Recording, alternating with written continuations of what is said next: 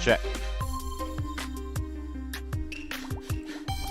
I like this one, Lord 8 Sizzle. Nice drawing. Thank you, sir. What's up, Stephen Will? What's up, Johnny Bender? What's up, Bibby? We'll be getting started in a moment.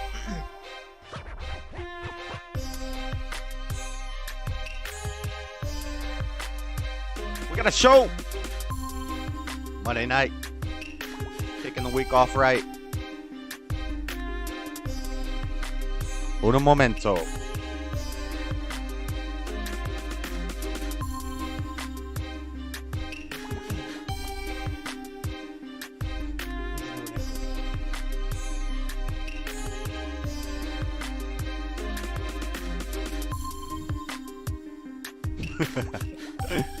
I made his nose. I didn't mean to make it that big.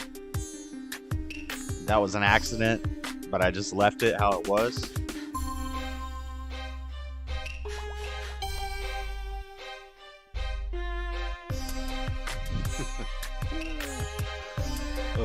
Let's go.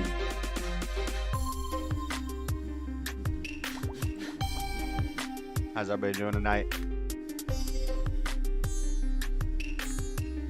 Yep, these are Lord 8 Sizzle beats. Or now he's bass sizzle.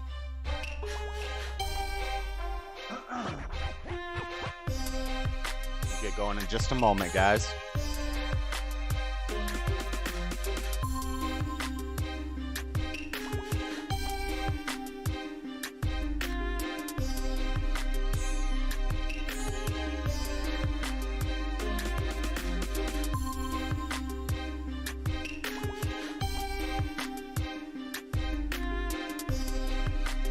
Momento.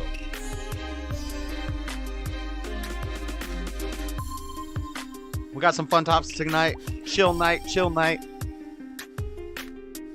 Lay back, relaxed. I did a little too much drinking the other night on that other stream. That's why I don't do liquor. We won't be doing that. That might be the only time you guys ever see me drink liquor in a stream, because I don't think I'm going to do it again.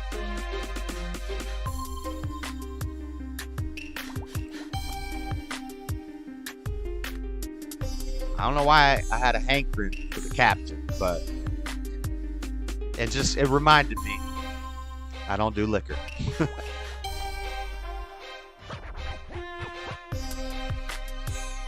Alright.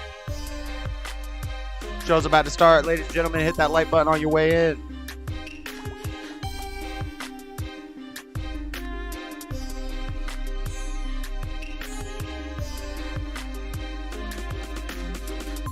Let's go. Alright, let's fade this music out. Welcome to the show, guys. Welcome to the show. Welcome to the show, guys. What's up? Dreadedconservative show. It's Monday night. We're kicking the week off right, like we do every week. The world's a crazy place. Your boy is just reporting on it. Send this out to somebody you know. If you like it, send it out to a friend. If you hate it, send it out to everybody you know. Send it out to everybody. Send out, hit the like button as you roll in, everybody. What's going on? What's going on? As people roll in, we're going to kick the show off. You know, we are sponsored by viewers like you. By hitting that like button, by subscribing to the channel, sharing the videos, you can hit up the Cashapp, $ Dreadedconservative, one word. Or you could become a member of the channel. You get cool perks and stuff. Bibby's been gifting members like a mug. Bibby's been sending out memberships to people. Stubborn One's a member. The Gets is a member. Lord Colin B is a member of the channel. So consider that, guys. And then you could do super chats too. But that's all the good stuff. That's all the plug-in. We got a good show tonight. Interesting, actually, laid back show. Not a whole lot. Lots of little stories in the news this week. Maybe I can get Florida call in and do a case correspondent report of the trial of the Idaho murderer. That's been happening. A lot of interesting developments there. And she's a woman, so she's into serial killers, and they always are, you know. And she's been watching the trial. Maybe she'll call in and give us some updates. I don't have any information on it. We'll see. But I am going to be talking about the Biden files, the elusive Biden files, top secret Biden files being found all over the place, in his garage, on a back porch, sitting in the kitchen. Biden files, there's files everywhere, and he's very surprised by it. He's surprised. He's surprised. They happen to be about Ukraine and other pertinent things right now, but he's surprised by it. He's surprised that it's sitting in his favorite Corvette in the garage. Very surprised. We're talking about Jordan Peterson having to go through re-education camp potentially. What that's looking like if he wants to keep his psychiatry license. We'll talk about climate change is causing floods all over California. All the rich people want to live on the beach, but then they are scared of climate change destroying the world in 10 years, and they move to the beach, and then floods happen. Kind of funny, if you ask me. But and we got the Twitter files. We got Biden files. We got Twitter files. We got some Twitter file updates, some reports. A lot of the coof. I gotta be careful because we're in the first couple minutes of the stream, so I gotta be careful what I say. But we're gonna be talking about the Vaseline. There's an investigation into the Vaseline, the coof. A lot of coof news this week. A lot of SD sudden beep. I can't say the word. A lot of SD cases, and some of them, are very explainable. Some of them not so much. We're gonna look at some of these sudden beeps that are happening, and that's it for the main stories. But then in the last segment, after we do memes, after we take some calls, after we do all the good stuff, look at some memes, do some rapid fire news, a lot of short news stories in the rapid fire news. We're going to mainly talk about more of those sudden beeps and the cop meme, that's going around. I got the story on that. We're going to look into that. It's pretty funny. It's pretty funny. This woman cop with her 5 friends at the police station. I got to silence my phone because it's blowing up right now. I don't know what's happening. But yeah, the cop meme, and then we'll talk about eugenics. The last segment of the show, we're gonna go do a deep dive into eugenics. I think it's pertinent. We got climate change happening. We got abortion running rampant. It's Martin Luther King Day. A big proponent of the civil rights movement. We're going to talk about Martin Luther King Day. I'm going to give you some history you may not have heard. You may not have heard some of this history, and it ties in. All of it ties in with eugenics, the coof. So, I mentioned eugenics a lot. Maybe some people don't really know a lot about that. So we're going to just do some reading and learning about the foundings of the eugenics movement and how it's affected the world today. There's still strains of it that, they don't go out and say it so openly, but there are a lot of eugenicists still around and some famous ones. So we'll talk about all that stuff, guys. Let me play a Tyson James song. One of my favorite Tyson James songs right here. A common one. We've played this a lot of times before, but I love this song. And it's good today. It's MLK Day. Happy Martin Luther King Day. If you got the day off, that's great. And later we'll tell you why you're celebrating a not so celebratable person, contrary to what you may have heard from everyone ever. So let's get in the show. Let's play this Tyson James song. Let's get started. We got to check out these Biden files. So remember when we talked about how they raided Mar-a-Lago to find the Trump files that the president is allowed to declassify and take with him, but they made a huge deal about it. Nothing's really come of it so far. In fact, I've heard theories that a lot of those files were filled with empty papers, as if Trump was just pulling a slick one on him. I don't know if that's true. That's just speculation, but a lot of nothing came from that. It was a big story. But now we're finding out that Biden's got files. Now, they're from when he was vice president, which means he didn't have the right to declassify and just take those documents with him and leave them in his garage in the Corvette. At least they were behind a locked door, except for when you open the garage. Then they're just outside. But but Biden had some documents. So you already see all the leftists saying, well, these are the comparable differences between what Biden did and what Trump did. Biden turned them over quickly and said, yes, I will give you the information. But he was surprised by it. If he was surprised by it, how did he turn them over quickly? He wouldn't have had them. He was surprised. That's what Biden has to say. He was surprised. So let's. I think I got a clip, and then we'll look at some articles. CNN Politics is our first article. Uh, if you're wondering why I use leftist articles, it's because they make them free.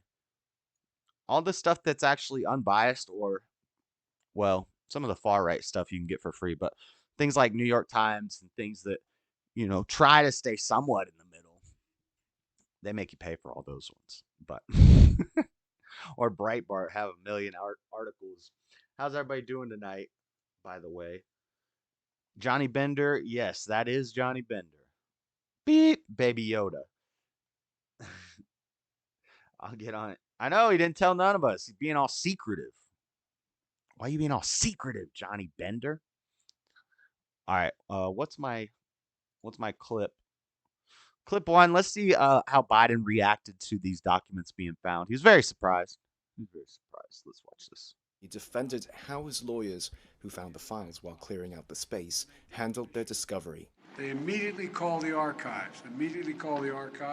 Beta! Turn them over to the archives, and I was briefed about this discovery and surprised to learn. He was surprised to there were learn any government records taken there to that office.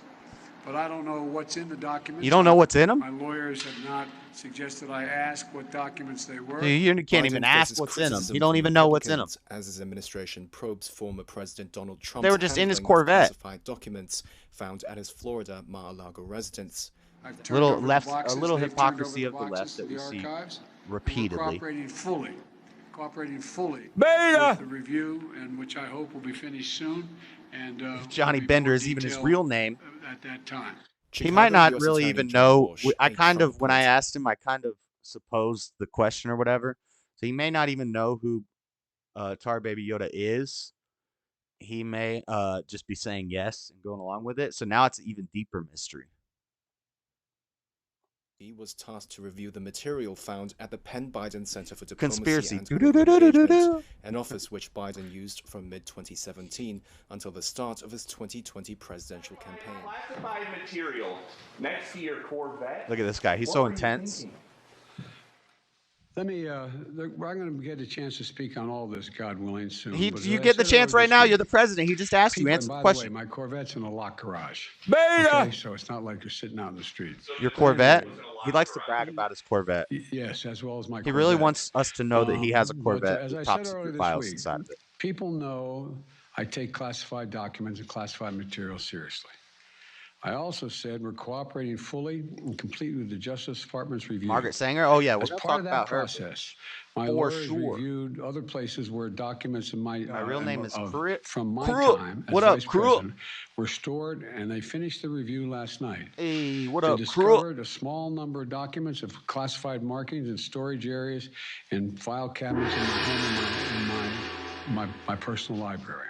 It sounds This like was done in the that's not case good, of the Joe. This was done in the case of the Biden Penn Center. The Department of Justice was immediately, as was done, the Beta! Department of Justice was immediately notified.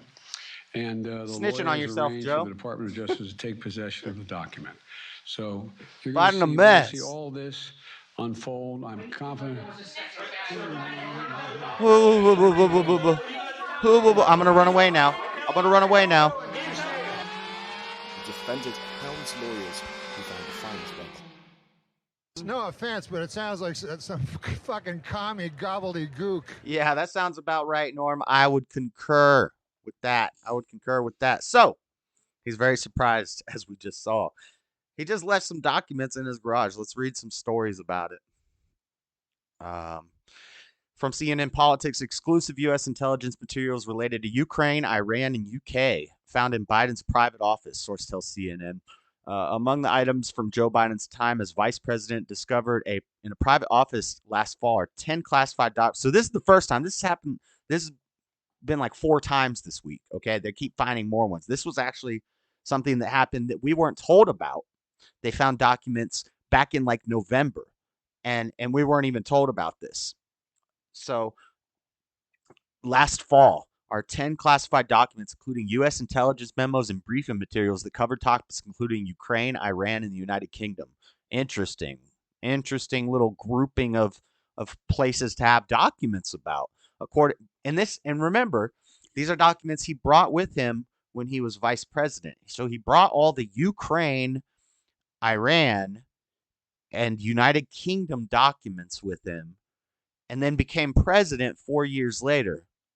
It's very interesting. It's very in the safest and fairest elections that we've ever seen in history. So the guy who was vice president for a corrupt socialist Democrat, Obama, the farthest, most radical, most destructive force that we've ever seen in, I'd say, the history of our country. The vice president for him takes documents on pertinent issues today. Issues, maybe not UK so much, but Iran, that was a thing. That was a thing when Joe started his presidency. Or at least the Middle East. True. Yep. And then and definitely Ukraine. Very much so Ukraine. Could be a forecast of what's maybe to happen in the future. I mean, we might have some issue come up with United Kingdom sometime soon, because Joe took the documents with him when he left office as vice president. 4 years later, saves fair elections, he becomes president. Now he's got those documents, and we start seeing things involving those areas, like how we pulled out. Was that Afghanistan, where we pulled out and just left all our stuff there? That's maybe not Iran, but that was the Middle East. Attorney General Merrick Garland has received a preliminary report on the documents inquiry.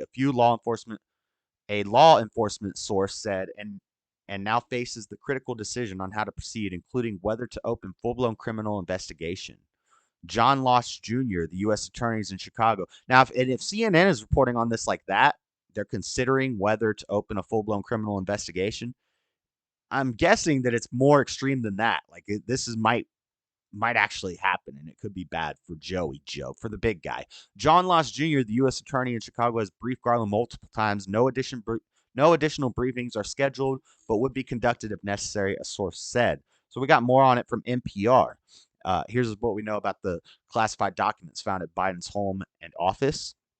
President Biden is facing a Department of Justice investigation after his lawyers found classified documents at his Delaware residence. So this is different than those other 10 ones were found somewhere. Now, then these ones are found in his home.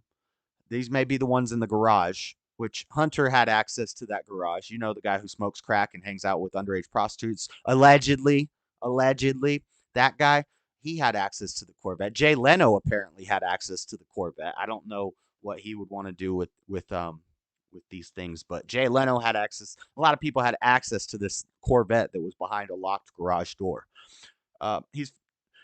They were found in multiple instances, with a White House lawyer announcing on Saturday that 5 more pages have been found at Biden's home. On Thursday, Merrick Garland appointed former Justice Department official Robert Hur to lead the DOJ probe. This appointment underscores for the public the department's commitment to both independence and accountability in particularly sensitive matters. I mean, you didn't raid his house with the FBI, so commitment to both you had a lot more commitment to your duties with Trump than you did with Biden, and to making decisions indisputably guided only by the facts and the law, Garland said Thursday. The announcement came just a few days after news broke that classified documents have been found at Biden's private office, less than a week before the midterm elections in November. So remember, these documents, this is an old story that we were never told about. They found these documents in his house before midterm elections, so in November. Maybe it could have affected the midterm elections. Like Democrats, people that are backing Biden, they're also going to be backing the Democrats. You find out that Biden's got secret documents in his house and they don't tell you about it. It's just pretty interesting. What's up, Robbie? What's up? None of your business. Happy MLK Day, my friend. OG's in the house. What's up, Fred Real? Here we go. Very interesting. Benghazi all over again. Yeah, except what are you trying to say? That Benghazi was fake? I mean, this kind of happens with every presidency. They find some dirt on him throughout the stuff, but it just seems like with Democrats, it usually just gets thrown under the rug. People tend to forget about it. Whereas with like Trump, you get impeached 3 times. You just get dragged through the mud on social media by everybody. It's just interesting to see the double standard, you know. So yeah, they had multiple ones. The White House said it has cooperated with the DOJ during its review and plans to continue working with her special counsel investigation. We are confident that a thorough review will show that all these documents were inadvertently misplaced. Inadvertently misplaced. First off, that's redundant. Misplaced implies inadvertently on its own. So this is just bad writing on CNN's part. Maybe they should get a editor in there who knows how to read. You don't need to say inadvertently misplaced. You're like going extra. You got to go the extra distance to make sure that people know that it was an accident. Accidentally, inadvertently, mistakenly misplaced. Maybe they should just write that next time. And the president's lawyers acted promptly upon discovering of his mistake. They did use mistake. Okay. They made sure to throw one more extra. Make sure that you know that it was an accident. And said Richardson, and White House lawyer in a statement. Here's what we know about the Biden documents so far. On 4 occasions, classified documents were found at Biden's president residence in a D.C. office he used before becoming president. Wow. They're in a locked closet. They're also in the garage, which is locked. Don't be scared to talk. I ain't butting in today. I ain't in butt today. You ain't in the butt? Dang. POG's in the house. Pog's player of the game. Pog action. Hey, I got BLM vids from Minnesota. Is that still even a thing? What, are they still donating to Patrice Cullors getting a new house and giving some Transformer money to her content creating family? Yo, Federiel. Are you Frederick? Yes, it is. All right, but that's enough from NPR. So let's get a little right.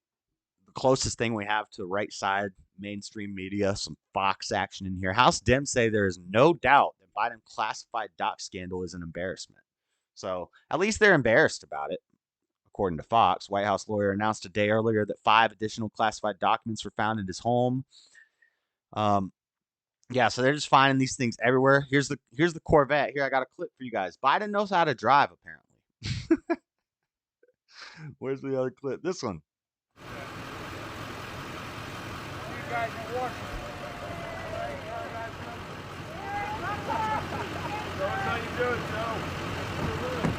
Show us how you do it, Joe. That's a electric Hummer because climate change. You got to have electric Hummers.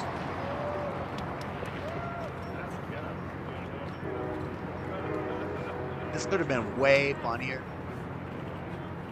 What's on your mind? What's to talk to God? Go ahead. The line is open. Anybody want to jump in the back? People want to jump in the back? On the roof? You look good. No, everybody is scared to get in that vehicle with you, except for Kamala. I think Kamala's in the back. Yeah. She's buckled in, though. If anybody's going to crash a Hummer in a parking lot, that's your guy right there. He's a very good driver. And the steering radius of this. How fast did you go? How fast did you go? Get up to. I don't know. I don't even know. He doesn't even know how fast he went. Here's a Ford electric truck. He's got an electric truck. We gotta stop climate change. He's got the electric truck. Dang, he took off.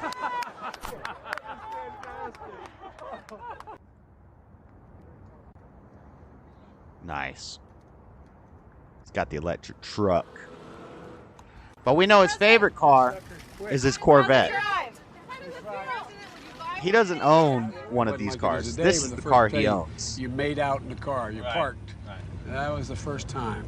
The girls I dated were those Catholic school girls. The mother wouldn't let them go. Whoa, Joe. That's racist, bro. There's been a lot of Corvettes in my life, but I've never been in a vice president's Corvette. And you can tell That's this prejudice has been towards lovingly Catholics, Joe. maintained. I like speed. He likes speed. So does Hunter. So does Hunter. Hunter also likes speed.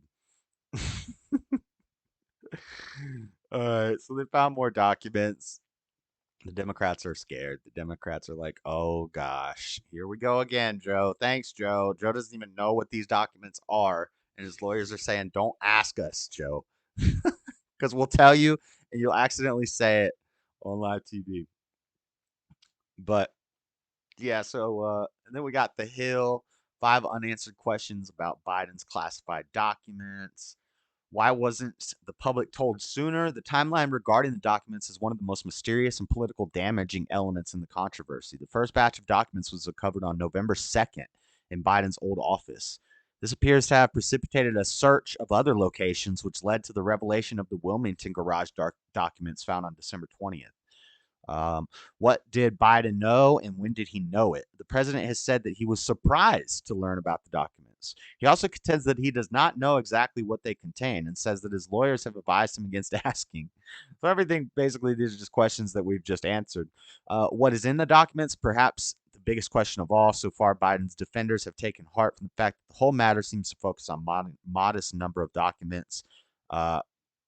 And so we know from the articles we just read, we got stuff about the UK, Iran, and Ukraine, of course.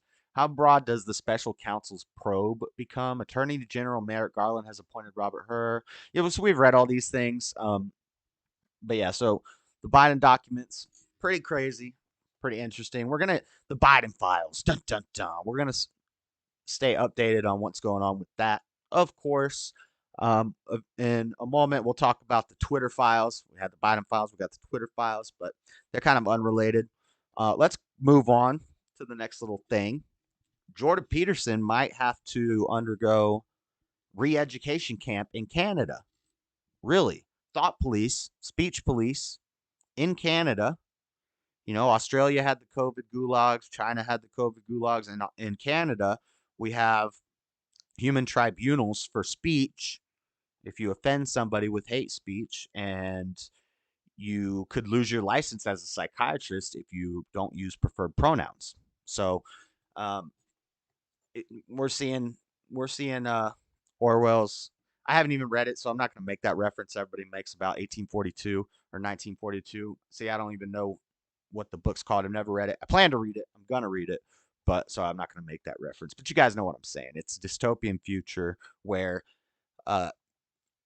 it's really nothing new under the sun either. We've seen it in Nazi Germany. We've seen it in communist Russia.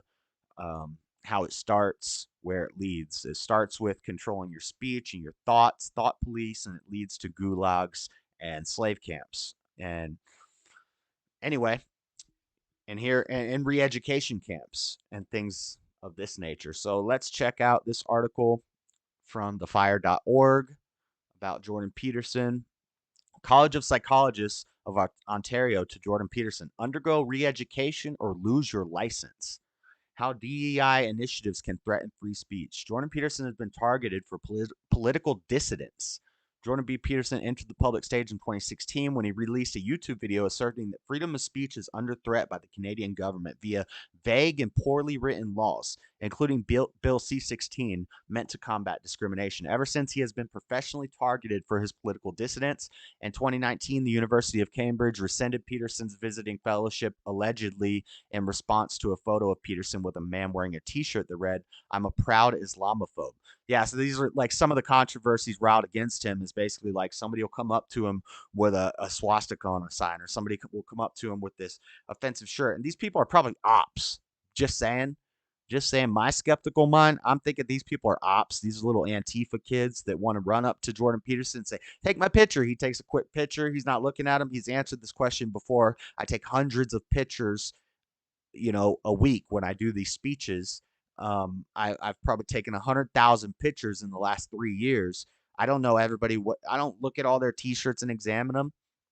And these people will run up with a Pepe frog on a sign or a swastika or whatever, and take a picture with him, and then put it out there, and the media just eats it up. This guy who says this stuff is supported by these hate speech people, and it's a mess, right? It's political act to where are we at? Ever since, he has been professionally targeted for his political dissidence. In 2019, the University of Cambridge rescinded Peterson's visiting fellowship. I already read that. Last year, Peterson resigned from his tenured psychology professorship at the University of Toronto, stating the appalling ideology of diversity, inclusion, and equity Marxist is demolishing education and business. A couple years prior, hundreds signed an open letter demanding the termination for undermining institutional diversity efforts. Now the College of Psychologists of Ontario is threatening to revoke Peterson's psychology license if he refuses to undergo re-education for an unspecified duration over complaints about his tweets. Let me read that paragraph again. Now, the College of Psychologists of Ontario is threatening to revoke Peterson's psychology license, his tenure, take his tenure away.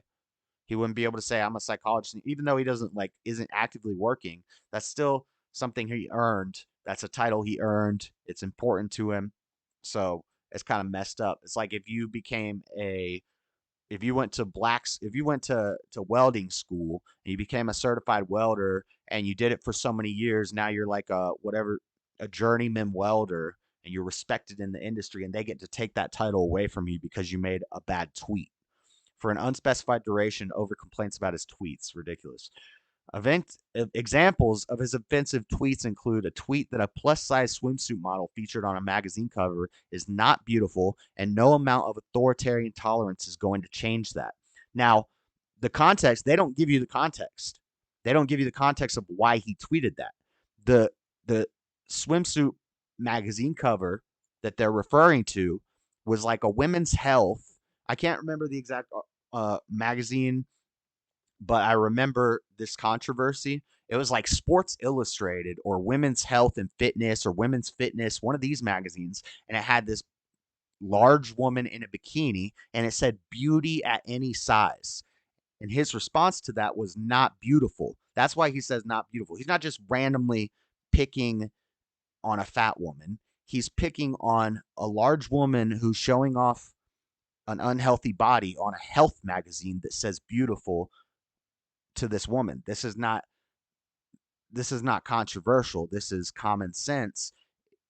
Well, until they started pushing this beauty at any size narrative and making people think that it was okay to just be 600 pounds. My 600-pound life, let's go.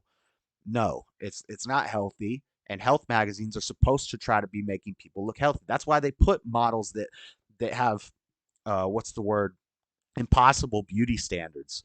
Like, I don't get mad when I see like Matthew, like I'm not going to try to start naming guys, healthy guys. If I see a men's fitness magazine with a strong, healthy guy on it, I'm like, not like, oh man, I'm never going to be that.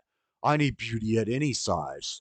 No, but they're trying to push this on women, which is kind of messed up. It's kind of messed up. And this is eugenics. This is, by the way, tying back to later, this beauty at any size movement is eugenics. They're trying to kill off weak people. If you're dumb enough and weak enough to believe that, they want you dead, just so you know. A tweet in response to a New York Post announced that Elliot Page is proud to introduce a trans character that read, "Remember when pride was a sin?" And Ellen Page just had her breasts removed by a criminal physician. Exactly. The reason he's saying he's a criminal physician is because he cut off a healthy part of somebody's body. If I went into a doctor's office and asked to have my arm removed, he'd say, "You're crazy. Your arm is perfectly healthy. That's part of your body. No, I'm not going to cut it off. I'm going to recommend you go to a psychologist or a psychiatrist because you need some sort of medication." Okay. Several tweets critical of COVID-19 mandates, of course, mostly probably stuff that is fact today. It was a bannable offense at the time. 2 years later, it's a fact. Enough COVID mandates. Drop the damn masks. He challenged the masks in the midst of COVID. Oh, do you mean the masks that the CDC later came out and said didn't work? And Biden said we could take the masks off and everybody knows they didn't do anything. And I'm allowed to say that now on YouTube. Now that's unclassified, right? That's the narrative from the CDC. So I'm allowed to talk about how the masks didn't do anything. They didn't work. And now, if I started talking about how it was a control mechanism to make kids dumber and give more kids autism and things like this would have to be allegedly. I can't say this for fact. This is just speculation. I'll get in trouble for saying that. But I can say that the mask didn't work because the CDC says the mask didn't work. So drop the damn mask and the idiot rules and get on with life. Like the arrows on the floor at the grocery store. Remember, guys, they saved our lives. Although one might find these other comments of Peterson offensive, the college's actions have been widely criticized as politically biased. Yeah, it is. It is, because you could say other stuff that is factually untrue on the left, and they wouldn't get mad about it. I'm sure. I'm sure. Frederick, when it comes to beauty or truth, anything that really sums up absolutes, what's weak people? The ones that they want to, that the eugenicists want to kill off. I don't know. Really none of your business. All right. But yeah, so they want him to go to a re-education camp. Let's read from cityjournal.org. Free speech is under increasing attack in Canada over the past decade. Ideologically emboldened political leaders, activists, and professional regulators have narrowed the field of allowable discourse and sought to punish any expression that ventures outside it. The latest threat to free speech in Canada involves the Ontario OCP investigation of clinical psychologist Jordan Peterson for allegedly harming various individuals for his public. So sticks and stones may break my bones, words will never hurt you is not real anymore, apparently. Words are violence. So individuals for his public comments on Twitter and the Joe Rogan Experience. So they sent the whole Joe Rogan podcast in, and they're like, look what he's saying. He's talking problematically about COVID and about the Transformers. The full transcript of Peterson's 4-hour interview, claiming that and he talked bad about climate change. So you can't have that either. You're not. We'd all have to. We have to believe that weather is real, because it is. Claiming that his statements on faulty climate change models. Right. So he didn't say climate change isn't real. He just demonstrated faulty studies. And apparently that's problematic. And the dangers of promoting radical gender theory violated the professional code of conduct for psychologists accredited with the OCP. I mean, he knew too. He knew the field he was in. He knew the mindset. You're a psychologist, right? So if you're a psychologist that doesn't think like the status quo of psychologists, you're going to see it in the other psychologists. You're going to be like, oh, I see what's happening. And they're going to hate me for it. But when the world hates you, you know you're doing something right. So we only got 7 people watching tonight. Federal Real, who are these weak people? You're going to, what? Are you assuming that, I'm not going to assume that you're assuming anything, but weak people, I'm talking about in their eyes, they consider them weak people, the elites. The weak people are the homeless people, the drug addicts, the overweight people, the not smart people, the dumb people. These are the people that the elites want to kill off. That's eugenics. That's what we're going to be talking about in depth later in the show. In case you don't know, it's a thing. But no, as in not opinionated, Frederick. Maybe we'll have to talk on the old Discord conduct later. Physically weak, mentally weak, sickly weak. Yeah, all of those, Freddie. All 3 of them. Unhealthy. If you have, disease, and this is also, I think, why they make so many mental illnesses up, and they make so many physical illnesses too. A lot of which I don't even. Maybe they're real, but if we didn't put so much emphasis on them, they would just go away in time. In the old days, we saw this with things like asthma. If you didn't make a big deal about it and make a kid freak out and huff from this thing, and the asthma ties into our next story anyway. We're going to talk about climate change. They're coming for the stoves. So that ties in with asthma also. If we didn't make such a big deal about it, take the kid to the doctor. Oh, he's hyperventilating. Oh, I got to take him to the doctor. And now the doctor says if he runs outside, he's got to breathe from this canister filled with aerosol drugs. and really that canister is going to make you dependent on it and make you weaker. So the fact that you came to see the doctor tells the doctor, oh, this is one of those weak people. Let me give him one of these drugs. And then but they're also making weak people, right? The elites, the big pharma, a lot of big theys want people to be weak so then they can eliminate them. This is population reduction. This is Agenda 21, reduction of 70% of the population by 2030. Agenda 220. Oh my gosh. Agenda 2030? No. You know the agendas. We've done shows about this. But all these things talk about population reduction and eugenics. It's eugenics. So They're wiping out huge swaths of the population. Anybody who's not smart enough to know not to do these things that they know not to do, anyone who's not strong enough to resist going and getting all these medications and making your life dependent on the medical industry, making your life dependent on the government, anybody who's not wise enough to see better, they want you dead. And they're going to weaken you and make sure that it happens. So let's move on to the next California, climate change. We got weather report, the weather analysis, weekly weather analysis. We got climate change causing floods all over California. I mean, if we're going off Al Gore's numbers, the world is supposed to end in like a year. If we're going off Greta Thunberg's number, we only got like 4 years left. But people still keep going to California. A lot of people have been leaving California lately because of all the crime and democratic policies and homelessness and vagrancy and theft. So a lot of people are leaving California, yes, but a lot of people are still moving there. Why the poor people run away because they can't handle it in the new economy. The rich people move in who aren't affected by inflation, high gas prices, high egg prices. They move into California. They get a house on the beach. They pay multiple millions of dollars for this house. But the world's going to end from climate change and the sea levels rising in 4 years. And then they wonder when there's a flood why it happened. Well, it's climate change. You told us it was climate change. Now, I believe in climate change. I believe weather is a thing.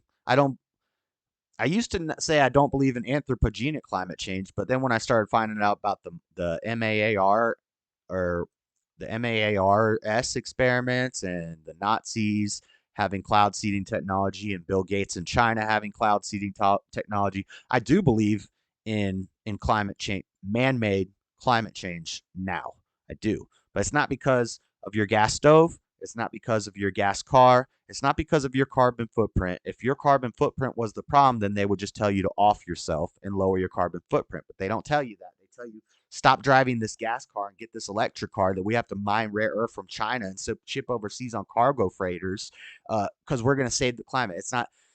That's not what's affecting the climate. What's affecting the climate is they're playing with the cloud machine and they're trying to do some nefarious things. That's what I think. But let's look at California underwater in sections. They got the weather maker. Going. Landslides, sinkholes. Let's go to this one. Landslides, sinkholes, floodwaters plague soggy California.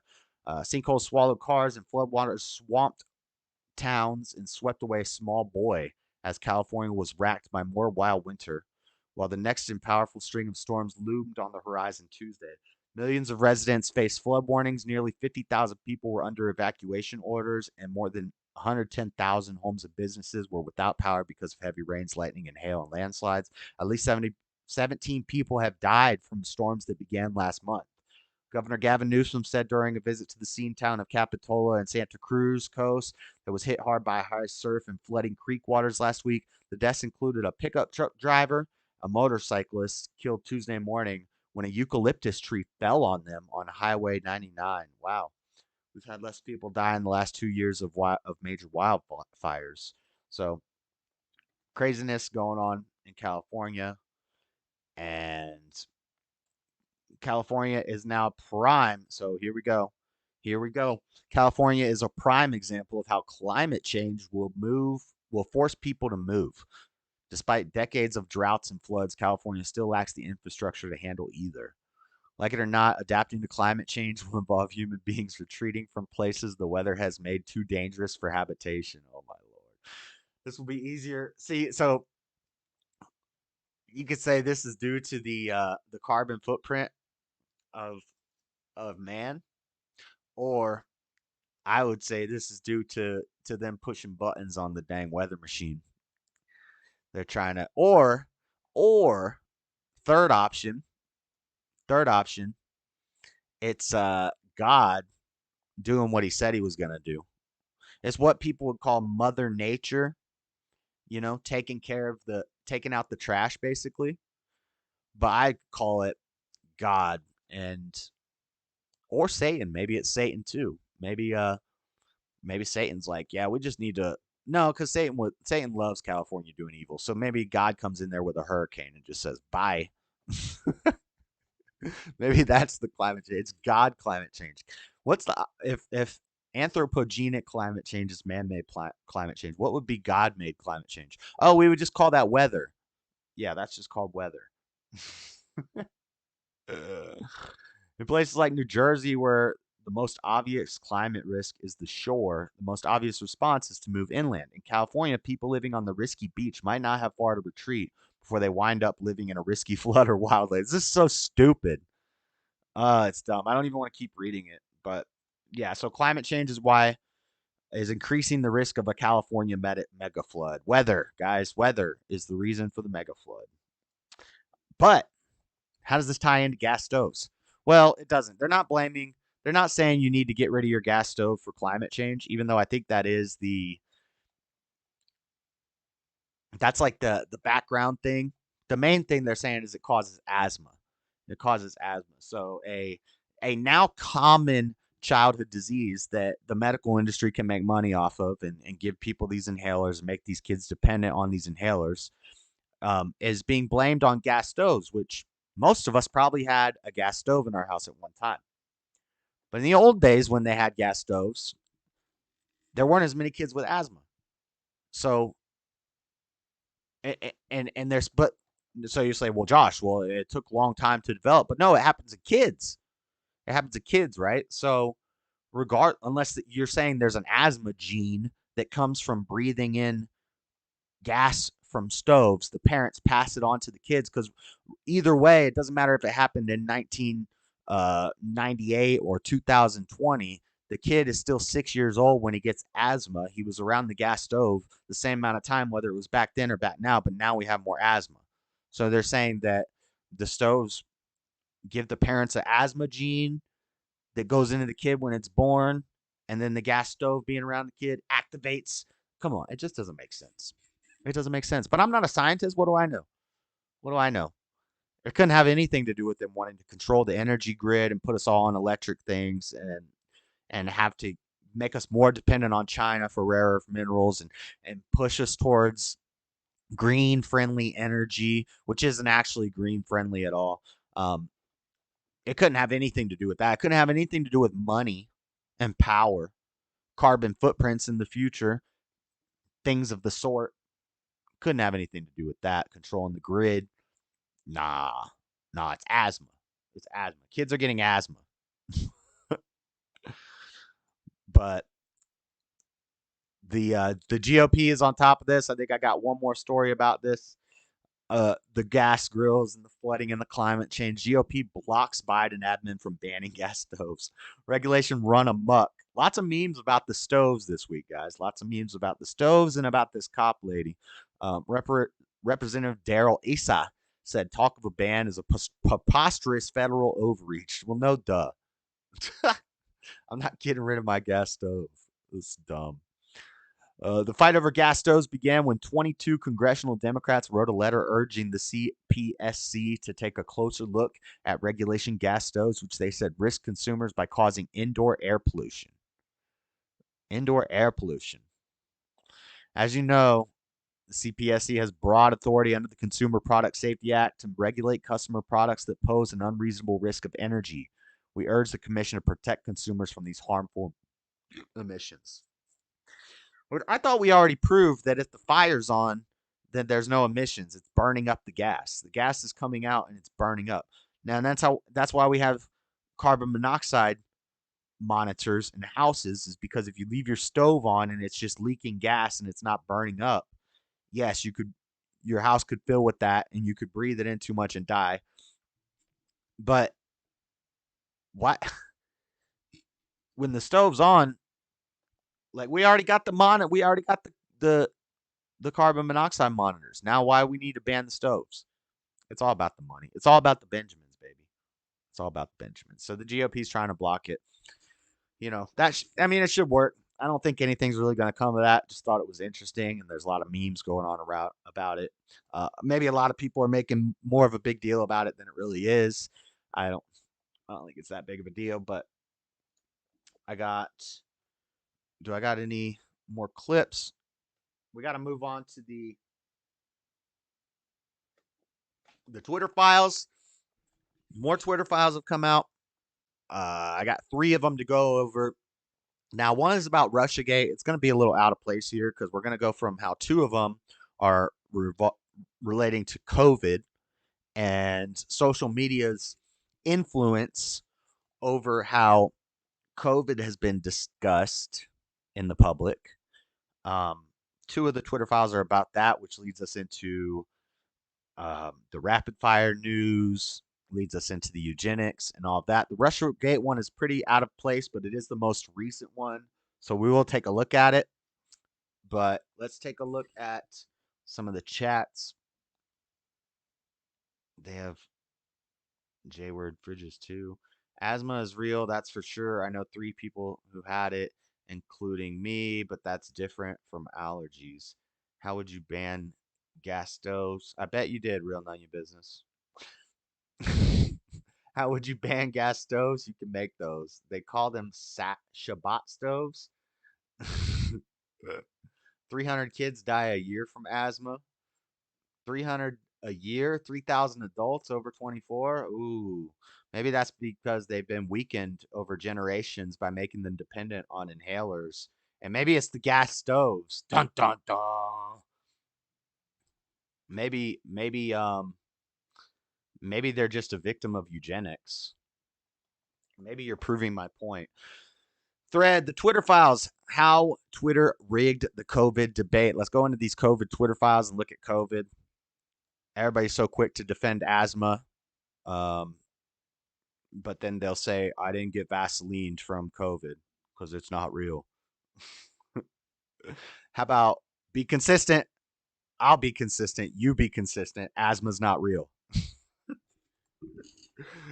You just believed into a lie and you made yourself dependent on a drug from a young age and you got psyched out in your mind by it. And that's what happened. And that's what happens to everybody. It's okay. It's okay, guys. The Twitter files, how Twitter rigged the COVID debate by censoring info that was true but inconvenient to the government policy, by discrediting doctors and other experts who disagreed, by suppressing ordinary users. This is the 13th Twitter file, or no, the 10th. This is the 10th. This is earlier in January last week. This is from David Zweig. So those are the 3 ways. Censoring info that was true but inconvenient to the U.S. government policy, by discrediting doctors and other experts who disagreed, and by suppressing ordinary users, including some sharing the CDC's own data. Yes, you would get banned for sharing the CDC's data because the next day they would change it and then they would ban you for what you shared the day before for a month.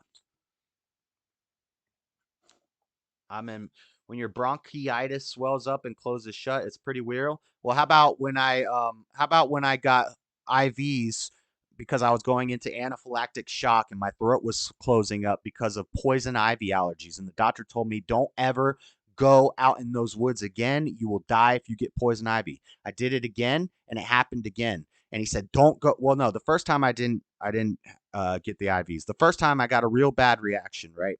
And I went to the doctor. The doctor said, don't go outside in those areas. You can't play in those areas anymore. You're very at risk. You're susceptible. You have a very bad poison ivy allergy. Don't go out there and do that. I went out and did it again. The second time I went into anaphylactic shock, I almost went into anaphylactic shock. They were worried I was going to go into anaphylactic shock because my throat was closing up. My whole body was swelling up.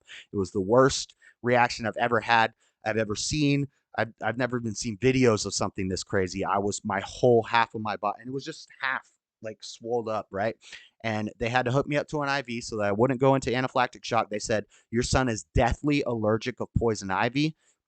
He can't be going out in the woods and playing. Guess what? About 2 weeks later, I was out in the woods again. And I never had poison ivy again. Now I'll pick up poison ivy and eat it. I do landscaping. I pull out bushes and bushes of poison ivy. Nothing happens. So explain that one to me. I think you got psyched out by a reaction when you were a child and it traumatized you. And then you became dependent on something to save your bronchial thing from swelling because that's what the doctor told you happened, so you believed into it, and blah blah blah blah blah. That's how it happens. Your mind is a powerful tool. If you stop believing in that, you might be able to you know not be subject to it. So far, the Twitter files have focused on evidence on Twitter's secret blacklist, how the company functioned as a kind of subsidiary of the FBI, and now execs rewrote the platform's rules to accommodate their own political desires. What we have yet to cover is COVID. This reporting for the Free Press is one piece of that important story. The United States government pressured Twitter and other social media platforms to elevate certain content and suppress other content about COVID-19. Internal files at Twitter that I viewed while on assignment for the FP showed that both the Twitter and Biden administration directly pressed Twitter executives to moderate the platform's pandemic content according to their wishes. At the onset of the pandemic, according to the meeting notes, the Trump admin was especially concerned about panic buying. They came looking for help from tech companies to combat misinformation about runs on grocery stores. But there were runs on grocery stores. So Trump tried to stop the panic buying from happening, and they said no. Specifically, led the Trump administration's call for help in tech companies to combat misinformation. Areas of focus include conspiracies around 5G cell towers. So the Trump administration was trying to stop conspiracies about 5G cell towers. Now, that's interesting considering Trump blocked us from dealing with Huawei, which is like China or Japan's. I think it's China. It's China's version of Apple or Android. They have Huawei, and Trump banned Huawei here in America because he wanted to win the 5G race. And then that's when conspiracy theories about 5G were coming out. And so I guess the Trump administration was trying to stop that, but also panic buying in grocery stores. But we saw that they did not oblige because we still got panic buying posts. Everybody saying, go buy toilet paper, and they listened. It wasn't just Twitter. The meetings with Trump White House were also attended by Google, Facebook, Microsoft, and others. It happened several times when I was a kid. It wasn't from a doctor telling me. Okay. So you believe in mind of matter, but no one has been able to move anything with their mind? No, mind over matter means if you don't mind, it don't matter. It doesn't mean you're telekinetic. All right. I got a buddy that's trying to call me. Okay. Take care. I don't believe in allergies. Real none of your business. I don't believe in allergies. When the Biden admin, I just told you the story. So, when the Biden, it's just you handled it different. When the Biden admin took over, one of their first meeting requests with Twitter executives was on COVID. The focus was anti-vaxxer accounts, especially Alex Berenson.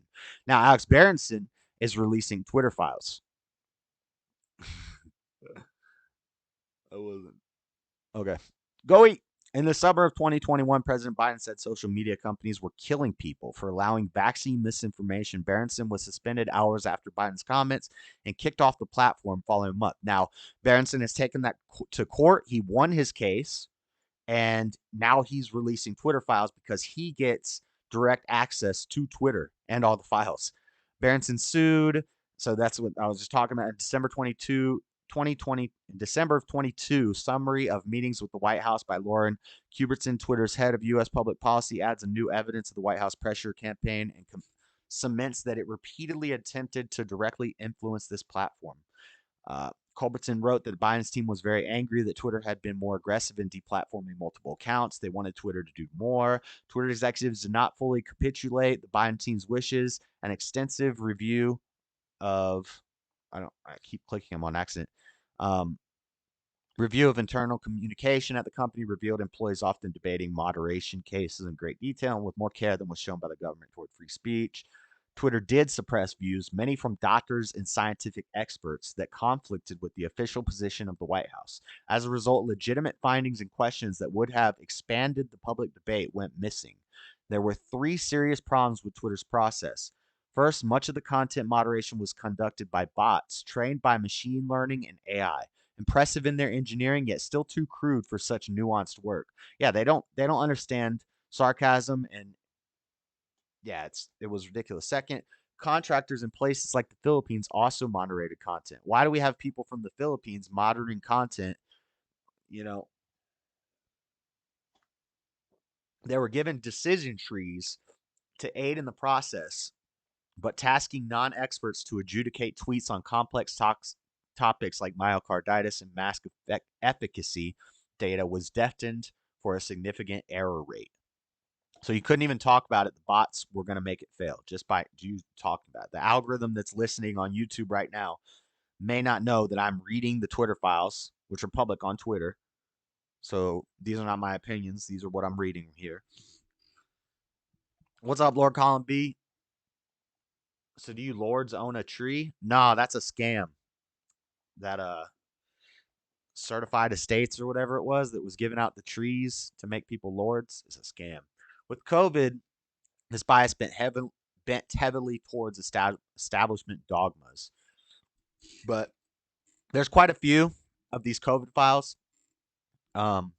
Self-proclaimed public health fact checker with 18K followers was flagged as misleading, and replies and likes were disabled, even though it displayed the CDC's own data. If you shared the CDC's data, your post could get flagged. After Twitter took action, tweet was slapped with misleading label, and all replies and likes were shut off, throttling the tweet's ability to be seen and shared by many people. The ostensible core function of the platform. No, thinking that everyone must be vaccinated is as scientifically flawed as thinking that nobody should. COVID vaccines are important for older, high-risk people. I don't think that's true either, by the way. And their caretakers, those with prior natural infection, do not need it, nor children. So this got flagged and taken down. Other posts from the CDC flagged and taken down. Graphs from the CDC. I think I've talked about this graph.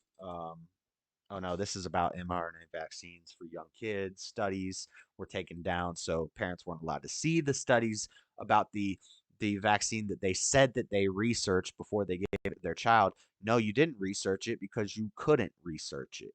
Everything, all the information was gone. You're not doing some crazy deep research where you're going to like government huge government PDF files that you have to download, and then you have to dig through thousands and thousands of pages to find the data and find the research. Now, granted, you have social media, so people who have done that work should be able to just post it, and then you see it.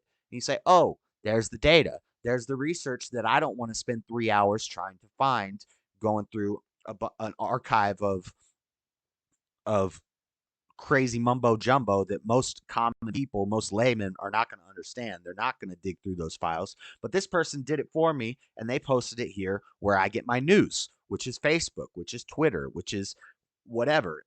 Maybe it should be on Fox 13 on the news at the day on the daytime news. Maybe CNN should talk about it, but no, they didn't. So you never saw it. So when somebody tells you, "Well, I did the research and I thought it was going to be safe for my kids," no, you didn't do the research because the research was hidden from you.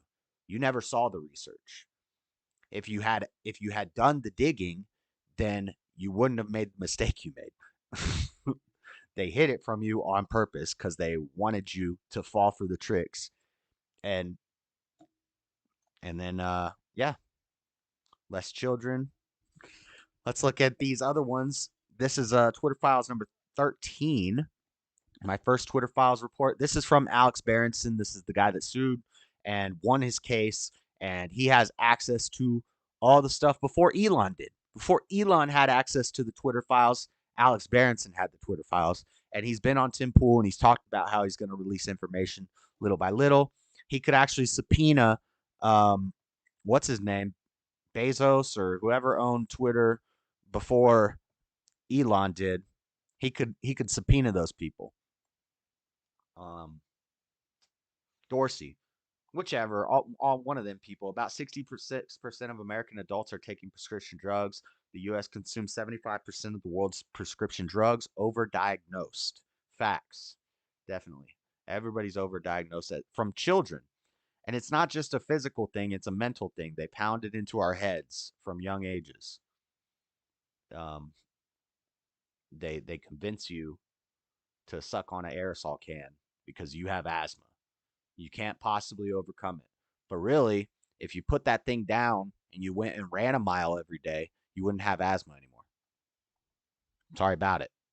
I mean, maybe you're the one in a million case. Maybe you're this rare anomaly case. But what I'm saying is, It's very common nowadays.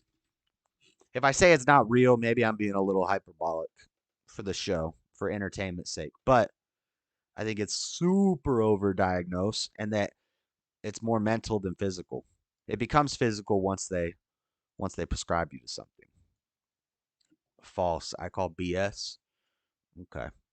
Definitely the population is drug overdosed. Presented by Pfizer. Yes, sir. Top Pfizer board member used the same Twitter lobbyist as the White House to suppress debate on COVID vaccines, including from a fellow head of the US FDA. Interesting. Second, in August 2021, Gottlieb told Todd O'Boyle, a senior manager in Twitter's public policy department, that a tweet from Dr. Girior claiming correctly that a natural immunity was superior to vaccine immunity was corrosive and might go viral. Uh, then Twitter put a misleading tag on the tweet, preventing it from being shared. Gottlieb then went after a tweet about COVID's low risk to kids from Justin Hart. Pfizer would soon win the okay for its mRNA shots for children, so keeping parents scared was crucial. In October 2022, Scott Gottlieb claimed on Twitter and CNBC that he was not trying to suppress debate on mRNA jabs. These files prove Gottlieb, I'm pronouncing that wrong. It's German. Gottlieb.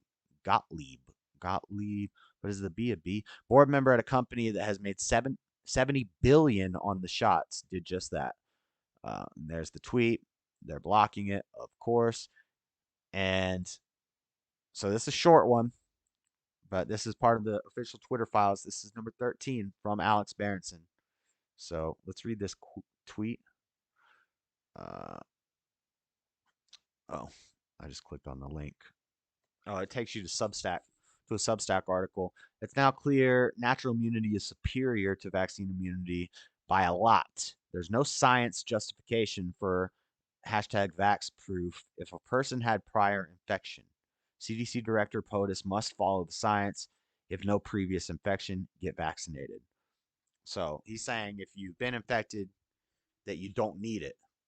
Your natural immunity, which remember when you could get banned just for saying natural immunity. We weren't allowed to talk about natural or herd immunity. That was like a bannable word. Hate speech. It's ridiculous. And then last but not least, this is one on Russiagate. This is the most recent Twitter file. Again, this one's kind of out of place with the topics today, but we'll read through it real quick. This is about Russiagate, part one, the fake tale of Russian bots, and the hashtag release memo. We've got some Hillary dirt, a crucial moment in years long for Democrats denounced report about laws in the Trump-Russia investigation, saying it was boosted by Russian bots and trolls. Twitter officials were aghast, finding no evidence of Russian interference. We are feeding congressional trolls, not any significant activity connected to Russia, putting the cart before the horse, assuming this is propaganda bots. So Twitter warned politicians and media that not only lacked evidence, but had evidence the accounts weren't Russian and were roundly ignored. On January 18th, 2018, Republican Devin Nunes submitted a classified memo to the House Intel Committee detailing abuses by the FBI in obtaining FISA surveillance authority against Trump-connected figures, including the crucial role played by the infamous Steele dossier. The Nunes assertions would virtually all be verified in a report by Justice Department Inspector General Michael Horowitz. To this day, Rika, go get your Tito's. MLK a shame, like his beta statue. Oh, we'll talk about that. Nonetheless, national media in January and early February denounced the Nunes report in oddly identical language, calling it a joke. So The Hill, everybody, no smoking gun. RNC Chairman rips Nunes, joke it is. Mad you're stealing material. So is this saying that the Russian accusations were true? I'm not. That the fake tale of Russian bots. They're saying when they were saying that Russian bots are denounced crucial moment in years-long furor, Democrats denounced a report about flaws in the Trump-Russia investigation, saying it was boosted by Russian bots and trolls. Okay, so when the Democrats did their Trump-Russia investigation, then the Republicans said that that investigation was boosted by Russian bots and trolls. Now, wasn't the original accusation that Russian bots and trolls were helping Trump get elected? Republican didn't submit a classified memo. Senator Dianne Feinstein and Congressman Adam Schiff published an open letter saying hashtag gained the immediate attention and assistance of social media accounts linked to Russia influenced operations. Feinstein Schiff Nunes distorts classified information, but note they didn't call it incorrect. Connecting Senator Richard Blumenthal followed suit, publishing a letter saying, "We find it reprehensible that Russian agents have so eagerly manipulated innocent Americans." Feinstein, Schiff, Blumenthal, and the media members all pointed to the same source, the Hamilton 68 dashboard created by former FBI counterintelligence official Clint Watts under the auspices of Alliance for Securing Democracy. ASD. The dashboard, which featured a crude picture of Vladimir Putin devilishly blowing evil red Twitter birds into the atmosphere, was vague in how it reached its conclusion. Yeah, this is pretty long. I need to spend more time learning about this one, but there's a little bit of it. Maybe we'll talk more about it when I look more into it, but I really wanted to focus on the COVID stuff because our next story is about that. But yeah, there is a new, the newest Twitter files is about Russiagate, and there's a little information about it. I'm not going to spend much time on that one because I haven't read through them all, and it's just out of place in the show today. So let's stick to the COVID stuff, the coof. Let's stick to the coof. So, last story in our main news stories of the night. What's up, Johnny Bender? Valiant Thor. At this point, I feel completely left out that I don't have any classified documents at my house. Me too, man. Why can't I get some classified documents and a Corvette? You know the difference between a garage full of... Never mind. You know the difference? I'm not going to tell a dead baby joke. Okay. At this, press 1 if you know Freddie loves the MLK statue more than the Why George statue. Trump is playing 5D chess. At work, random channel surfing. Well, thank you for stopping by, Valiant Thor. Thank you. Check out the like button and the subscribe button while you're here. To this day, MLK was a good dude. He was blackmailed at different parts of his life. That's true. But what he had to do to keep his family safe. That's what men do. Men aren't communists who, well, do other things to women and get celebrated for it. Vote, Josh. What am I voting for? Press 1 if you know Freddie Love. Oh, yeah. I'm going to say 1. I don't know about MLK. As a kid, school taught me that he gave blacks equal rights and fought oppression. Nowadays, they are saying he high-fived a guy who was assaulting a woman. I think there's more to it than that. He was a known communist, or at least socialist, which we've talked about how that's the exact same thing. The CDC announces investigation into Pfizer COVID Vaseline after elevated risk of stroke in elderly patients. This is from BeckerNews.com. I do have something from NBC News, so some of these are going to be more obscure news networks. But the last one is from NBC, where it all gets wrapped up with a bow conveniently.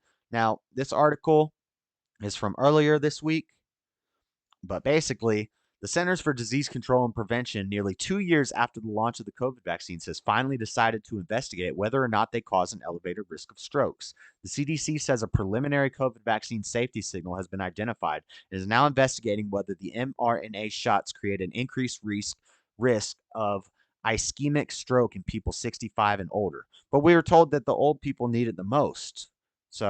But now they're finally going to look into it causing strokes in older people. That's interesting. In its statement on Friday, the CDC said the preliminary signal hasn't been identified with Moderna's vaccine. Following the availability and use of the updated bivalent COVID-19 vaccine, CDC's vaccine safety data link, a near real-time surveillance system, met the statistical criteria to prompt additional investigation into whether there was a safety concern for ischemic stroke in people ages 65 and older who received the Pfizer BioNTech COVID-19 vaccine, bivalent, the CDC said. Rapid response investigation of the signal in the VSD raised a question of whether people 65 and older who have received the Pfizer vaccine, but bivalent, were likely to have an ischemic stroke in 21 days following vaccination compared to the days 22 to 44 following. So this came out earlier in the week. Then this article came out on January 13th, so 3 days ago.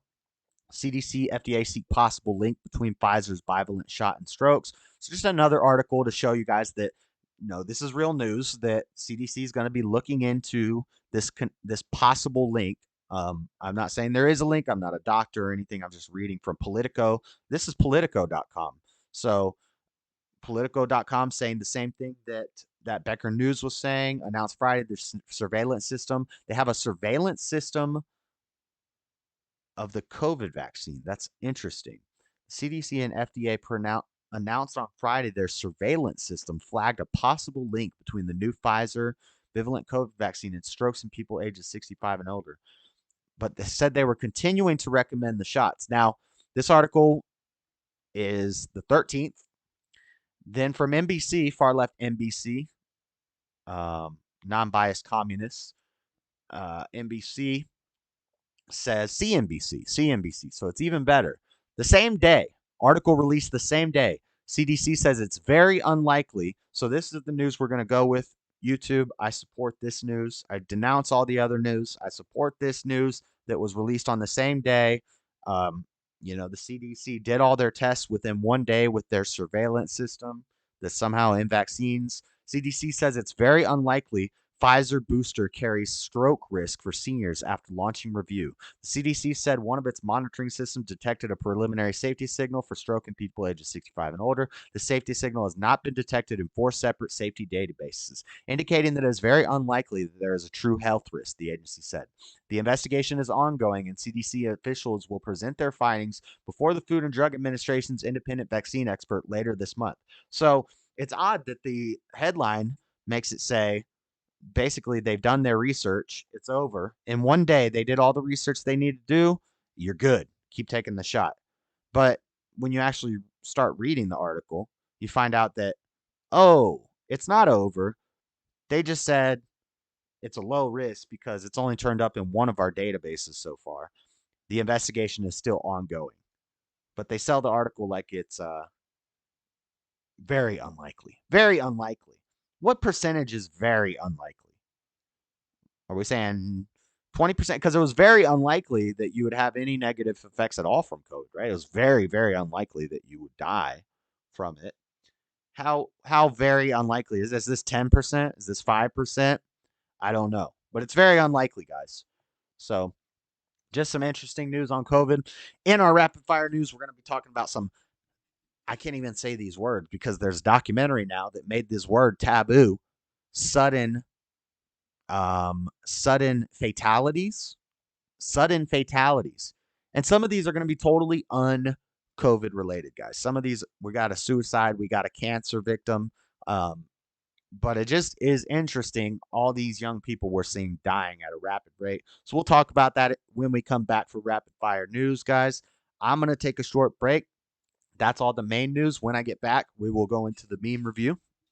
And then we'll open up the Discord, see if anybody wants to talk about anything that we talked about tonight. And then I got a bunch of rapid fire, just fun news stories from all over the country, little news stories. And then we'll go back into more eugenics. I'm going to try to keep everything tied into eugenics tonight. That's what the theme is about, selective breeding and just basically being the government becoming Darwin, the government becoming Darwin's theory of evolution, right? Natural selection, but influenced by the government. Anthropogenic natural selection. That's what we should call it. Instead of anthropogenic climate change, let's start worrying about anthropogenic natural selection, man-made natural selection. Allergies are real. I'll disagree. No, they're not real. None of your business. I respectfully disagree with you on that. Johnny Bender, how about the Statue of Liberty? The size of the Statue of Liberty shaped like Freddy's spread out. Oh, Lord. Lawrence Joel was a medic in Vietnam. He got a Silver Star and a Medal of Honor. He ran into live fire to save his brothers disobeying direct orders. No statue. Liberals on COVID. We follow the science. Liberals on gender. There is no such thing as science. Yeah. Same thing with life at conception, right? Like 96% of scientists believe life begins at conception, but they follow the science, right? When they're out there trying to kill babies. Yep. Yep. I like you, Valiant Thor. You need to stick around. We do this every Monday night, bro. Hit the like button, and subscribe. But let's do I got a clip or something to play? Oh, I didn't play this clip. Data from the CDC today suggests, that vaccinated people do not carry the virus, don't get sick. And I was supposed to play this when we started our clinical trials, but it's also in COVID real-world data. The ability of individuals who are infected through breakthrough infections. Well, that was Rochelle Walensky from the CDC saying who ultimately get infected. That you can't get it. Generally, remember Kamala said that you can't get it. However, it is clear that but they wait, are capable of I think Fauci even said that you can't get it. But now here he is saying, oh, you can't. Which would go along and underscore the fact that vaccinated people who do have a breakthrough infection intriguing, are Fauci. Capable of transmitting. Where'd this guy go? This guy just disappeared. Where'd Fauci go? Data from the CDC today suggests, one more time, let's listen to that Rochelle vaccinated Walensky. people do not carry the virus, don't get sick, and that vaccinated people do not carry the virus, don't get sick. That vaccinated people do not carry the virus, don't get sick, and that it's not just. Interesting. Beta. No offense, but it sounds like some fucking commie gobbledygook. I need to find something to play while I take a quick break, guys. Let me open up this. I have another clip. We'll play it. It's 2 minutes long. Okay, I'll take a 2-minute break while this clip plays. As a personal plea from me, if you have been putting off being vaccinated for whatever Pay reason, attention. I'll be right back, guys. Don't agonize about it. Don't let anybody make you feel bad about that and get you defensive about it. Just make a fresh decision now. Take a fresh look at the issue now, looking at what's going on now. No matter why you have put it off in the past, no judgment. Now is the time to actually go do it. Because we really cannot afford you having to go to the hospital right now. If you're unvaccinated, you have a much higher chance of getting this newly transmissible variant we had never seen before a couple of weeks ago. And it's the unvaccinated people who it's going to make sick. And we really just cannot afford for you to have to go to the hospital right now. I mean, looking all around the country, depending on where you live, there is a very good chance there's no room for you in the hospital right now if you need to go. The other day, Tony Fauci, no less than Tony Fauci, admitted in public that actually we have no idea what effect the COVID vaccines might have on women's fertility, on their menstrual cycles. Wait a second. Remember when suggesting that could get you bounced off of Twitter and Facebook as a conspiracy theorist? Well, it turns out it's true. Here's Tony Fauci. There's been a number of studies. New York Times just did one about menstruating cycles and how that is affected by vaccines. Yeah, well, the menstrual thing is something that seems to be quite transient and temporary. That's the point. That's one of the points. We need to study it more. Oh, we need to study it more. We need to study it more. It's just like human fertility, reproducing the species, the most important event in most people's lives. We need to study it more. Oh, but it's too late.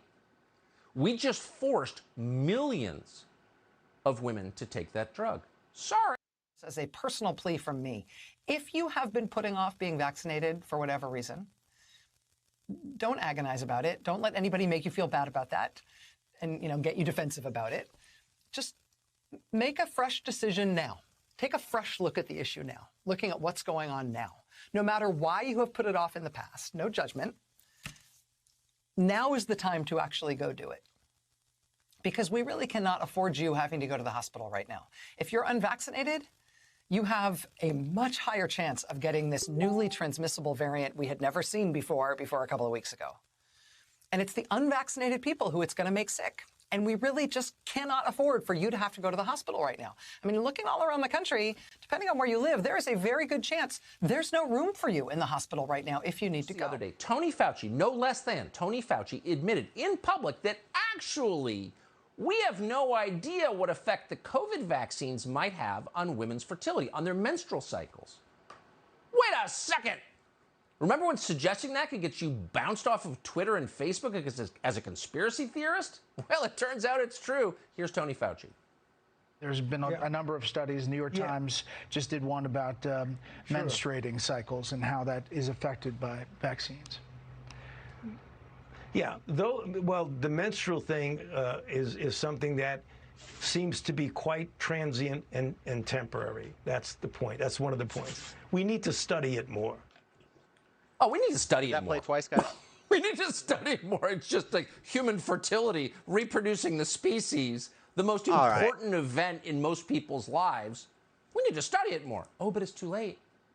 We just forced millions. I hope that played twice. Of women to take that drug. Sorry. As a personal plea from me, is to show you the pixie haircut lesbian telling women primarily who are watching her, you know, the liberal female women who are going to be celebrating Martin Luther King Day harder than anybody else today, virtue signaling all over Facebook, telling them to get the Vaseline, which could, according to Tucker, allegedly potentially affect their fertility rates. Interesting. So let's go. Let's pull up these memes. Pull up the memes. Open up the Discord. See if anybody's in there talking about anything.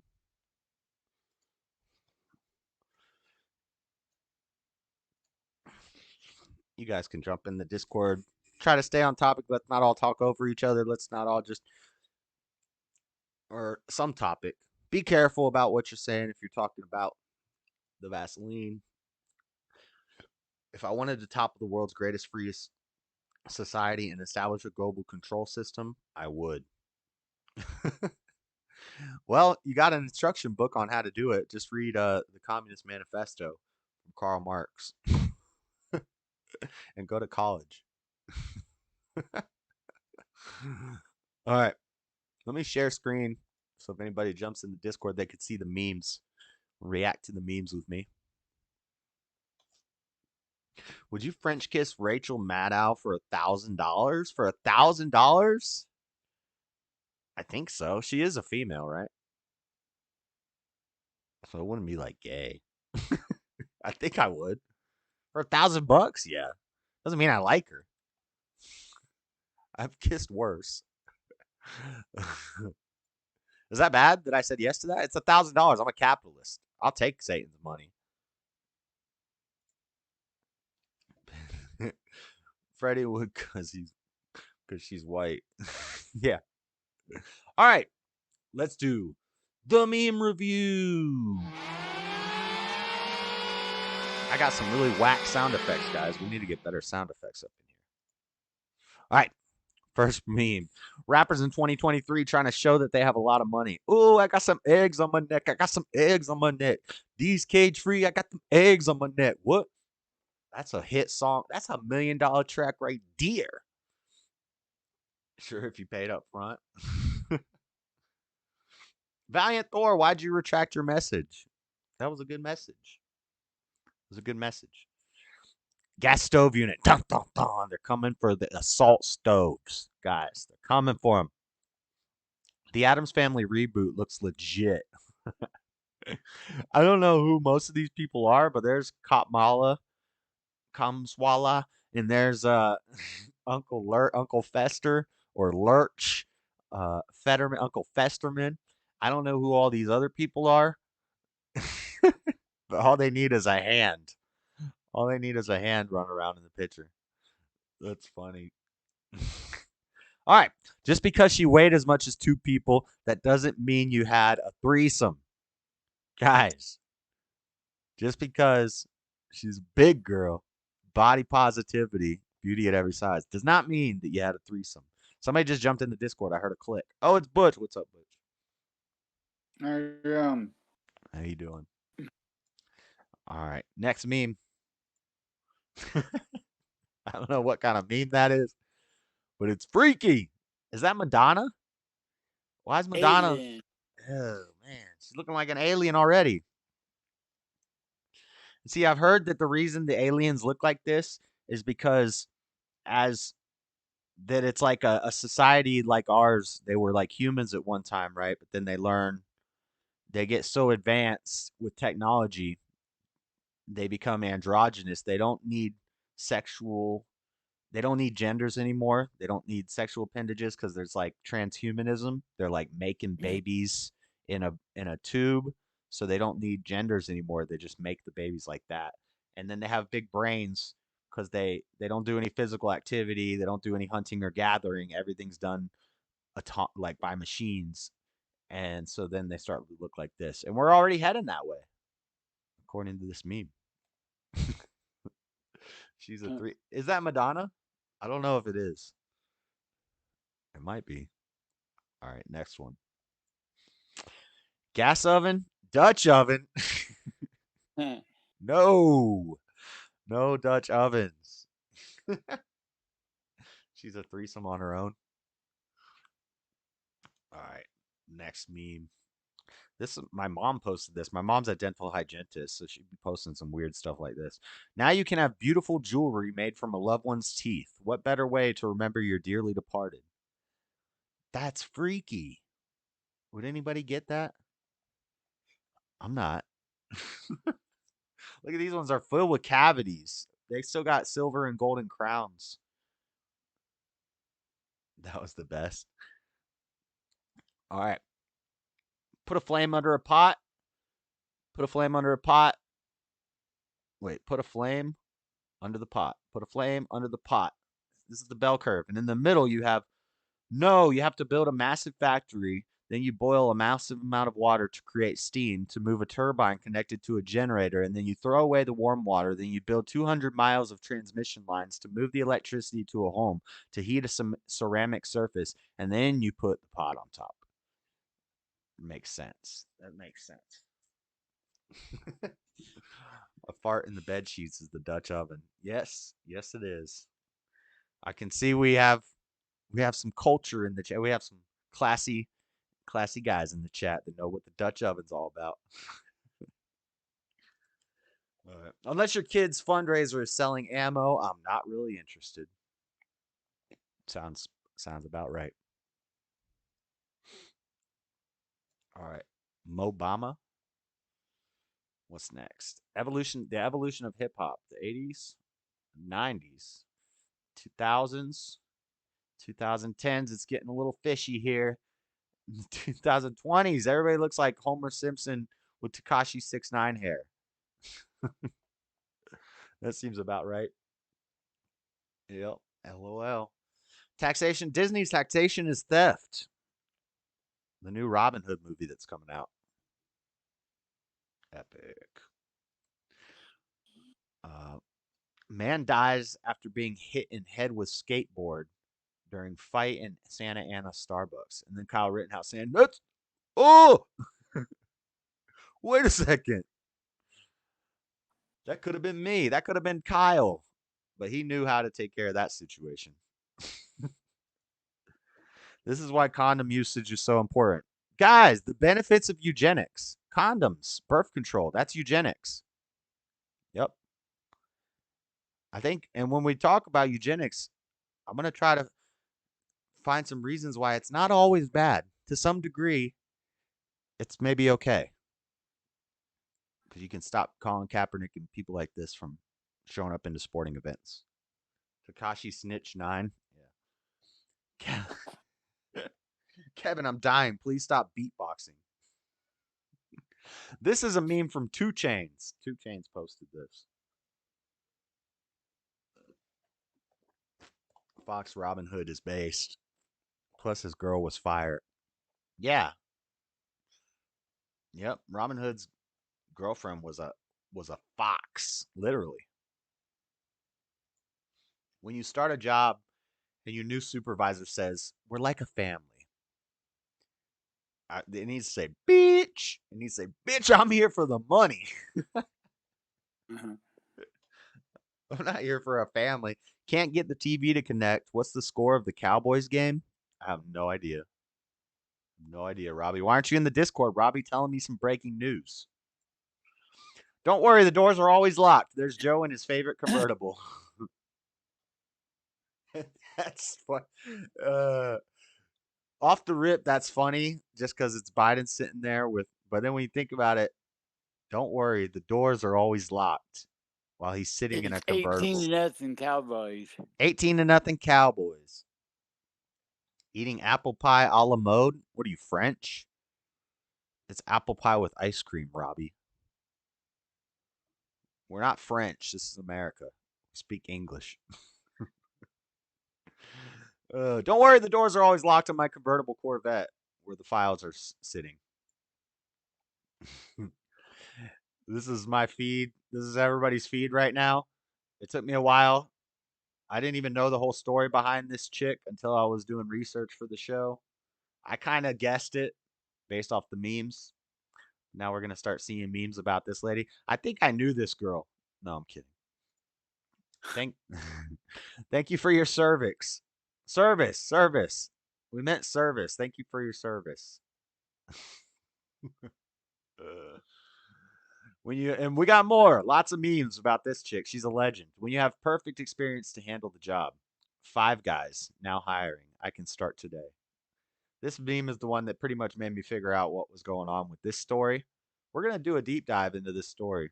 I want to know all the juicy details. No, I'm kidding. Citizens in North Korea, Venezuela, and Cuba. Dinner. It's an empty plate. What's up, Robbie? Thanks, Butch. Thanks for the score, Butch. Robbie said, if we put an American flag on the moon and it gets bleached white over time from the sun exposure, does that mean France will own the moon? Because it's a surrender flag? I get it. Star1. Good joke. There's Scarface. He's got 1, 2, 3, 4, 5, 6, 7, 8, 9, 10 crates of eggs at least. Scarface got the eggs on lock. He's going to become a millionaire. There's a stove, guys. It's a gas stove, but it's trans-electric. A trans-electric stove. Jordan Peterson's going to talk about trans-electric stoves, and he's going to have to go to re-education camp. Please help. I think my husband is having a climate change. Sweetie, that looks like a heart attack. No, it's a climate change. They walk among us. This person has a wooden hitch, a hitch made out of wood attached to their car. And they got a Bernie sticker.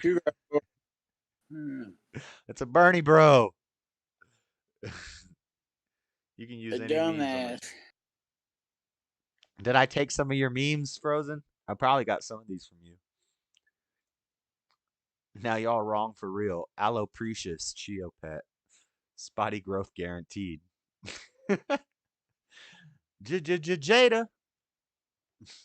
Yeah, then Brady's sick. Brady what? Brady's sucking up the field, man. He's doing terrible. Are the Bucks losing? Oh yeah, 18-0. 18-0. Robbie, did you put money on the Bucks? Because I remember somebody. I'm not going to expose their name, but I remember somebody saying that you should be betting on the Bucks. And it's now halftime. Oh Lord, it's halftime, 18-0. But Brady is a comeback kid. If anybody's gonna pull it out, it'll be Brady. It's Monday Night Football and the Bucks are on. Well, the Bucks are my team. I'm kind of interested in how that goes, but keep me updated on the score, Robbie, once you get your TV working. All right. Eat off his plate on the first date to establish dominance. Leave her with the bill to establish consequences. Facts. There's Hunter. There's our boy Hunter. What's up, Hunter? So, Dad is pissed. I was supposed to clean the garage. That's a good one. This guy had access to top secret files because they were just sitting in Dad's garage. And he was supposed to clean out the garage and wash the Corvette, but he didn't. He had some prostitutes over, allegedly, and some crack, allegedly. When you're such a horrible cook that your husband wants to ban every stove in the country. Jill!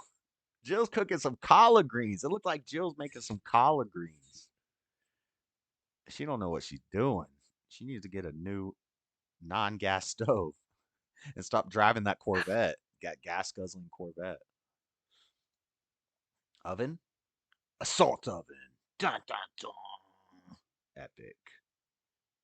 All right. And that's it for the memes. That's it for the memes, ladies and gentlemen.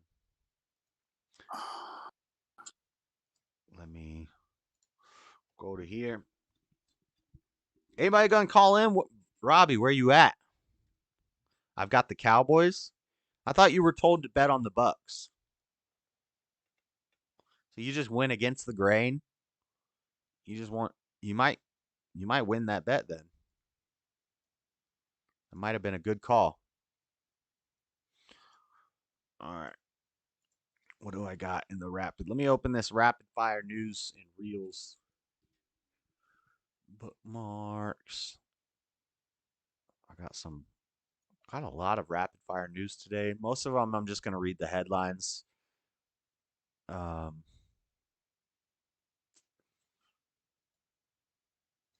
22 tabs. I just opened 22 tabs. All right. I've got a bet with Gibson. Well, Robbie said the name, so you bet with him. I thought he said he wasn't going to take the bet. Oh, the game's on. Well, they got a bet. Let me close all these windows. Go here. All right. I got some little reels to play. This is a respect reel. Oh, the game's on. Let me see if I'm still sharing my screen on Discord. No, I'm not. Some funny little videos.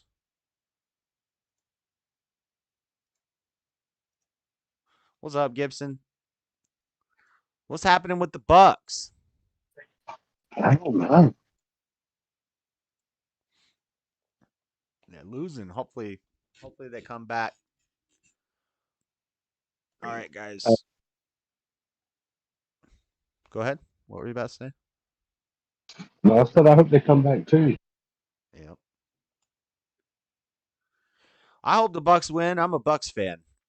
Let's watch this video. Respect video. This is just crazy, funny stuff, weird stuff in this little reel, but there's one part that I don't know if it's real or not. You guys need to tell me. It looks really fake. Next, this dunk. This dunk right here. Boom! Is that real? I don't think that's real. Play it one more time. This dunk, he jumps like 3 feet over the rim. That's crazy. I don't know. One more time. Funny. Yes. Dude. That's wild. That's real. It's wild. All right, enough of that. I got another.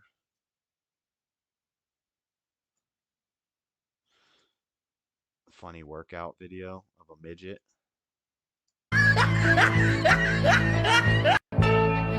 Oh, no. Midget workouts.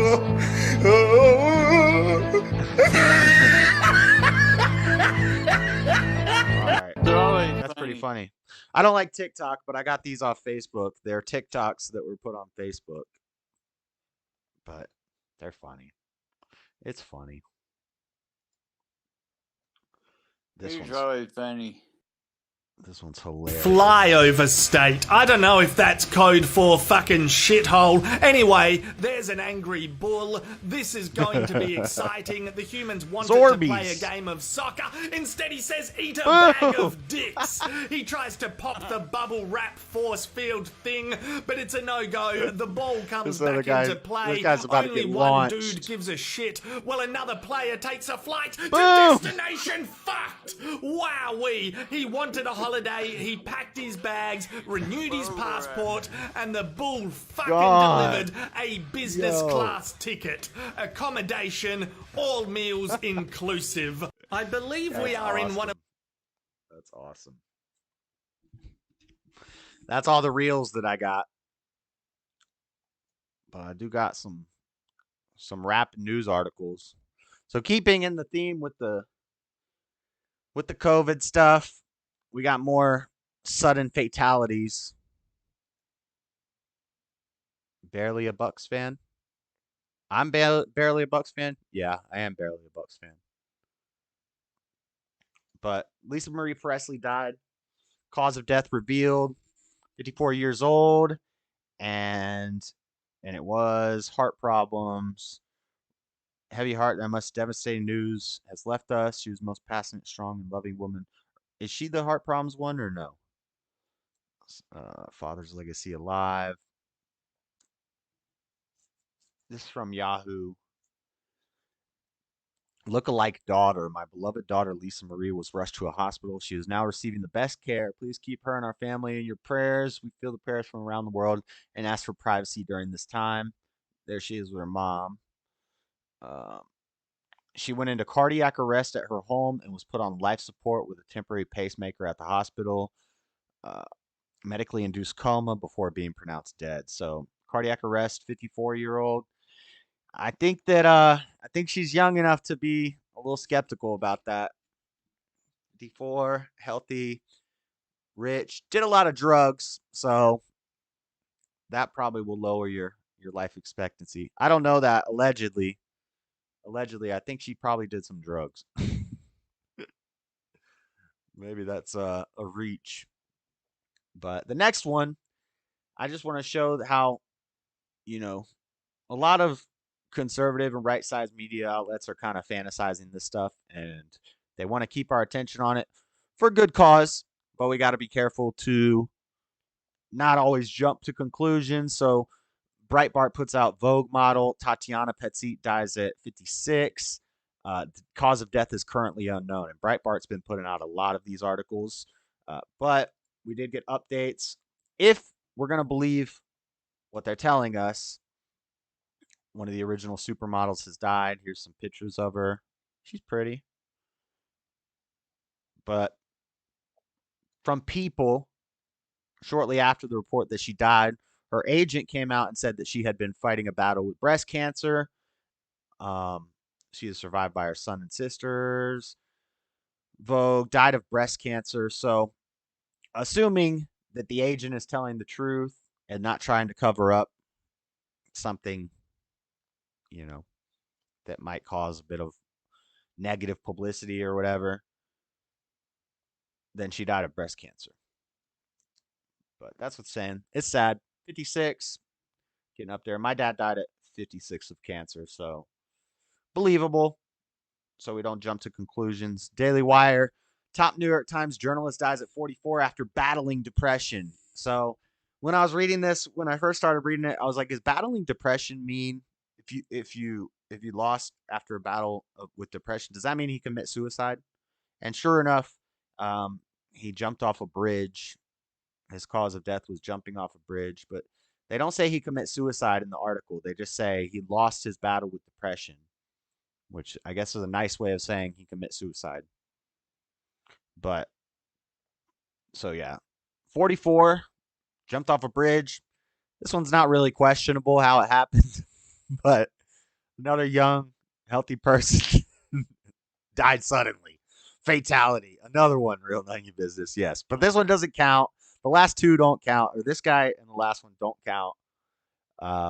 If we're to believe the reports. Now, I don't think you can fake a jumping off the bridge cardiac arrest death, but yes, he lost his battle with depression, aka he commits suicide by jumping off a bridge. What a rough way to go. My TV said nope. We were watching me. Dunk is fake. Highest vertical jump in NBA history was Michael Jordan at 48 inches. All right. Cool. Now I know. I thought it might be a real dunk. Guys, share this out. Jump in the stream because We only got 6 viewers. Maybe it's because I had Koof in the title of the video. But next story. Now this one is where we get into the real ones. This is where we get into the real ones. I've got to get up early anyway. Get 'em, bull. I've got to get up early anyway. Tomorrow? All right. Here's where we get into the real fishy ones from Breitbart. Teen dies of cardiac arrest in bathroom after PE class. He was an amazing kid. So I'm not going to show you the Breitbart article because they give me all these ads every 2 seconds, but I wanted to pull this article up so we could see a picture of him. You know, it's sad. This is a high school kid in PE class. Let's go here to read it from his local news station in Vegas. Las Vegas student collapses in bathroom after PE. Another Las Vegas student died last week after collapsing and being found unresponsive in a school bathroom. The senior high school student Jordan Brister attended Amplus Academy, a public charter school. Amplus Academy posted information on Brister's desk on the school's Facebook page on Sunday. The Amplus community sends our love and condolences to the Brister family as well as to all Jordan's family and friends and acquaintances. According to his father, his son collapsed in the bathroom on Tuesday, January 3rd, and may have been there for as long as 25 minutes before he was discovered. Dang.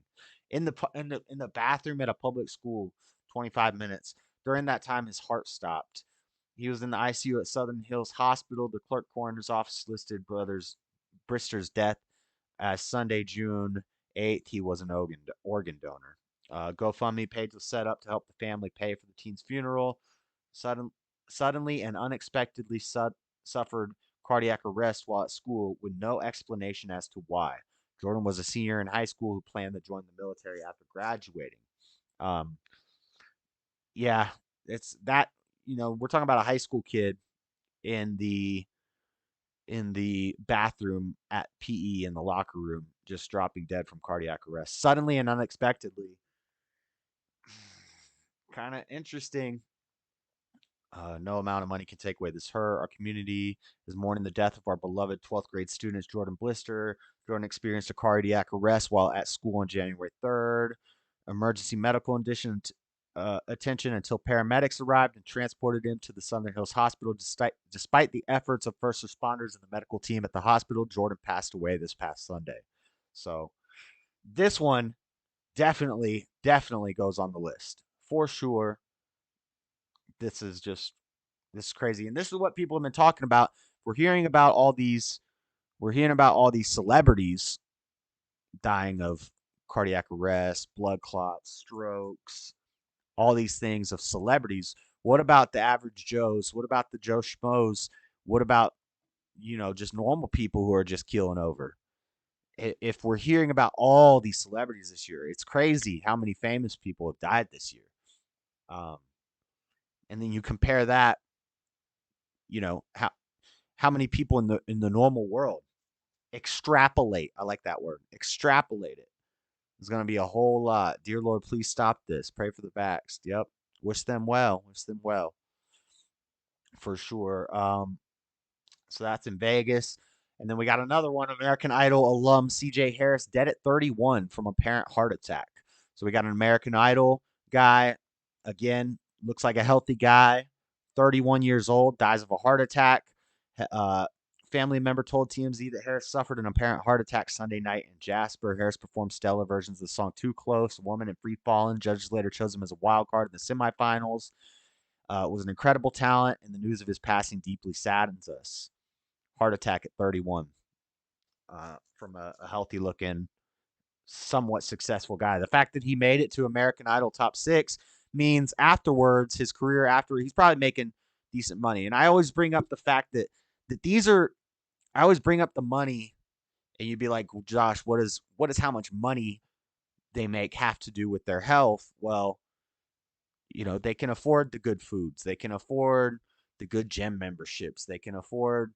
So usually, and this is a eugenics thing, usually the people with more money are healthier. They have more access, and I'm not a socialist. I don't think we should just be giving out free anything. But when you have money and you're successful and you're young, it's easier for you to be healthy. You don't have to be eating the Little Debbie cakes and the ramen noodles, like us poor folk, you know? So if these celebrities, these people who are successful, healthy young people with money are dying, what about the poor people? But usually poor people are more resilient. Maybe that's why I'm sure it's happening and we're just not hearing about it. But I also think that poor people are just naturally more resilient people. They're stronger. They have better immune systems because they don't get all the nicer things. When they thought all the homeless people were going to get wiped out from COVID, really, no homeless people died. Very, very, very few homeless people died because they have such. When you're homeless, you're in jails and stuff. You're around lots of people. You have a stronger immune system. You're just more tough. You're tougher. Your immune system's tougher. It has to be because you have to survive. So, what's up, Steven? We got everybody hit the like button. What's up, Floor? 5 viewers, man. I need to stop talking about this coof stuff. But yeah, so he passed away, and then and that's that for those died suddenly cases, sudden fatalities. Some of them totally not coof related. If we're being told the truth, if we're believing what the mainstream media is telling us, and the reports from actors, publicists, things like this, their managers, if we're to believe what they're telling us, 2 of those 5 cases were not part of the list, but the other ones definitely were. So just saying. What's up, Flora? How you doing tonight? Flora, Discord's open. Jump in the Discord and give us an up. Oh, you're already in the Discord. I am in the Discord. We have our court case correspondent call. No, not yet. Court case correspondence.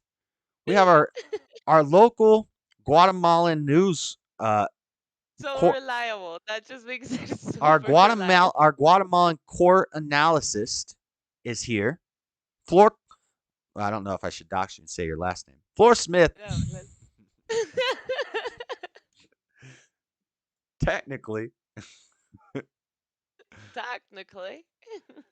Technically. All right, your video's not on, so I'm not going to open this thing. So don't worry, you're not on video. What's the updates with this Idaho murder case? This Kohlberger guy. I watched a thing about it this morning, and I'm going to give my little 2 cents on it. But what is the updates from the courtroom?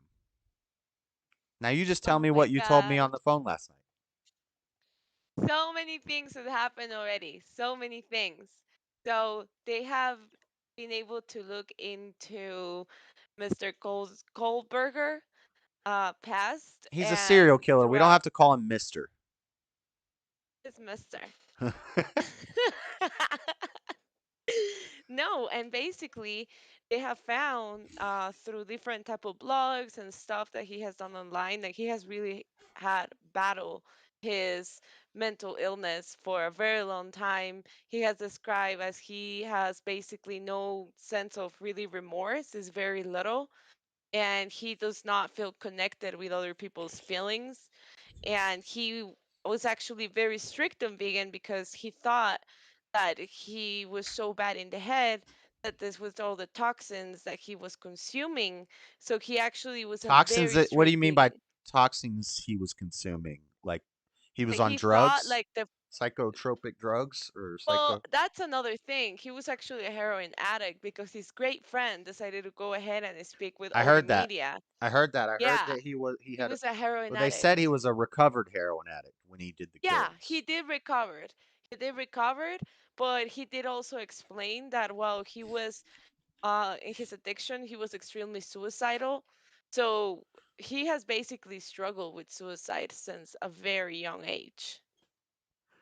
Okay. And now, But yeah, that's it. now, well, hold on. What about? Have you heard about the Papa Roger idea? Do you know anything about that? You know what I'm talking about? No. So, have you heard? There's a psychologist that's claiming that he is part of the incel community, that he's an incel, and that his goal, his motive was simply killing Stacy's and Chads, what we call Stacy's and Chads. Have you heard anything about this? No, I haven't. Yeah, so I was watching Elijah Schaefer from Slightly Offensive had her on, and it's the psychologist lady, and she was posing before they caught him. She was trying to make a profile, and she said he's probably an incel, and his motive was killing what they call Stacy's and Chads, which is basically the popular kids, the all American, the popular. They're smart. They get good grades. They throw all the parties. Everybody knows them. And he was like an incel. He was an outcast.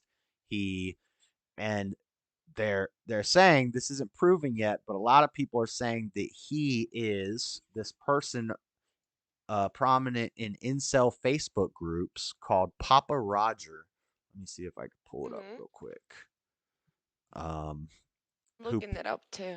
who posted who is Papa Rogers? Is Papa Rogers Brian Coburg? So I'm trying to find Papa Roger. Let's bring this over to here and then make it so people can see it. So they're saying, so this Papa Roger guy is this popular guy in incel groups on Facebook, and he makes posts, and he has a picture on his thing that is like a artistic version of, and it looks just like this guy with a hat on. But they're saying this guy posted his plans, and they're saying that it could be him. Papa Rogers is the name used by a prolific comment writer in a true crime Facebook group devoted to the Idaho murders of 4 college students. So they're saying he might have went in this group, but he's also big in incel groups too, I heard. Of committing quadruple homicide. The comments and questions posted by the now deleted Papa Roger Facebook page have gone viral as people debate whether or not Papa Roger could have been Koberger himself, with some people even creating groups. But yeah, so they're saying that he was an incel. What do you think of that? I think that's very, very possible because he was actually 12 times before doing the murder. He went ahead and um, visited that location 12 times. Mm-hmm. Yeah, and So, go ahead. because Also, that's the what they're trying. Uh-huh, go ahead. also that one of the girls had told her dad that she had a stalker, and Uh-huh. this lady was saying that when he saw the Kohlberger guy, he had a look. She was, there's just speculation on this psychologist part, but she said that the look he gave when he saw Brian Kohlberger was a look of like a light went off in his head, like, oh, like that's him. And that she had said she had seen this guy following her around, and he was going to the house repeatedly, and his phone was pinging their location and stuff. So Right. he Mm-hmm. was like watching them. Yeah, like what they're trying to do right now is just get the motive, right? They're trying to get the motive, but it is so the fact that he had no connections really with them, and it's I mean that the phone is just close to them. Yeah, it says that he was around, but it doesn't really give you like a straight answer of what connection he really had with these people, and that's the problem, that there is no connection. Like this guy had think about this since he's like 15, 14 years old. So this he was probably trying to do the perfect murder. That's probably what he was trying to do. Well, he And was a he criminal law. He went to school for like criminal law or something. Or yeah, but I think he was going for a bachelor's. He was like on his third month or something like that. yeah. But I mean, it's still he was like really bad at what he was doing because criminology is not really like tells you how to do the perfect crime. It just kind of tries to get you into the mind of a killer, right? Well, that's not what I But learned from Dexter. oh, I love that show. Dexter's So a good good. show. And Dexter taught me Horrible that if ending. you are a crime scene investigator, you could probably get away with a murder. Or if you're like studied that, wouldn't you expect that somebody who went to school even for 3 months for that sort of thing would probably. But there's a video of him getting pulled over and let go. Did you see that? Yeah, were you able to see his face? He was freaking out. He was like, Right. "Oh my god." He was pooping his pants and they let him go. He was pooping his pants for sure. What happened? We needed some police brutality in that moment. We didn't get it. But I couldn't get the name. I will get it later on, but there is somebody who was exactly like Ryan Kohlberger. I can never say his name, but there was a dude, I think, back in the 90s, and it was the same thing that this dude is doing. He was going to school for criminology, and he tried to do this. Well, it was two guys. It was two guys, and they both met in college. They both went ahead and were in criminology, and then they picked this 14-year-old boy, basically kill him, and then just they left his body like close to a railroad or something like that. But one of them left their glasses, like they dropped their glasses nearby the body, and that's how they were able to find these two guys. But it's the same story as Kohlberger, the same thing. Maybe he was a copycat. Robbie said he was with his dad. That guy in the passenger seat was his dad. Robbie? Yeah, the guy, because he was traveling Yeah, with and he was his driving dad. and the guy was next to him and the guy starts Hmm. doing all the talking while he's just a deer in the headlights. Also His looked like he face. had been using some drugs. He had some bags under his eyes and so that was his dad? That was his dad. Yeah. I wonder if his dad couldn't have known. That's the thing that they think that what Kohlberger did is that because he was, I think it's like at his parents' house, or like they were like he was with his parents. So according to his parents, it's like, oh yeah, he was with us the entire time. But since this happened like at 4 a.m., I mean, he had enough time to sneak out probably at 2, be there at 3, and then this chick, how they think he actually got in the house is Like the because crawdad girl. Like the crawdad girl, Robbie. She had enough time to go back and do the murder and then get back without being seen. oh yeah, and come back and be able just, I mean, the parents will think that he's asleep, but he was just sneaking. And their neighbors claim to say that Kohlberger was throwing away trash in the neighbors' trash cans. Um, Mm-hmm. so, and he was wearing a mask. Like, how stupid could you be, like, to Where be wearing a mask like that around your own neighborhood well, what and kind of throwing trash around? what kind of mask? Because everybody wearing masks The, now. the same black, the same black mask that he wore, and that's why everybody was like, "Oh, that's kind of He odd," wore a black So, he wore a black mask when he did the crimes. when he did the When he crime, did the he wore murders. a mask that he was only his eyes, that you could only see his eyes and his eyebrows, So I and haven't his heard mouth that. and nose It's were okay now. covered. I wanted to ask you the last before before the end. I wanted to ask what about that girl's testimony you were telling me about who saw him. Go through that story. Oh yeah, And so now I the want to ask. She affidavit. saw him with the mask on.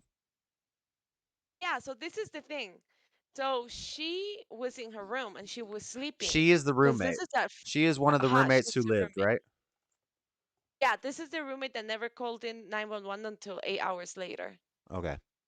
So this is her version of the story. So her version of the story is that they came back from like a party or whatever. They came back and then she went into her room and she fell asleep. She woke up a couple times. The first time that she woke up, she could hear Maddie, which is the girl that had the that got her neck sliced, basically. Mm-hmm. She could hear her crying, and she got terrified after that. Like that's when she got into shock mode, right? So she picked in the door. She didn't see anybody, so she just closed the door again. And then a little while after, she heard the dogs, like the dog, like somebody. She thought that Maddie was playing with her dog, which I don't know how that makes sense at like 4 in the morning, but okay. And then that was the second time. Then the third time is when she heard one of her roommates say somebody's here. So she closed the door and like she freaked out, right? Like that's when she went into shock mode. So She got out. this whole series of murders happened over like a long period of time. Like at least a couple hours, because she woke up multiple times. Well, what she's stating is that, I mean, there was in the affidavit, they're not stating times. They're just saying that around that time is that she got up those three times. Uh-huh. And But then but the anyway, third so time, so this is the craziest part. the third time is when she hears, right, that that somebody said somebody's here. So she goes ahead and picks. She sees that nobody's there. And that's kind of when she goes face to face with the dude, right? So they both see each other. She freezes. She sees the guy, and the guy just walks past her and opens the light door and gets out. And then she just goes back into her room, and this is her She story, doesn't right? check And on that's her. So she sees him and she sees him leave. she sees him leave, but she's in panic mode. Like she doesn't know Right. what's going And on. she doesn't go So check on the friends, but she's only heard scary things and seen a guy with a mask leave the house. Yes, but you know what? Reading the affidavit made me look at another point of view. Like this chick was sensing that something horrible was going on, and she was probably in a state of mind of like, this is not happening. This is probably not as bad as it was. And then they checked, and actually the 911 call from her, she is like hyperventilating, like she's freaking out, like she couldn't even breathe. It kind of like shocked her. So I think that this entire time she was just in this shock state, like her brain did not register that it was that bad what just happened. Yeah, it's kind of Still crazy. weird. Yeah, It's weird still weird. story. Like, I don't know. But the fact that the news are defending her so much, that's what makes it so weird, because it just doesn't sound logical. And they're trying to say like, oh no, yeah, it's logic, like that's what you do. She said she was No. shocked and frozen. Yeah, I mean, I Yeah, she don't went. know. Well, I can't say I've never been in a situation like that because me and Flora have been in a situation similar to that, Yeah. and we were on the phone immediately after people with masks were in our house, and so not gonna go into all the details, but we've been in a situation where people with masks were in our house pointing guns at us, and we called the cops right away, but nobody. I mean, I didn't see nobody chopped up or hear nobody screaming and dying. I don't know. It's just weird. It was really, I think that is weird, the fact that she didn't call the cops. It was just weird. Yeah, Um, I mhm. can't understand her mindset at that time. But to fall back Yeah. asleep is what's crazy. Like, I would think you would want to get out of the house or There is actually a crime that it was exactly the same way about a month before, and in around that area, and it was this boy, this 14-year-old boy that just disappeared in oh no, I'm sorry, I'm totally confusing this story. So basically what happened is that the parents went out, they were going to go to Hawaii the next day, and somebody sneaked into the boy's room as a 14-year-old, and the same way got stabbed to death and his body got found, but the case went cold and they just reopened it again because it's almost the same tactic that this dude used in this house.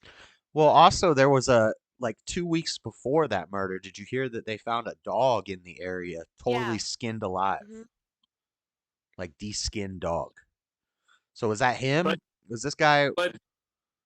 but the dog was unscathed. That was up there. They didn't hurt the dog. The dog was left alone. So you think there Yeah, was just because a he dog was a skinner vegan. and a murderer in the same area? Well, I'm just saying he left. I mean, there was a dog up there with the people that were killed, but he Yeah. didn't. The dog was unscathed. But what she was talking about, what Flora's talking about, hey Flora, hey Butch, Hi, Robbie. what she was talking about is that and they were saying that they still had holiday lights, so because people were saying like, well, was it lit up? Because she said he walked right towards me, and he's bloody, and he had a mask on, but Right. So she's heard cries. She's heard somebody's here. Then she sees a man in a mask covered in blood. It was the third time she'd peeked out. Uh-huh. And then on the third time, she said walked right towards him, but walked towards her, and then walked out of the place like he didn't see her. That was really the only thing you could think, is that he didn't notice her. Or he was just out of time. He had to get out of there if he didn't want to I get think caught. he knew that he needed to get out, yeah. Because according to what she said, is that they both were able to lock eyes. That's how she was able to say that he had bushy eyebrows. I'm thinking at the end of the day, it's going to come out that maybe her and, I don't know, I'm sure they've already put her up to some lie detector tests and everything. I'm sure they've already done that. And I hope that she wasn't involved with him. But for her to wait 6 hours, like you said, or whatever the hours was before, she's like, maybe I need to call police because I might have a bunch of. According to her, what happened? It's a 3-story apartment, so it was not like they were right next door to each. I mean, there was space between everybody. This chick, her apartment or her room was right above Maddie's room. So she could hear everything from point of view of like the roof, basically. But so how many rooms did he go through? I'm guessing that the couple was together, and then there was the 2 blonde girls. Were they in separate rooms, or did they share a room? Who's Matt? Is Maddie the one with the boyfriend? Maddie and her best friend got killed. Maddie's the one who got the worst wound, and then the other chick with her boyfriend is the other ones who got. Right. The brunette and her boyfriend must have been in a different room, right? It's actually floors. It was like a 3-story house. Yeah. I know. I've seen houses like that where but one floor has access. There's like a hill in the front yard, so you can get in the front door, and the front door goes to the middle floor. But then there's a back door and a driveway that goes to the bottom floor. And floors right, ping thing, because he had been creeping around there, and of course he worked at the college there, teaching criminology. Because he taught it. No, I thought he was not teaching. He was a student. He was a student, and he was the assistant of the professor for 3 months. Well, if you're an assistant of a professor, you're getting. That's not. He wasn't a professor. He wasn't a teacher. Well, I mean, but he's holding classes. He was the suck up. He was the teacher's pet. Oh well, he's grading people. Huh. I mean, but he's working in that capacity, and from what I've read from other people, they say that he was that it was the worst. If you were going to try to be that kind of person that would execute some kind of perfect crime, that he made every mistake in the book, and he's dead to rights and just an absolute loser. And I don't think he was living with his parents at all. I think. Oh, he had his apartment. He was visiting with his parents. But I heard that he didn't necessarily want to get away with it. He wanted to be recognized and be put into the criminology classes, like people like Ted Bundy, and he wanted to be one of them legendary serial killers. I can see that. Plus, if he's an incel, then you know that when you become a serial killer, all these serial killers get like fan mail and instantly like they're sex icons to a lot of women. He got his attention, huh? Yep, that's what he wanted. Wow. He just sucked at it. But I believe that the fact that he never appreciated his life is probably so glad that he might go to death row. He clearly did this knowing what are the consequences, especially if you go to criminology. He knew. Yeah, he probably wants death row because that'll be the icing on the cake. Wow, it's crazy. Wow, what a waste of life. And them two blonde girls were cute. They were Yeah, Stacy's. Mildly attractive. They were mildly And they- attractive. Look, you said he was mildly attractive, Floor, so I'm allowed to say that the victims were mildly attractive. Oh, he definitely is mildly attractive. You're I mean, the young men they killed, they weren't ugly guys. They scored the blondes. Well, There were two guys that were killed too. no, there was one guy and 3 girls killed. Freddie! How's my kids doing? I don't know. I'm going to bed, y'all. I'll see y'all. Good night. I gotta pray to Martin Luther Robbie, King. don't go. I gotta pray to King Jr. and go sleep. That's so bad if you leave right now. Don't do it. Martin Luther King Jr. I want goes. to be your buddy, man. I want to be your buddy. I got 6 o'clock. Angie. We're gonna talk about Martin Luther King Jr. Yeah, I gotta pray to Oh, Martin. let's talk about MLK. Let's talk about MLK. Just I ain't talking about no milk. Character, their skin color, but the content of their character. Good night, everybody. Oh, All right, Robbie. my God. I hung out in the chest for a little while because I knew Robbie was in here. I saw I you. was like, yeah, I know. Well, I'm sorry that we're so boring, Freddie. Y'all ain't boring. I'll leave. He can hop back in. Tell him to call back. He's not. We're ending the call section in a little bit anyway. Like Yeah, 10 or we 15 I didn't minutes. know. talk about MLK with Yeah. Freddie here. Y'all, Or nothing, Dallas Cowboys. The y'all don't know communist. nothing about MLK. The communist. Common sense ain't common when you're a communist. Go ahead and make it. It's going down on history. You see them new shorts I'm making on my channel? I downloaded 2 videos. I got Hank and Dylan on one of my videos, and I made a whole bunch of shorts. Jesse getting trolled, and then I clipped them. I learned how to work a screen recorder on my phone. So I got the comments on the shorts and everything. So I've been over there building my channel.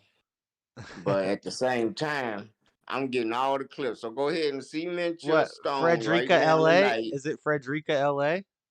Yeah. Go ahead and cement your stone tonight on MLK, and I'm going to clip it and say, this is what they think about you. Yeah. This is what they think about you. This is what they think about you. This is what they think about you. Yeah, This he's a is- wholehearted communist who held drunken orgies. I'll never be able to view the conversation. I'll never be able to view MLK in the same light. We got FBI papers, and then we're going to talk about the embrace, the new embrace statue. Former President Trump was I hope you do. I hope you go full in on it. The Because giant you're going to have to turd. stand with that stand for a long time. Yeah, have you seen Uncle Tom 2 yet, Freddie? I know they think about MLK. It's all in every school. Yeah, it's all about how he was a hardcore socialist / communist. He was basically a puppet, a talking head. Let me turn my camera on. He wrote, smoking and people will weed. say, no, that's just the FBI trying to smear him. No, they're actually rewriting history because he You has don't think the FBI tried to smear him? he has papers that he wrote when he was in like elementary school talking about how much he loved socialism. You don't think the FBI tried to smear him? Yeah, they didn't teach the students wrong. All these Hoover, I J. thi- Edgar Hoover had videotape recordings of his phone being tapped. J. Edgar Hoover? Yes. He blackmailed with him. It was proof. He's been proven that they was blackmailing Martin Luther King to tell his wife about affairs he was having from listening on his phone calls. So then they had strings over Right. him, It couldn't and they just be that he was having affairs. He was having affairs, but no. It was- No, They're trying to he set him was up and having blackmail him affairs, with these recordings but that he was you're having gonna do what I affairs. want you to do. But no, it ain't. And he it was ain't you're having gonna do what I want affairs. you to do because you're having an affair. Now you got to do what I want you to do. When the government play like that? But so why would we push for the When black does the community government play like an I know you got an example affair? of the Say cycle? yes. You say what? Why would we push that as a hero? Oh, sorry. Babe. Nah, government don't always do that shit. Shut your ass up. A man will do anything if you blackmail him. That's what blackmail is. Don't waste your time. Don't play with Satan. It was Well, Lord Spike, he called in, so Yeah, you better get you that's how notepad. call-ins shows work. People call in, they want to talk about stuff. Yeah, I ain't gonna talk no more. I'm gonna let you go ahead and figure yours out. Do your show tonight. I was gonna end the calls at around 8:30, around the same time, like 7 minutes anyway. What do you think about MIA losing a gig following Candace Owen appearance? MIA, you know MIA paper planes? I fly like paper, get high like planes. If you catch me at the border, all the visas in my name. If you come around here, I make them all day. I get one down in a second if you wait. What happened to him? She went on Candace Owens' show, and so she lost 2 gigs, a 2-day gig at a UK music festival in August called Field Day. She went on the on Candace Owens. She was talking about described by legacy media as an anti-vaxxer, a terrorist sympathizer, and an out-of-touch elitist who's suffering from terminal foot and mouth syndrome. I wouldn't think of MIA as an elitist. Like, most people, when I say that, they don't even know who I'm talking about. Most people don't know who MIA is. Right? Yeah, I think they call her Mia. It's like a one-hit wonder. No, her name is MIA. It's not Mia. I think people call her Mia. Nah. I'm thinking, I ain't Maya. never heard nobody go around hollering MIA. Look, it does say Maya. What is her name? Maya? Have I been saying it wrong? You worse than Joe Friday. I just have dots in between the Everyone. letters. No, when she had a Swagger Like Us. I don't know her. I don't know what her name is. Swagger Like Us and Paper Planes on the radio. They called her MIA, but now it says Maya. Mathangi. Now it says Maya. Her name is Mathangi Maya Aurul Pragasam. Dang, she Middle Eastern as all get out. So her name happens to be Maya. She goes by Maya, M-A-Y-A. It says, quote, M-A-Y-A. What a coincidence. Okay, yes. What you think about that? I gotta call her Maya now. You got me. I'm wrong on that one. I don't know the name of this lady. People you doing stories on. That's how much homework you do. I'm reading it phonetically. M period I period A period. I'm out. All right. Those periods said something. MIA. Yeah, MIA. It's MIA. I'm still gonna call her MIA, not Maya. Tweet a message. Said she was from the festival, informing her that she had been removed from the event over her online comments. Just like Jordan Peterson has to go to re-education camp for his Twitter tweets, she goes on a show and talks about her political beliefs, and she's getting canceled from gigs. So there you go. That's crazy. Yep. Next rapid fire news story. Guys, Ye is not missing anymore. He's married. Supposedly. We don't know for sure yet, but I thought they got him. They don't really care about like how they got God, how many days? how they got Michael Jackson, as he talked about. Do me, sue me, you don't want to do me, take me, you could never fight me. Yeah, they got him. Well, Kanye was missing. We thought maybe they got him, but apparently he got married to somebody who looks just like Kim Kardashian. From Balenciaga. Somebody from Balenciaga. Fun story. I don't really care much about it. But he's not dead, so that's good. And his name is Ye. Oh, what's this? What is this? Oh my gosh, I'm getting all these ads from USA Today. Italy arrests Sicilian mafia boss after 30 years on the run. That's not the story that I saved. I don't know what's from this USA. Though. Yeah, that's not the story that I had saved. I think it was an update page and it updated. At least 68 dead after plane crashes in central Nepal. So we got a plane crash. Scores of rescue workers and onlookers crowded near a steep gorge outside a resort town in central Nepal, where a regional passenger plane crashed Sunday as rescuers combed the wreckage on the edge of the cliff. Ravine below. Sad story. Some pictures. Yeah. Plane crash. Call up Nick Stream. Ask him if he knows about this Nepal plane crash. 68 died. That's quite a lot. FBI And there shot. are videos. Have you showed the video of the passenger just like filming, doesn't even know what's about to happen? From this plane crash? Not when the plane crash happened, but when they were flying. Oh. There's a video playing right now showing the wreckage and all that, but yeah, I mean, generally people don't know the plane is going to crash before it crashes for. That's usually how it goes. Is Nick Stream on? No, but when Nick Stream flies his plane, ask him if he heard about this Nepal plane crash. So, all right, let's look into this story that the memes have been lighting up. We got to learn what's going on. We got to know our memes. Know your memes. Have you seen the meme of the officer lady yet, Floor? Let me see. Have you? No. Have you heard this story? 5 officers fired No. as sex scandal roils Tennessee Police Department.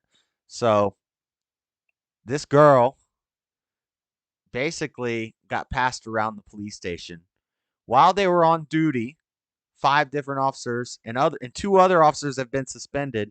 They would take turns basically running trains on her, sometimes on duty. No. Yes, and she's married, and I've heard that her husband knew about it, but Tennessee Police Department was in turmoil Tuesday following allegations that at least 5 of its male officers had sex with a female officer, both on and off the job. So far, 5 officers have been fired and 3 more have been suspended. One of them was a dog. No, that's a joke. What?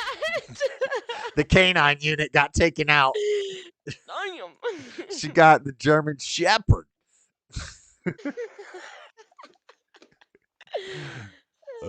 This situation is unacceptable, and as soon as it was brought to our attention, it was immediately investigated.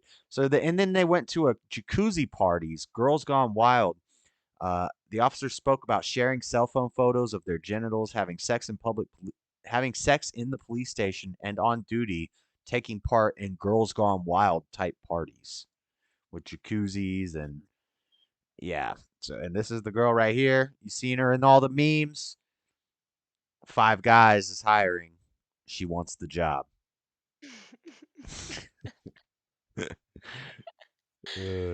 Larry Holiday, Patrick Magliocco, and Gavin Shorbel have been suspended. City officials launched an investigation after police sergeant informed Cole that Hall was having intimate relations with fellow officers, according to a report obtained by WSMV that lays out what is alleged to happen in graphic detail. All admitted to having sex with Hall, the report states. So she was just getting passed around the police station. But willingly or? Yeah, willingly. Well, let's see. Let's read some of this. Hall also admitted having sex with those officers in McGowan as well, the report says. She said she also shared nude images. Shields told city investigators that Hall performed oral sex on him in the police gym after initially having claimed, "I have never had sex with Megan Hall." So he pulled the Bill Clinton. Like he's gonna say, yeah, I did it. Well, no, he said I did not have sexual relations with that woman. I only got a BJ.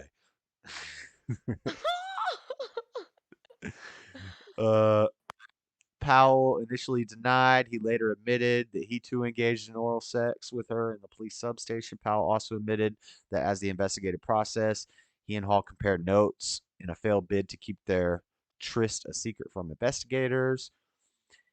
They met at Planet Fitness. Powell confirmed they discussed investigation. Powell told Hall he denied all the allegations during his interviews with HR. So they were talking to each other about covering it up.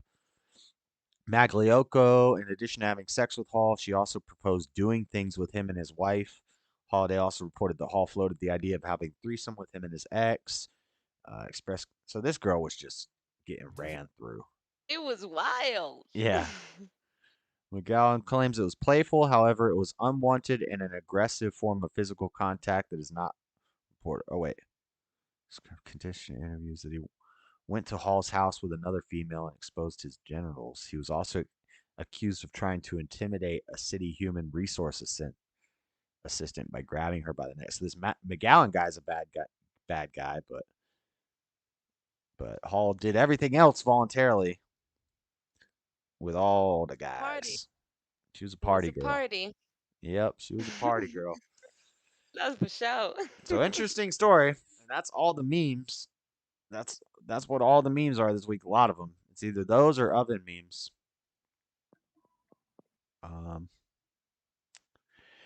But yeah, that's most of the rapid fire news stories except the Martin Luther King segment. But I'm gonna jump off the Discord floor. Yeah, go for it. My internet is not that great either way. All right. Well, if you're still up after the show, I'll give you a call. Yeah, for sure. All right. Later, Butch. Later. See ya. All right, guys.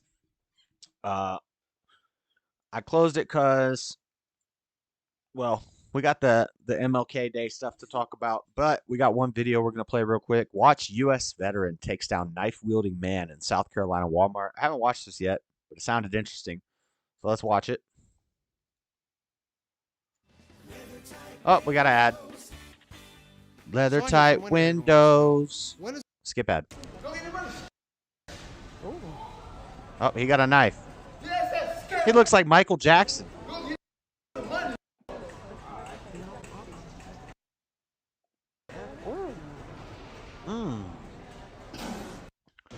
South Carolina Walmart.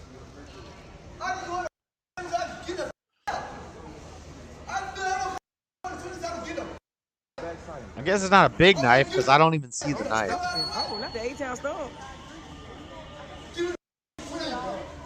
He's about to get taken down real quick. Walmart, get a man $20. She said, get a man his $20. Oh, is it a butterfly knife? He's swinging around like it's a butterfly. Ooh, he's waving tonight. Ooh. He's high as a kite, by the way. When they start doing all that flailing and wailing and flailing, that's a speedball right there. That's uppers and downers combined, like what George Floyd was on. One hit a quitter. I'm talking about clean scoop bomb his ass. Scoop bomb his ass. Oh, big boy went, but he brought. Oh, he doing Dave Chappelle. Oh, he hit it with the stanchion. What?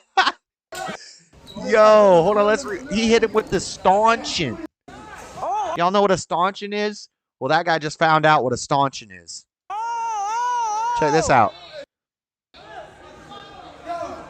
Check this out. A stanchion to the back of the head. Boom! Dang, he dropped the mic.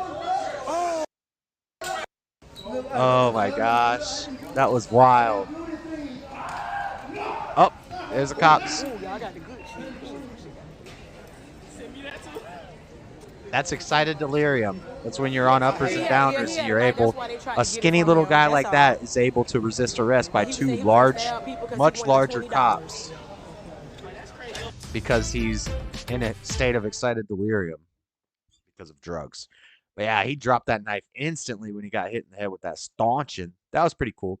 And they didn't have to like beat him down or anything. They just hit him once and he dropped like a sack of potatoes and just gave it up. Oh, fun story on Martin Luther King Day. That's a fun Martin Luther King Day story. Speaking of Martin Luther King Day, let's learn about it from Wikipedia. Very reliable source. Martin Luther King Day, officially birthday of Martin Luther King Jr., and often referred to shorthand as MLK Day, a federal holiday in the United States marking the birthday of Martin Luther King Jr. It is observed on the third Monday in January each year. Born in 1929, King's actual birthday is January 15th, which in 1929 fell on a Tuesday. The holiday is similar to holidays set under the Uniform Monday Holiday Act. The earliest Monday for this holiday is January 15th, and the latest is January 21st. King was the chief spokesperson for nonviolent. Let's pay attention to what Wikipedia is telling us here. King was the chief spokesperson for nonviolent activism in the civil rights movement, which protested racial discrimination in federal and state law. The campaign for a federal holiday in King's honor began soon after his assassination in 1968. President Ronald Reagan signed the holiday into law in 1983. And it was first observed 3 years later on January 20th, 1986. At first, some states resisted observing the holidays as such, giving it alternative names or combining it with other holidays. It was officially observed in all 50 states for the first time in 2000. But let's learn more about Martin Luther King, because I'm going to give you some of the information that maybe you didn't learn in school, maybe that you didn't learn on Facebook or Twitter.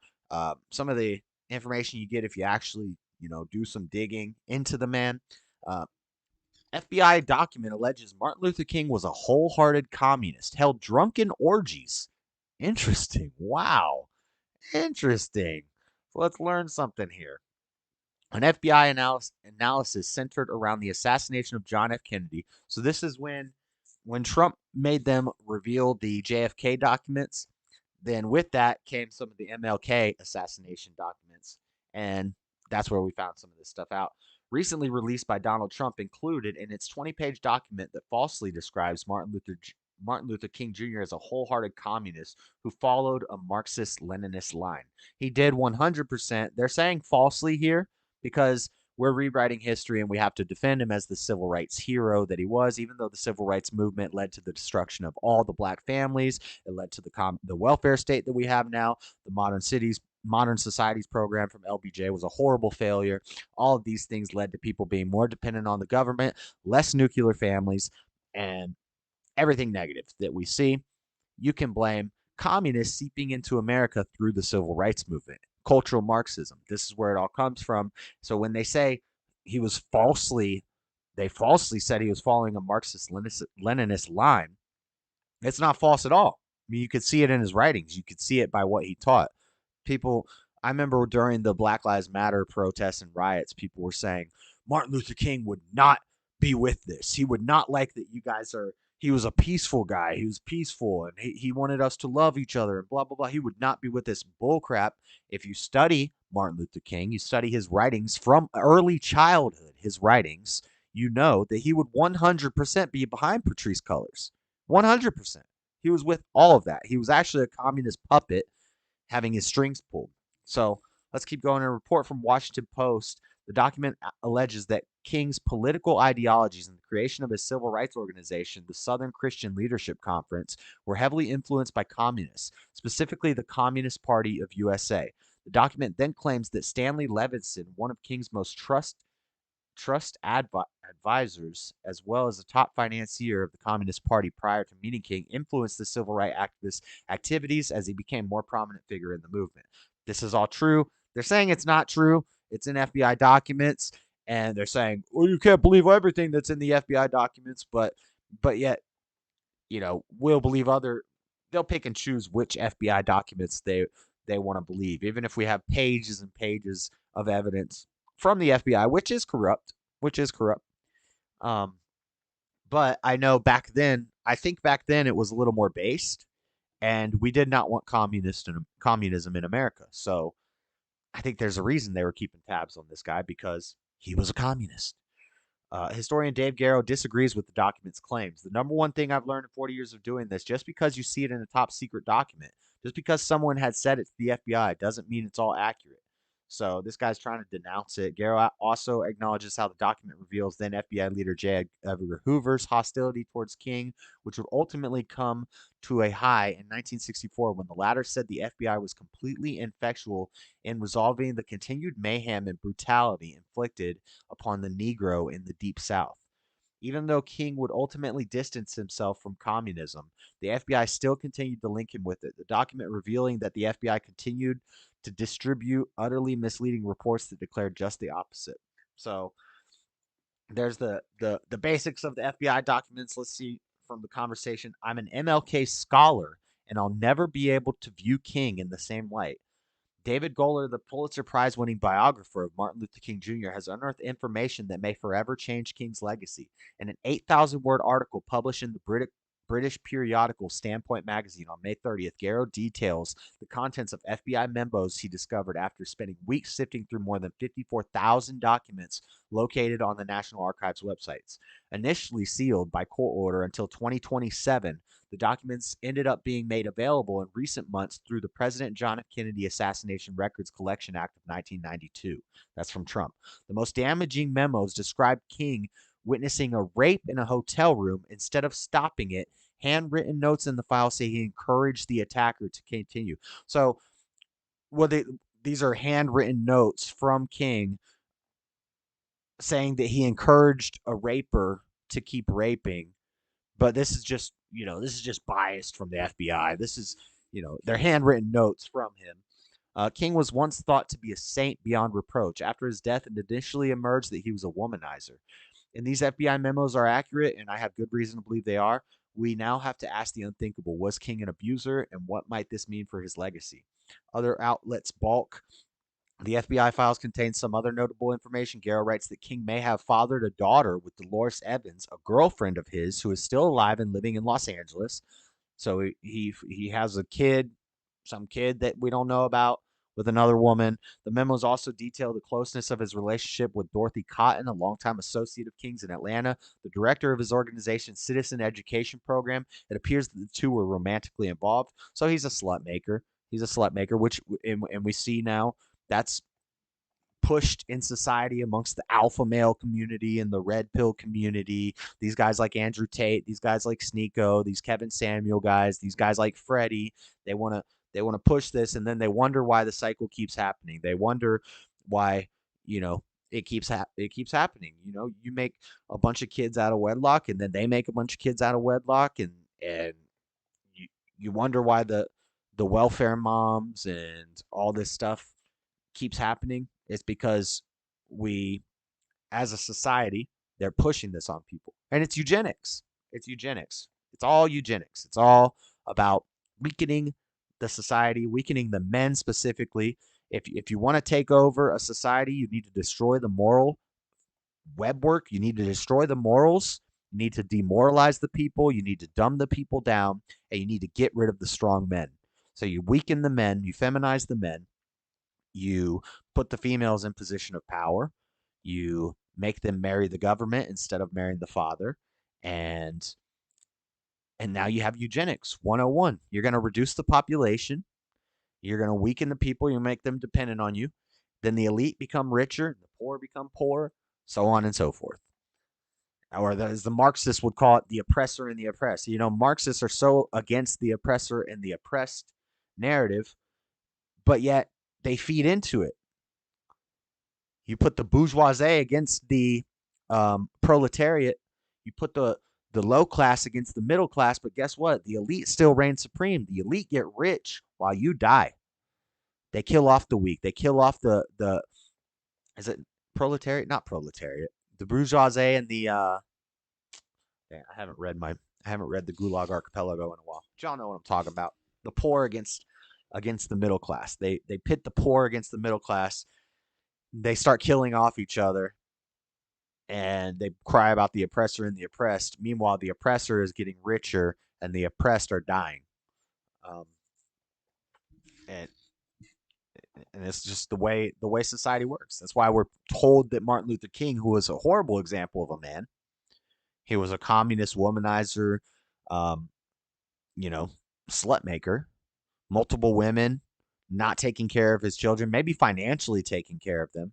But just because you're financially taking care of your children doesn't mean you're actually there for your kids. So he wasn't there for his kids. He kept them secret. He probably paid off the woman to keep the kids secret. Don't take this to court. So Cowboys 31, Bucks 6. Oh man. And this guy is a hero. This guy is put forth as a hero. Garrow had taken his findings to other outlets, but each decided against publishing them. See, of course, The Guardian initially agreed to take the story, edited the piece, paid Garrow for his work, and then decided the story was too risky to run. So not only are articles coming out, hit piece articles about this guy saying this is false, don't believe it, but also that when he said, look, I got this work, I've done the research, they didn't want to take the story. Editors in the Atlanta Journal-Constitution said they didn't want to run the piece because they couldn't listen to the actual recordings the documents were based on.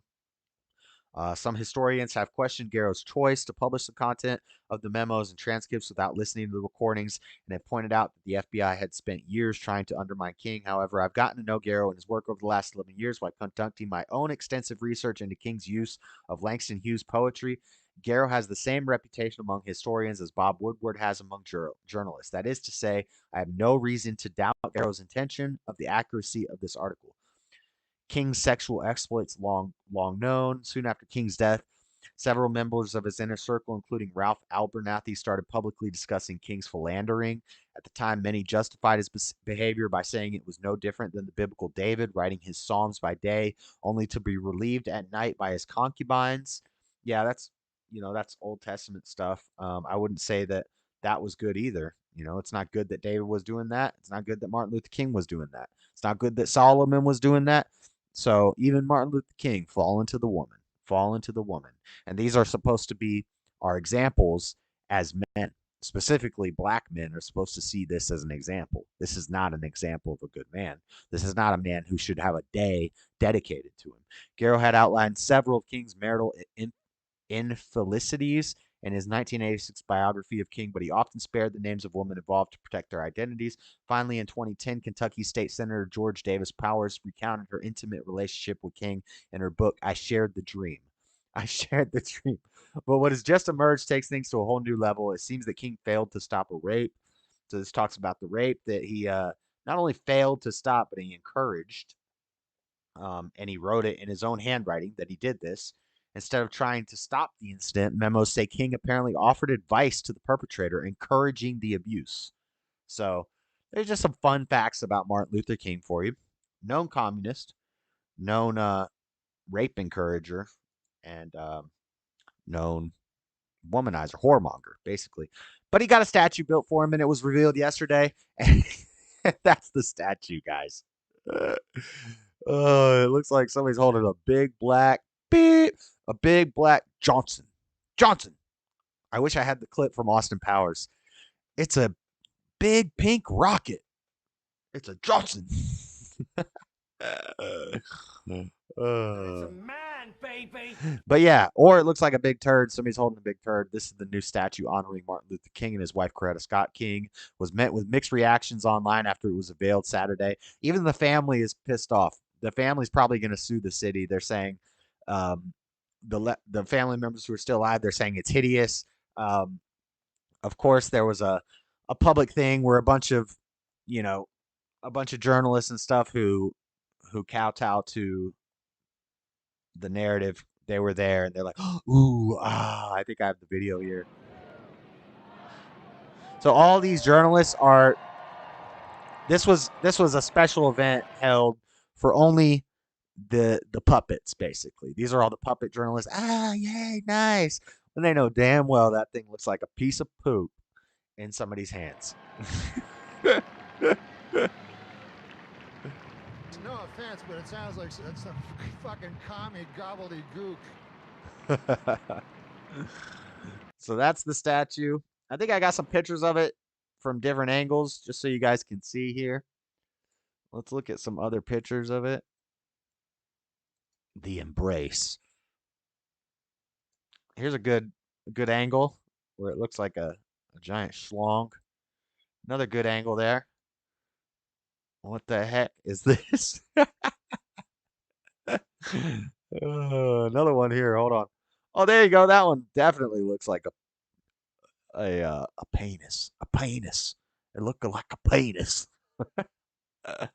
Here's one more. Oh my lord! What is this? What is that? 20 foot tall. You can walk underneath it and get a good view of the. This is dedicated to Martin Luther King. The embrace. The embrace. Dun dun dun. And I didn't save the. Did I show all of them? Did I show this one? Here, there's one more to show the scene that it's originally from. This is what it's supposed to be resembling. I can't blow it up bigger, but can you guys see that? This is the MLK, Coretta Scott King. You know, he's hugging her. You can see how he's kind of keeping his distance because he knows he's sleeping like 3 other women. He has a child she doesn't know about, and he just watched a rape happen, and he encouraged it. So he's kind of keeping his distance when he hugs her. So, yep, that's the guy we're celebrating. That's who we celebrate every year for Martin Luther King Day. But we get days off work. It's a good capitalist holiday. Barbecue some burgers, barbecue some hot dogs, spend some money, get yourself some $12 dozen eggs, cook up a good meal. Based. There's a sculptor somewhere giggling uncontrollably. Yes, yes, yes. We all know what it looks like. You sickos and degenerates. And despite the fact that the middle of the city is a quiet place, so a place of both contemplation and joy simultaneously, he said. And so I think it's one of America's most miraculous pieces of public art. But yes, there's a lot of mixed reactions. The family's mad. Look at this. I mean, this guy's like, oh, what the? The family's upset. This should be interesting. You know, we tore down statues of Christopher Columbus and Robert E. Lee and George Washington to put up giant turds statues. Happy MLK Day. Happy MLK Day, guys. Let's go. All right. I'm playing this video. This is from a recent Trump's attorney speaking about January 6th stuff. Totally irrelevant to the show. Not related to anything we've really been talking about tonight. But it is an interesting clip. It's long. We're not going to watch the whole thing, but I'm going to play it while I take another quick break, and then I will come back and we'll wrap up the last hour of the show talking about eugenics. We've been talking about eugenics the whole show, but we're going to go deep into eugenics. But let's listen to this. Flora sent me this good little article. She's becoming a good correspondent, a good Guatemalan correspondent for the show. So let's play this clip. Denied any such opportunity. And it turns out there is significant reason to doubt the evidence. The House Imagine if someone did some digging, they would find some sort of satanic symbolism in that sculpture. I'm sure it's already there. They don't have heads. All right, y'all, I'm out. Good stuff. Take care. What was that, a groping statue? And this were a court of law. That's a man, baby. They would face sanctions from the judge. I don't raise this issue lightly. Rather, all right, listen to this, guys. Take one last break, and I will come back and finish the last hour of the show. Since we first saw the evidence here with you this week, we have reason to believe that the House managers created false representations of tweets, and the lack of due process means they're going to show some of the tweets that they're trying to use to convict Trump of stuff on January 6th. They're going to show how these tweets were doctored. The House managers, proud of their they don't have the right dates. They're not even made from the same accounts that they claim. Just watch. In one of those, Manager Raskin is seen here at his desk reviewing 2 tweets side by side. The image on his screen claims to show that President Trump had retweeted one of those tweets. Now, members of the Senate, let's look closely at this screen, because obviously Manager Raskin considered it important enough that he invited the New York Times to watch him watching it. Now, what's wrong with this image? Actually, there are 3 things very wrong with it. Look at the date on the very bottom of the screen on Manager Raskin's computer screen when we zoom into the picture.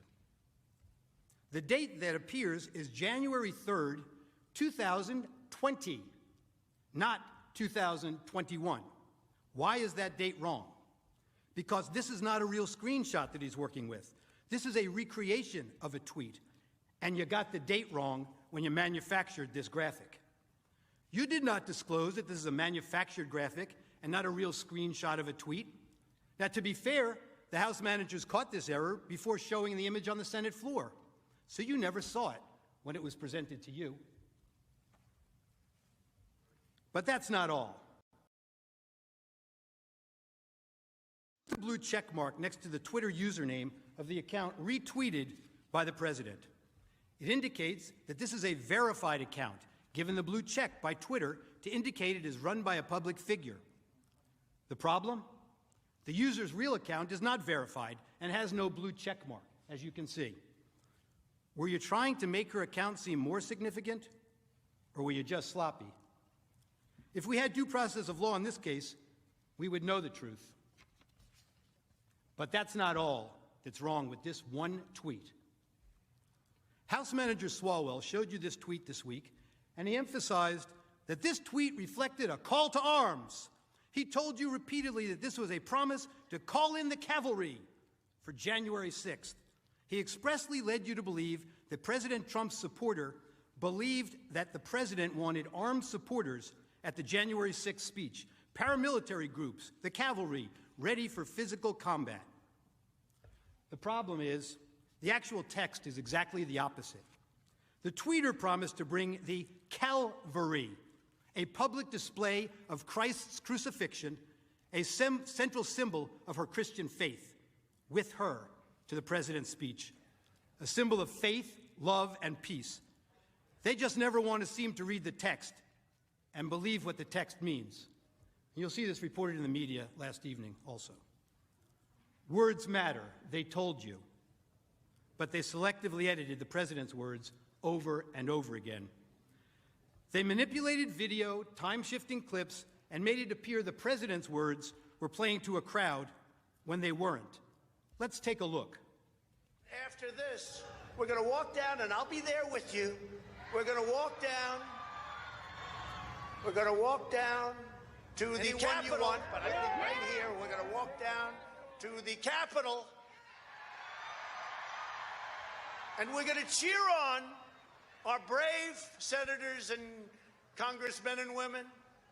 And we're probably not going to be cheering so much for some of them.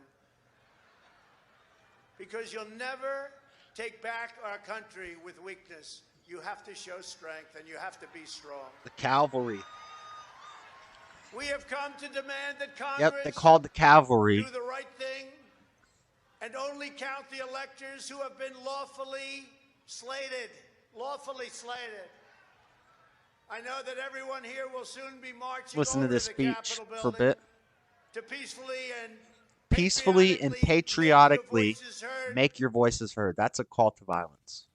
And we are going to walk down to the Capitol. They showed you that part. But when Why are we walking to the Capitol? Well, they cut that off. what's her name says, make a group around them and make a disturbance and create a scene. What was that? Not Condoleezza Rice. That black lady. What was her name? The Wicked Witch of the West. The Wicked Witch of the West with low IQ. Remember, who is that? What's her name? Why can't I think of her name right now? Anyway, and they were saying, if I see Trump, I'll punch him in the face. I'll take him out. Joe himself said, I would take him behind the gym and beat him. So those aren't calls to violence. When Manana says, sometimes I think about blowing up the White House, I disavow that, by the way, YouTube. I would never say something like that about the people's house. Check comedy in your Discord. Some of the latest memes are harsh. Maxine Waters, yeah. The Wicked Witch of the West with low IQ. Maxine Waters, same lady. You know what I meant. I don't know. Sometimes your memes are a little risque for the YouTube there, Real None Your Business. I closed the Discord. I'll check them out, and maybe I'll put them in the meme review next week. It's just harder for me to get memes from Discord because I just screenshot stuff on Facebook. And Discord is weird on my phone. Yes, Maxine Waters. Yes, that's the one. Beta. Merry Christmas. Happy Kwanzaa. Happy Hanukkah. All right. Let's move on to the last segment of the show. We've been talking about it the whole episode, the whole show today. We've been talking about eugenics. We've been talking about population control, Agenda 2030, Agenda 21, how they want to control the population. I'm going to start off with something, maybe a slightly controversial view. I think in the beginning, the eugenics movement had some good ideas behind it. I'll say that. I'll say that originally in the early 90s, when this eugenics movement started, the idea was that poor people, and this is the movie Idiocracy. This is the plot of the movie Idiocracy. If you've seen it, in the beginning, they explain how the smartest people. That movie is the beginning is all about eugenics. The smart people who the eugenics movement encouraged to have more kids. When I say smart, I mean they're successful. Maybe not smart, but yes, smart, strong, healthy, well well-to-do people, successful people were encouraged to have more kids, whereas people who weren't so well-to-do, poorer people, the lesser, quote unquote, according to the elites, the lesser people were encouraged not to have kids. So in the movie Idiocracy, all the dumb people are having all the kids and all the smart people aren't having any kids. And so society over generations decays and decays. And the idea of the eugenics movement in the beginning was to cull this. It was basically we don't think poor people. I mean, basically that's what it boiled down to. They didn't want poor people having a lot of kids. They wanted the rich people to have kids, but the rich people are too busy with their careers and their superficial, have a big house, have a lot of nice cars, have a bunch of money, have a good job, have a career, and just be a bot in the system, a cog in the wheel.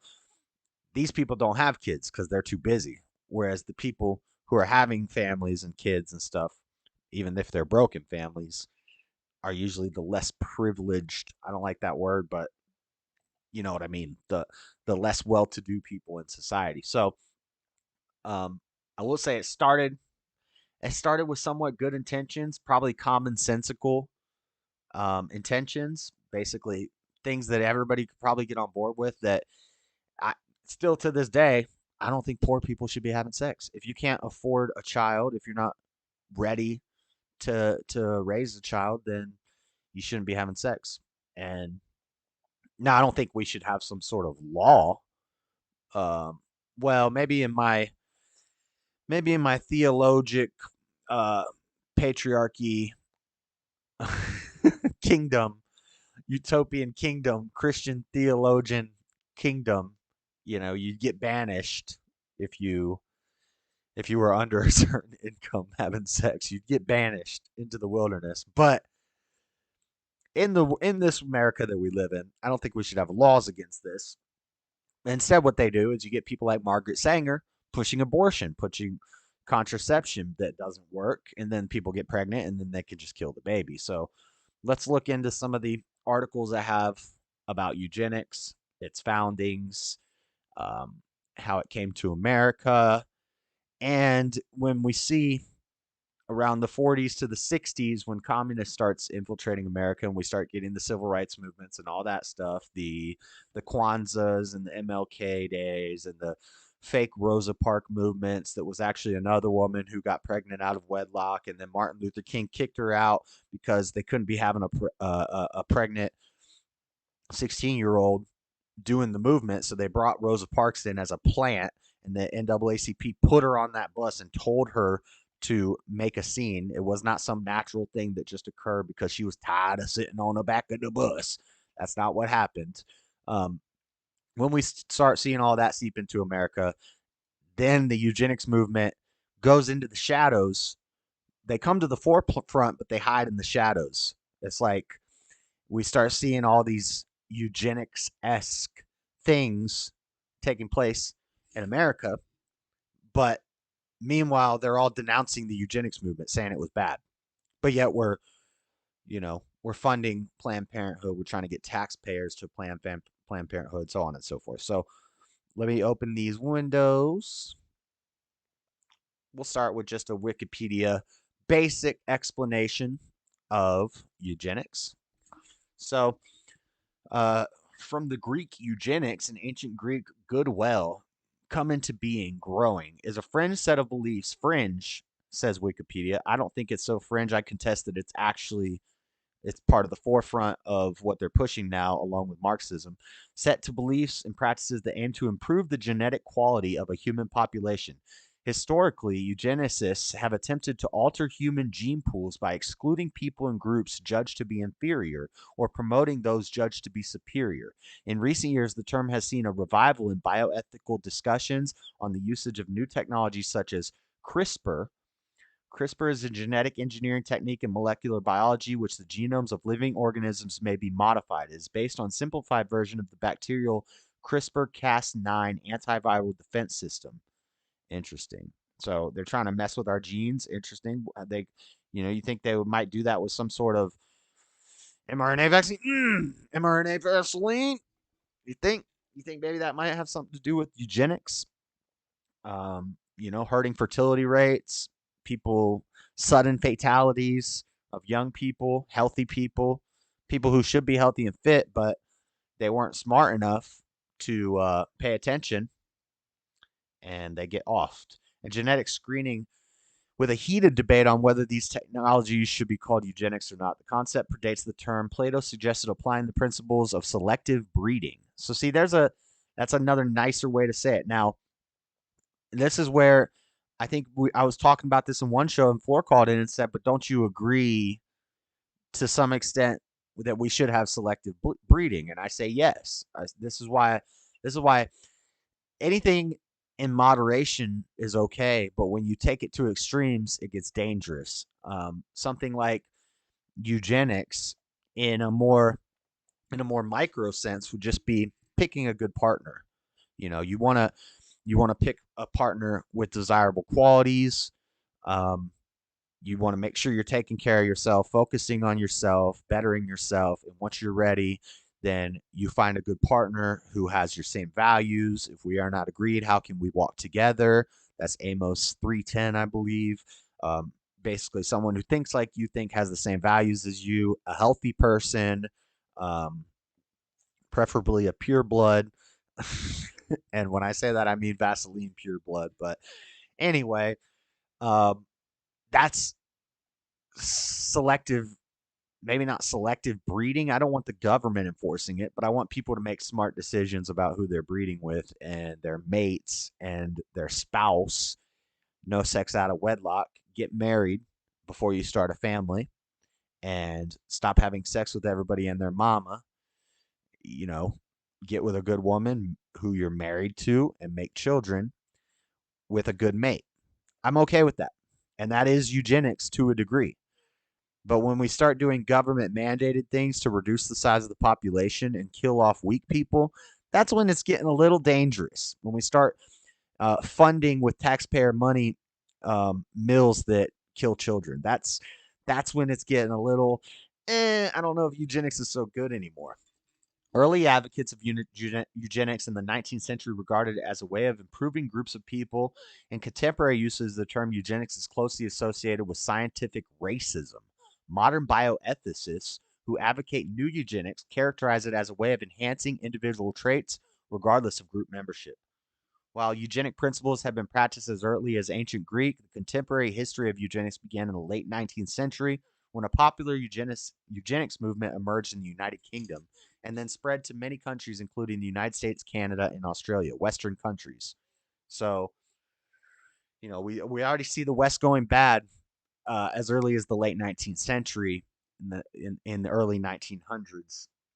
So, did I put 1990s in my post on Facebook? I think I put early 1990s. I meant 1900s if I put that in my Facebook post. Now I'm kind of wanting to check it. Modern bioethicists who advocate new I already read that.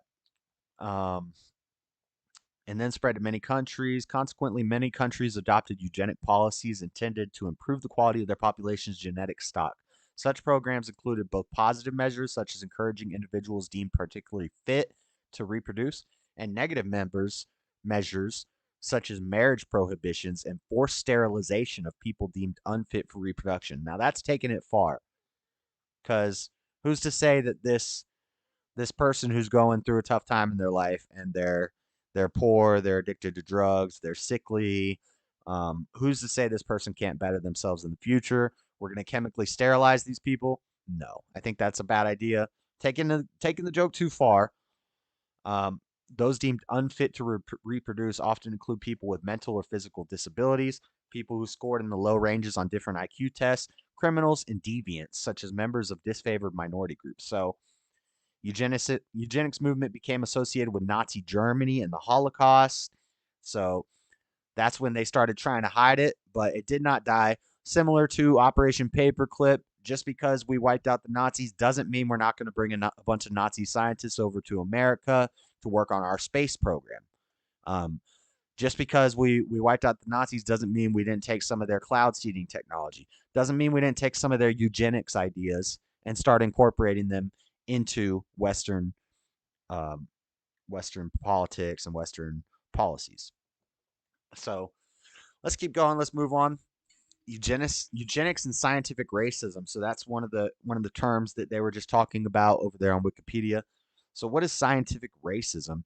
Scientifically inaccurate theory that humans can be improved through selective breeding of populations. Eugenicists believe in a prejudice and incorrect understanding of Mendelian genetics that claim abstract human qualities, e.g., intelligence and social behaviors, were inherited in simple fashion. Similarly, they believed complex disease and disorders were solely the outcome of genetic inheritance.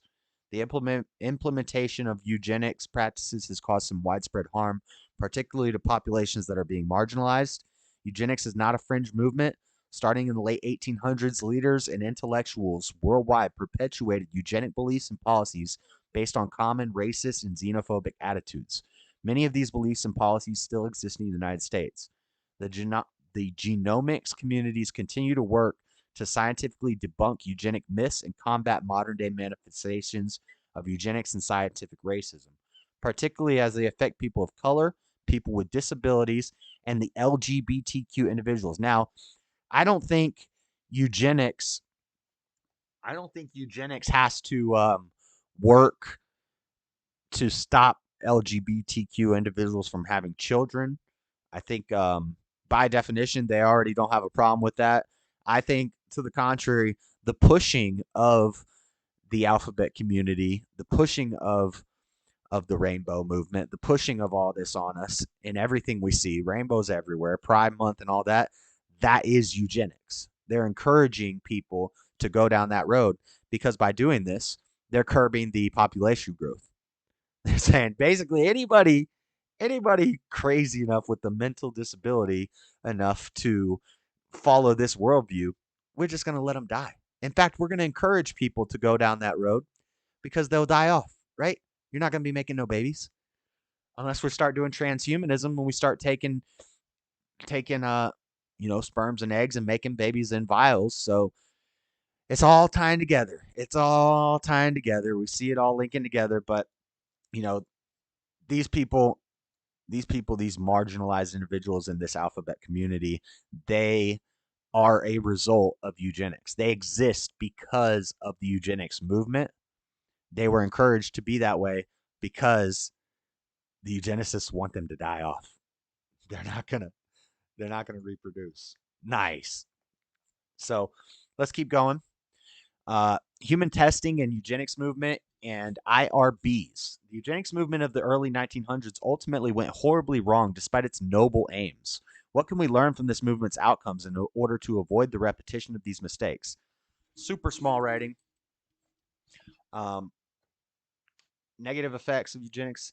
Let's look at the negative effects in the United States. Early geneticists, including Davenport, were eager to apply Mendel's principles to the inheritance of human traits with the intention of improving the quality of the human population by so it's just repeating a lot of things we said, just as animal breeders would do for their livestock. Again, this is the God complex. This is the elites think they're God and they want to be God. This is why they push the LGBTQ stuff too, is to avoid God's punishment. People have this proclivity to want to make themselves God. We talk about this all the time. And that's what eugenics is. It's just like how a farmer can raise his livestock and control the breeding of his livestock. The difference is the farmer is a human and the animals are animals. But the eugenics look at us as animals. We're all just animals. They're gods. These elites that are doing this stuff, they think of themselves as gods. They think of us as lowly animals.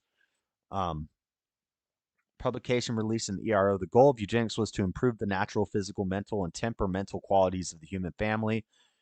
Regrettably, this sentiment manifested itself in a widespread effort to prevent individuals who were considered to be unfit from having children.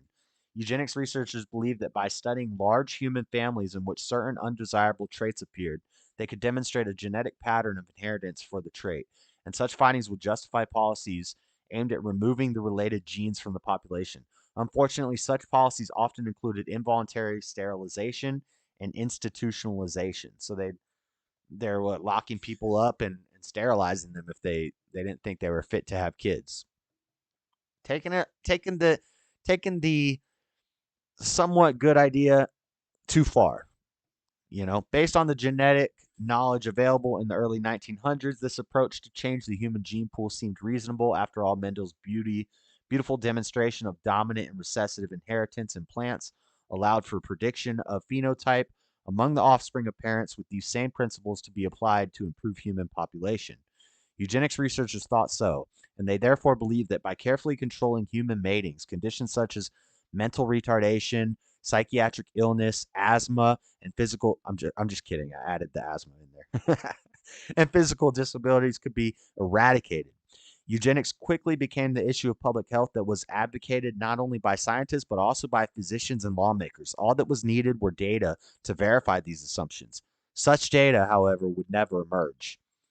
So, popular support grows from bad science. Studies showing the American prisons, psychiatric hospitals, and other charitable institutions commonly house people who are related to each other provided additional evidence for supporters of eugenics that mental illness, poverty, criminality, and other undesirable traits were hereditary. Where eugenicists calculated and publicized the cost of maintaining these supposedly genetic inferior. See, this is the problem. This is why I say I don't believe in genes, because they're onto something. It's like the original sin thing. Like they're onto something. It is passed down by the parents. These traits, they do come from your parents and how you were raised. I believe that. But it's not genetic. It's a spiritual thing. It's You are a result of the spirit of your mother and your father. This is your spirit. Until you find God and you're born of the spirit. But when you're born of the flesh, you are a result of your mother and your father. That's what you will be, and it's a spiritual thing. It's not a genetic thing. They're not turning out like their mom and their dad with quote unquote undesirable traits because of genetics. They're turning out that way, and this is the nature over nurture argument. It's not nature. It's not a natural thing that your genes pass on like this. This is actually a curse. It's a spiritual curse that you can overcome, and we can break that chain and we can stop it by forgiving our mother and our father for doing this to us and turning us away from God, and being born of the Spirit and coming back to God. We can overcome these situations, and we can break the chain and break the cycle. And you don't need eugenics. You don't need government influence to do it. You just need good, strong mothers and fathers. No man is good, but you need as close as you can get of God, parents of God. And you can fix this criminality. You can fix this psychiatric diseases and these physical ailments and all these things. They can all be fixed by spiritual means, not by physical means. The most infamous eugenics movement, by the 1930s, eugenics had been scientifically discredited in the United States due to the aforementioned difficulties in defining inherited characteristics, as well as poor sampling and statistical methods. In Germany, however, the eugenics movement was just gaining momentum. For instance, now, and see, this is the thing. Earlier, they were talking about how the Nazis like inspired the eugenics movement. It didn't start with the Nazis. It started in the UK and America and Australia and Canada in the early, like 1902 to 1920 is when it got big in the Western countries. Then Germany took it and went haywire with it in the 1940s. So but it wasn't started by Hitler, as they will lead you to believe. And this segment would be a great clip. Thank you, Stubborn.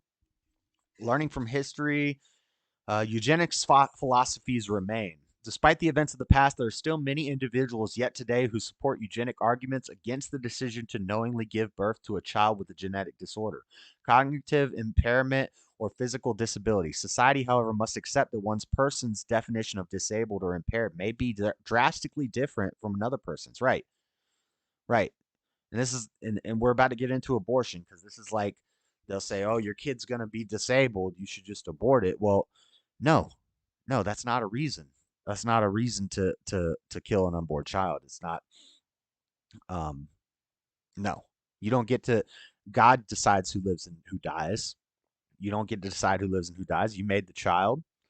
Um, you need to raise the child. So, of course, there are numerous other conditions that can be viewed as either disabling or empowering, depending on one's point of view. For example, bipolar disorder is a condition in which an individual alternates between periods of euphoric creativity and activity and periods of debilitating depression.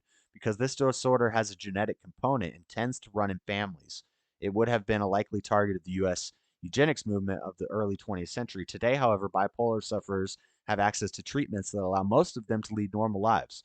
Furthermore, some people would argue that eliminating bipolar disorder as a disease would also mean eliminating a positive intellectual force in society.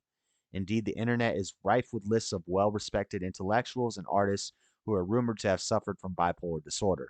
The decision to treat rather than eliminate bipolar disorder seems obvious when considering the societal contributions made by some of these individuals. So, that's just some interesting articles from this nature.com. Let's keep going. The Forgotten Lessons of the American Eugenics Movement. Carrie Buck was nobody you would have heard of. She was born in 1906 in Charlottesville, Virginia. Soon afterward, her father either abandoned the family or died. There's no reliable record. Let's go to here so you guys can read this with me. As a toddler, Carrie was taken in with the approval of municipal court by a well-to-do couple, John and Alice Dobbs, who asked to become her foster parents after seeing Emma on the street. After which they pulled her out of school. She could do housework full time. Discovered to be At 17, she was discovered to be pregnant. She later said that she'd been raped by Alice Dobbs' nephew. At which point her guardians moved to have her declared mentally deficient.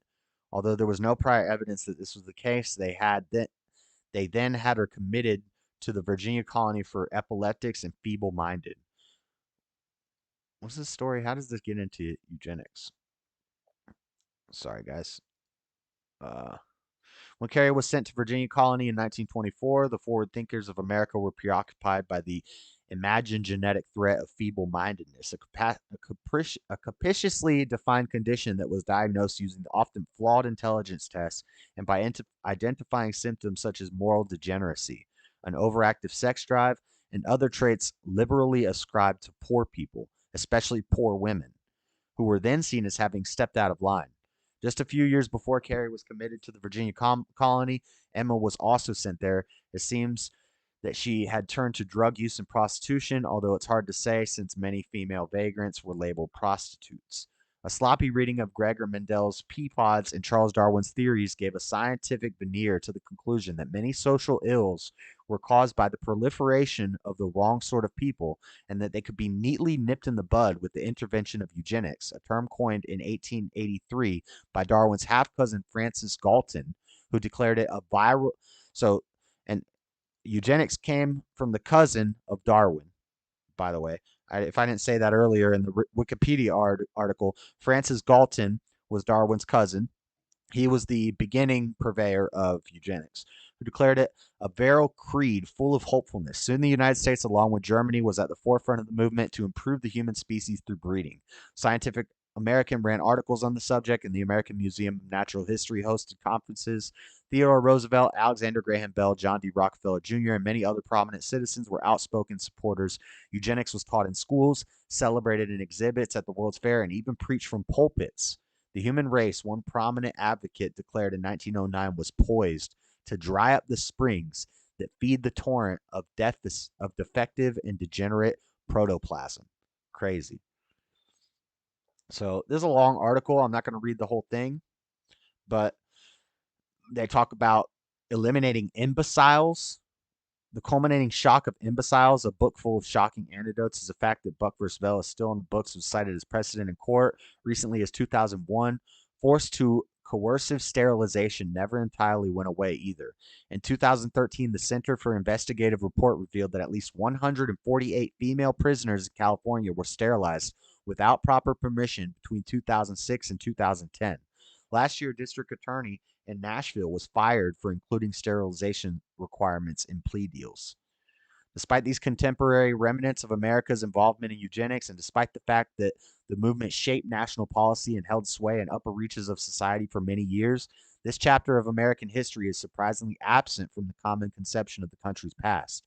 It's not that it has been ignored by historians or journalists. The New Yorker ran a lengthy 4-part series on eugenics in 1984, and a number of books have been published on the topic.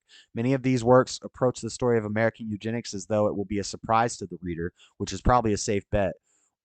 Of the 2 other books on Buck vs. Bell that have appeared in the past 10 years, one has the subtitle The Secret History of Forced Sterilization and America's Quest for Racial Purity, while the other ends by noting that the history of eugenics in the U.S. is often forgotten. Cohen, too, writes that Buck vs. Bell is little remembered today, yet it seems that the collective forgetfulness is not a matter of some well-informed remaining untapped, but of our inability or unwillingness to soak up what is drawn out of it. So this is talking about a public court case, Buck vs. Bell, relating to this. 32 states passed eugenic sterilization laws during the 20th century, and between 60 and 70,000 people were sterilized under them. The rhetoric of the movement toned down after the U.S. went to war with Germany. Yeah, because Germany was doing it. America was doing it first. And when they went to Germany, most American eugenicists abandoned their explicit praise of the Nazi project.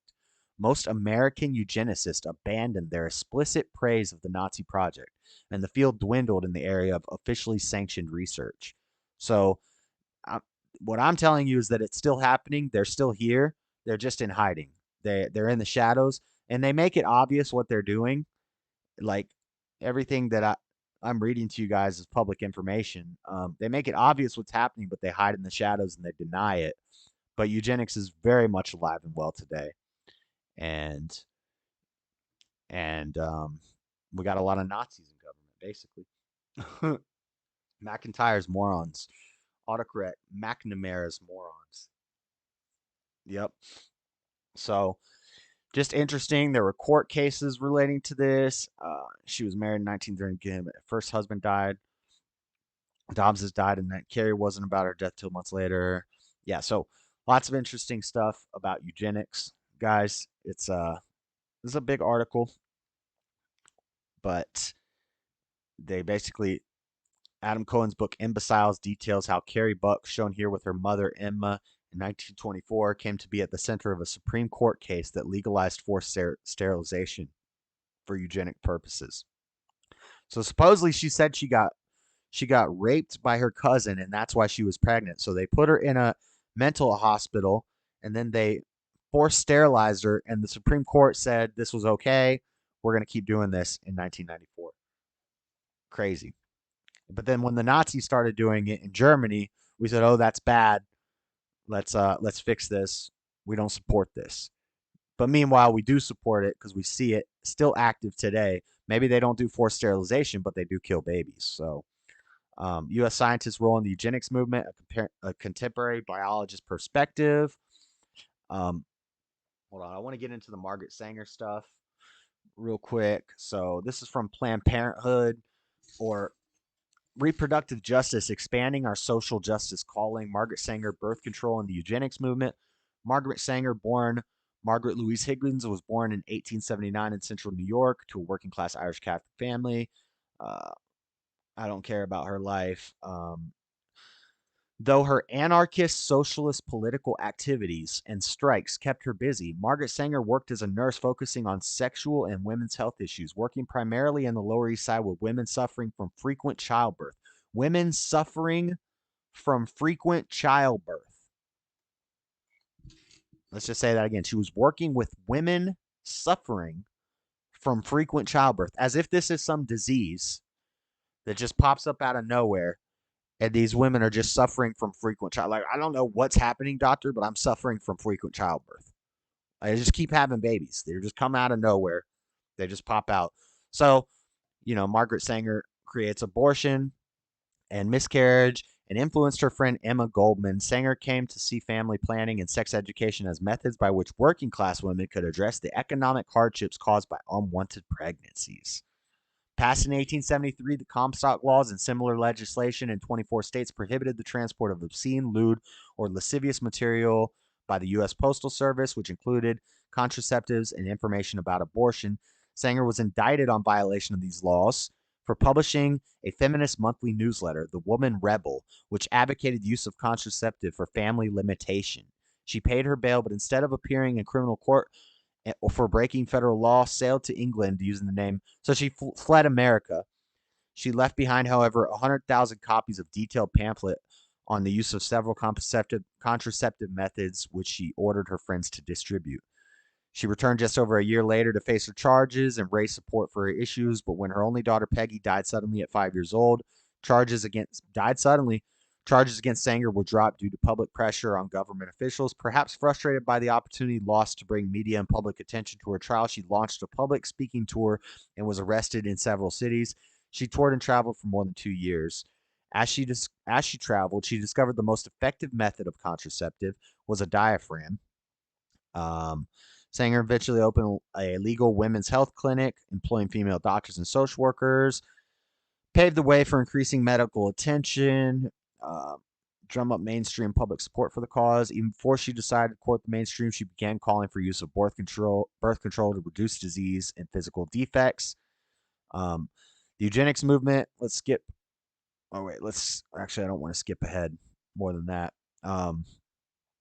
The American eugenics movement was a clear target because members' interests in population control and family planning for the less fit populations, which were identified based on class or race.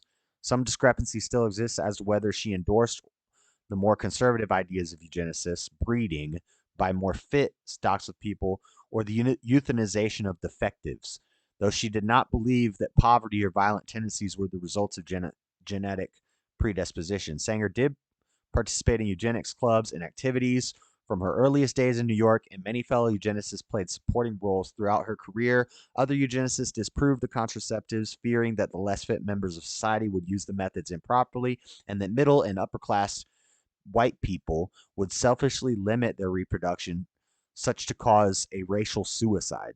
The eugenics movement was initially catalyzed by the late 1870s. The idea came poverty and disease were genetically inherited, and therefore that a rapidly reproducing underclass was responsible for modern public difficulties. 5 years after Margaret Sanger opened her first legal birth control clinic, the eugenics movement in the United States reached its peak in power in the Supreme Court Buck versus Bell,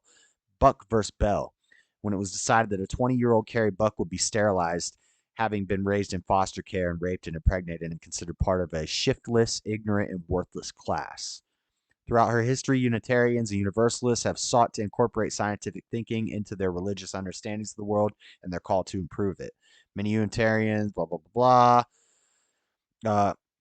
Last page. By the late 1920s and early 1930s, Sanger's movement had turned its attention to advocacy for federal exceptions to the Comstock laws for physicians, and from the feminist sex positive attitudes of Sanger herself to more mainstream. So sex positive, have a lot of sex, but don't deal with the responsibilities. You can kill the kid. You got birth control.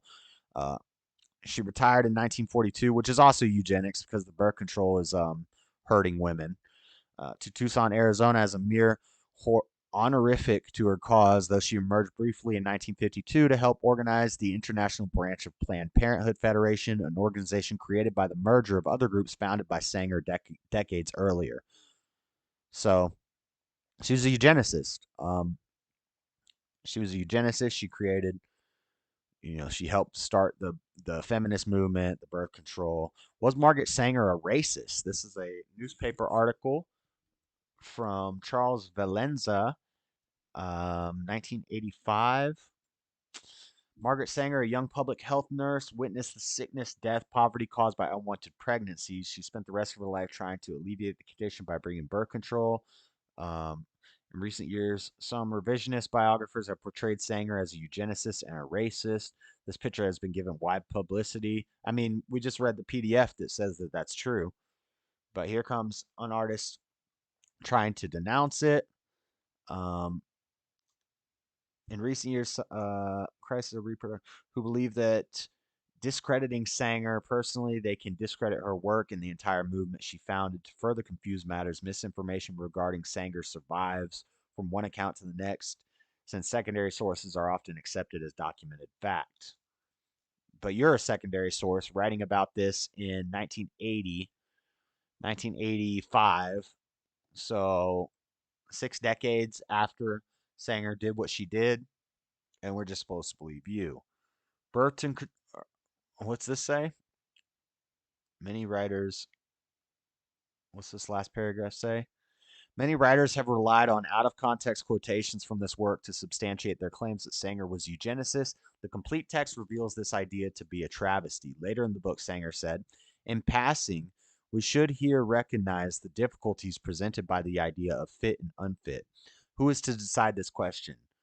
The grosser, the more obvious. The undeniably feeble minded should, indeed, not only be discouraged, but prevented from propagating their kind. But among writings of the representative eugenicists, one cannot ignore the distinct middle class bias that prevails. A slogan of Sanger's birth control to create a race of thoroughbreds that is purportedly to be another expression of her eugenicist rhetoric also has its origins in Pivot to Civilization. It is actually borrowed from Dr. Edward Kemp, whom she quoted, society must make life worth living, and the refining of the individual by conditioning him to love and to seek the love object in a manner that reflects constructive effect upon his fellow man, and by giving him suitable opportunities. The virility of the... So this author's trying to defend her. It's kind of like a 1985 fact check, but it's just like the fact checks we have today, where final score 31-14, nice. In Vietnam, they put a bunch of low IQ soldiers in a single unit and let them die off. They died at like 400% the normal rate for soldiers at the time. Wow. Yeah, so this author is trying to defend her. This is in the 80s. And he's blaming that, saying they're revisionist history. The people who are like taking her writings and the people who were alive when she was alive and writing about what she did, he says they're revisionist historians, but he's not a revisionist historian, even though he's 60 years later, and he's retroactively fact checking things and basically saying, this is false, here's why it's true. Which is what they do. It's so common now. I see it everywhere. So that's Scientific interesting. theories can have an influence on society. I got a little video. We'll skip through it a little bit. 26-minute video. We're not going to watch this whole video, but yeah, U.S. scientists' role in the eugenics movement, 1907 to 1935, a contemporary biologist's perspective. In this special issue, let's see, it's important to appreciate that within the U.S. and European scientific communities, these ideas were not fringe, but widely held and taught in universities. The report of the eugenics meeting was a lead story in the journal Science of October 7, 1921, and this opening address was published in its entirety, beginning in the first page of the issue. To understand why eugenics, and let me read the opening. In the U.S., we are slowly waking to the consciousness that education and environment do not fundamentally alter racial values. We are engaged in a serious struggle to maintain our historic Republican institutions through barring the entrance of those unfit to share in the duties and responsibilities of our well-founded government. I mean, that sounds kind of based. Just saying.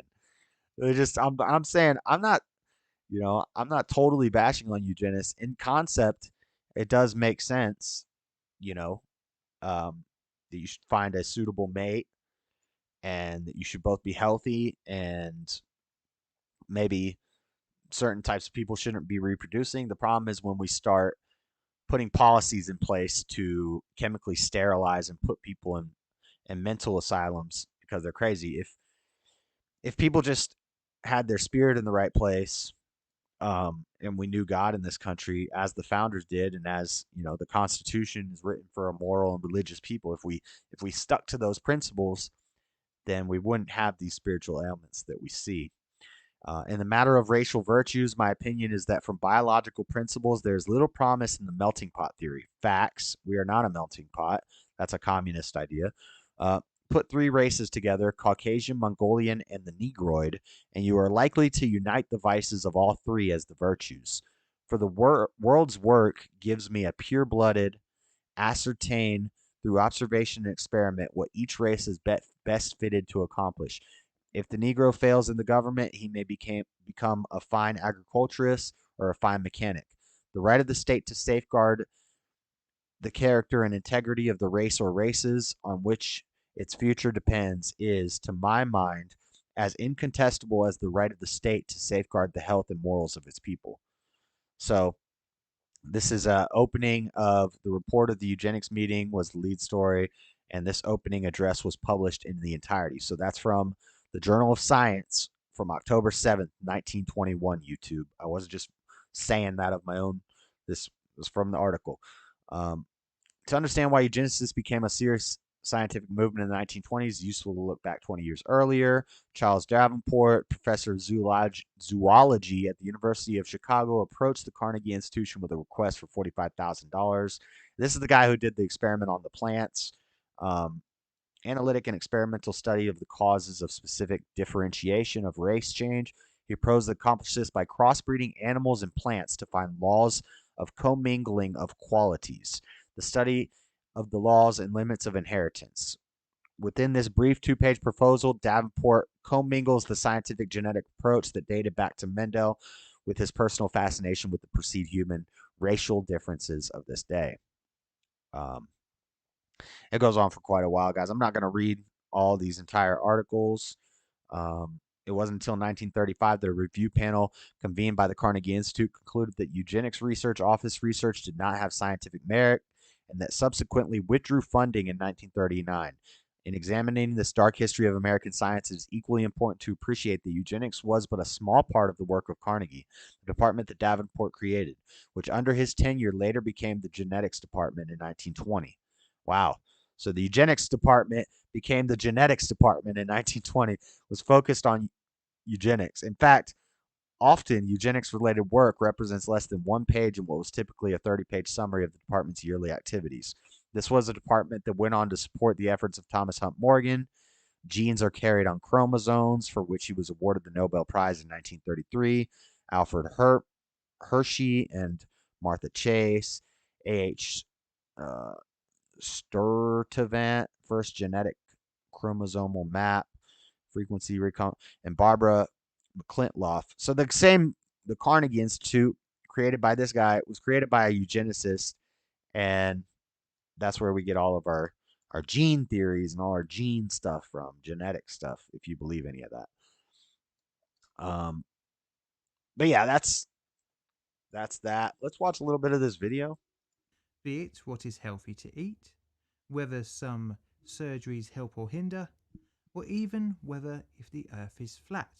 What? The theory does not need to be proven right, as even an idea on shaky ground can influence others' actions.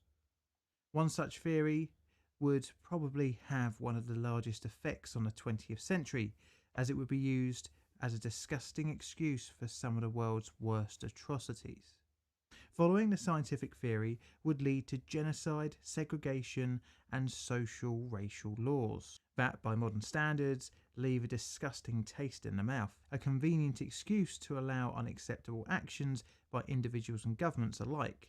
And even in contemporary times, the subject filters its way into son normal, daughter mentally society. defective. It has mostly been see that image? Filters its way. Daughter mentally defective, not married.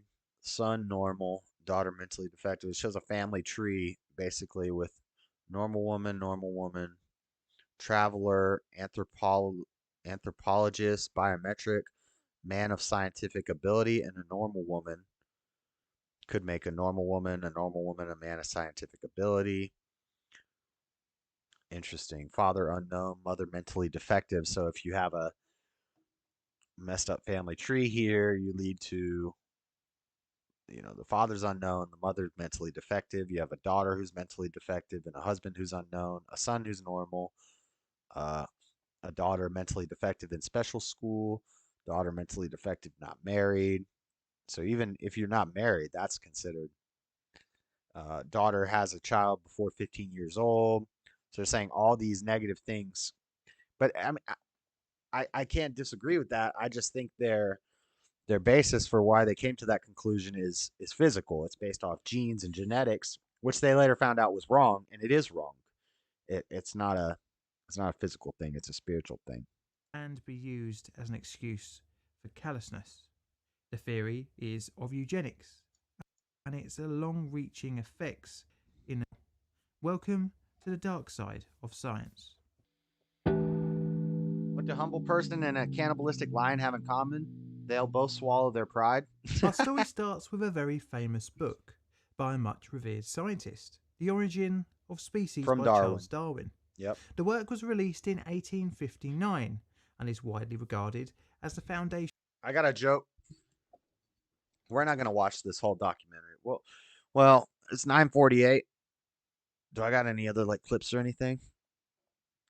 No more clips, no more memes. We'll watch this for a little while, but I got a joke since we were talking about the JFK files being released. I was watching Joe Rogan talking to some guy about the JFK thing, and this guy made a good joke. It was pretty funny. So, hold on, let me go to this big screen. So, the joke is this guy dies, and he's at the gates of heaven, and God is there, and God says, "Before you go into heaven, I'll answer one question for you. I have all the limitless, infinite knowledge of the whole world, the whole history, everything. Anything you want to know, I'll give you the true, honest answer for sure." First question that pops to the guy's head: God, who killed JFK? And God says it was Lee Harvey Oswald acting alone in the book depository. And the guy says, "Man, this goes higher up than I even thought." Man, this goes higher up than I could have imagined. Even God's in on it. All right, let's keep watching this little documentary. Of evolutionary biology. The new field of research would, over the next few decades, split into many different disciplines as evolution became more widely accepted. Many scientists looked to develop Darwin's ideas. One such person was one of his own cousins, from research variation in human development. He started to look at different aspects of human variation, covering anything from mental ability to height, and from facial images to fingerprint patterns. Huh. Galton so they could control your Darwin's fingerprint theory of patterns through evolution eugenics? with a concept of heredity to develop his new idea. The concept of genes came from Gregor Mendel's when Here we go. in 1865 Gregor the Mendel, a eugenicist. Friends with Galton, the cousin of Darwin. So I don't believe in evolution. Same way I don't believe in genes or DNA. I don't think it's real. basic laws of heredity were discovered. His experiments with peas showed that each physical trait was the result of a combination of two units and could be passed from one generation to another. Galton, upon discovering the obvious variations across human population, wanted to see if defects or attributes are hereditary, passed from parent to child. For this work, a monumental amount of data was needed to be able to correlate any characteristic. You like that one, stubborn one? That was a good one. This would lead to his 1869 book, Hereditary Genius, an inquiry into its laws and consequences. So this is from Hereditary Genius from Galton looked into who he described as successful men in a given profession. He surmised that their sons were more likely to achieve such eminence themselves than if they were not closely related to eminent individuals. Basically saying that successful people have successful children. From this, Galton theorized that it was evidence for genetic transmission of human intelligence. High-achieving parents, high-achieving offspring. And that's true.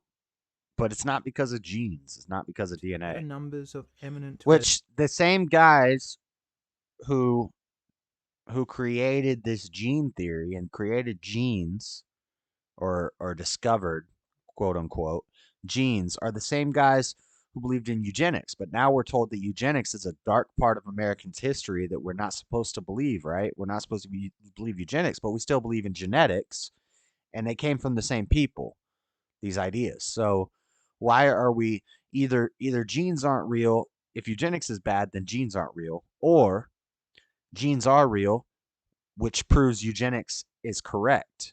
And why would this be considered harmful to chemically sterilize people? Why would something like, and I got to be careful how I say this, why would something like what happened in Germany in the 40s be a bad thing if we're to believe the same scientists who came up with genes and DNA and genetics. The same scientists who started all that were the same scientists who supported eugenics. So we still believe in genes and DNA, but why is the eugenics bad? It's not consistent. Relatives dropped off when going from first degree to the second degree relatives, and from second degree Sterilized to the Freddy. third. The book gained praise from his peers, Too late. including his cousin Darwin. But the work had Backed limited by appeal Darwin. outside of the scientific community. He thought that the most desirable traits in humans were transmitted through heredity, and thus thought that selective breeding could achieve improvement of the race, where high-achieving children be nurtured and given a good education, and once old enough, encouraged to marry with another high-achieving partner. He also stated where the better sort of immigrants and refugees from other lands were invited and welcomed, and their descendants naturalized. Only the best ones. As for the lower achieving people, Whoa. Where marriage was held in as high honor as in ancient Jewish times, where pride of race was encouraged. Of course, I do not refer to the nonsensical sentiment of the present day that goes under that name. Pride of race, where the weak could find a welcome and refuge in celibate monasteries or sisterhoods. And lastly, where the weak could find a welcome and refuge in celibate monasteries or sisterhoods, so that they're going to push the weak people, make the weak people be nuns and monks. And lastly, where the better sort of immigrants and refugees from other lands were invited and welcomed, and their descendants naturalized. he stated that less desirable people could find a welcome and refuge in celibate monasteries or sisterhoods. This would become a theme for later eugenicists. So, Next, Galton yes. looked So into it started finding out as, we're going to put these people that we find undesirable or unfit, they're going to be in groups, celibate groups. But eventually they started taking this idea a little too far and building crazy houses, mental houses, or, and then they would lock these people up and sterilize them chemically in these basically insane asylums.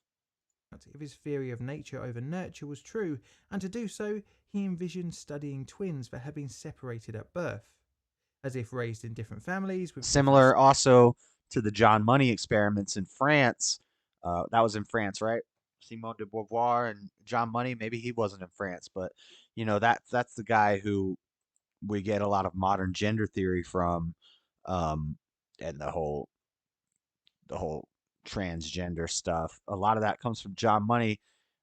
Even though, and they like praise this guy, even though he did this experiment on twins, where he took twins, they're both the same gender, and they changed the gender of one of them, and they both ended up killing themselves. So, excellent experiment there, John Money, and he's a hero in that community. Social and economic backgrounds, would this affect the intelligence of each sibling? We're getting banned tonight, guys. We're getting banned on YouTube. 1875 paper, The History of Twins, in which he used to test his nature over nurture hypothesis. His next book would coin the actual term eugenics, although this was his first use of the word. As seen in Hereditary Genius, Galton had already been developing its main tenets, but had yet to name it. His book, Inquiries into Human Faculty and Its Development, would first use the term eugenics, which opened up saying, "This book's intention is to touch on various topics, more or less connected with that of a cultivation of race, or as we might call it, eugenics. A cultivation of to present race. the results of several of my own separate investigations." He devised a plan that would give marks for a person's preferable family traits, and as such, that society should reward early marriage between families of high rank via provision of monetary incentives. Society should encourage marriages between members of high rank by financial incentives. So society would basically, and we kind of see this in Hungary. Hungary is encouraging, and a lot of our politicians and the Democrats here in America are saying that this is racist and this is evil and blah, blah, blah, blah, blah. Hungary is encouraging white people to move there and have children.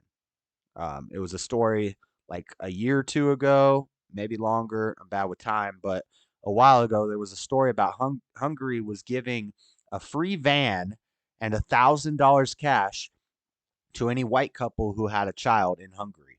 If you move to, so I was joking about it on Facebook, posted saying, does any white woman want to move with me to Hungary so we could get a free van? This is when I lived in my van, or I wanted to live in a van. I was all about the van life stuff. I was like, man, I can get a free van and $1,000 and go live in Hungary with a white woman and make babies. Let's go. But unfortunately, we didn't have any suitors, and I still live in America, and I don't have a van. I have a work van. In his book, he pointed out the tendency of British high society of late marriages between eminent people, Klaus which Eggman loves resulted this stuff. in less of an average physical size of their children. Galton did not suggest any particular selection. Yeah, they love this stuff, but you're not allowed to talk about how they love it. You're not supposed to be, I'm not supposed to be putting all this out there. Klaus Schwab's going to be calling up Sue. He's going to be calling up Sue. Mama Sue. He's going to call her up. But instead hoped that society would naturally favour breeding Alphabet desirable couples group with the help of financial incentives. He would flesh out his term definition in his 1908 book, Memories of My Life, stating that the official definition of eugenics as the study of agencies under social control that may improve or impair the racial qualities of future generations, either physically or mentally. The field still focused on selective breeding, much like with animals, through the means of financial encouragement. These ideas did not particularly take off in Galton's native UK, but they did in other parts of the world, most notably in the United States and the early stages of the 20th century. But before we look across the pond, let's summarise Galton's idea. It is split into two parts, positive and negative eugenics. The former being the promotion of good traits might call through into your show. encouragement of Yeah. high-achieving individuals The World having Economic children, Forum and thinks the you're latter their pal. being discouraging Yeah, they're people going to be like, with this guy's undesirable promoting traits, eugenics. such as Let's mental go. illnesses or any other handicap from having children. I'm The second form of the theory. I'm not totally against. Now I'm going to talk like a intellectual liberal, but I'm against macro eugenics. I'm not against micro eugenics. Micro eugenics is just common sense, you know.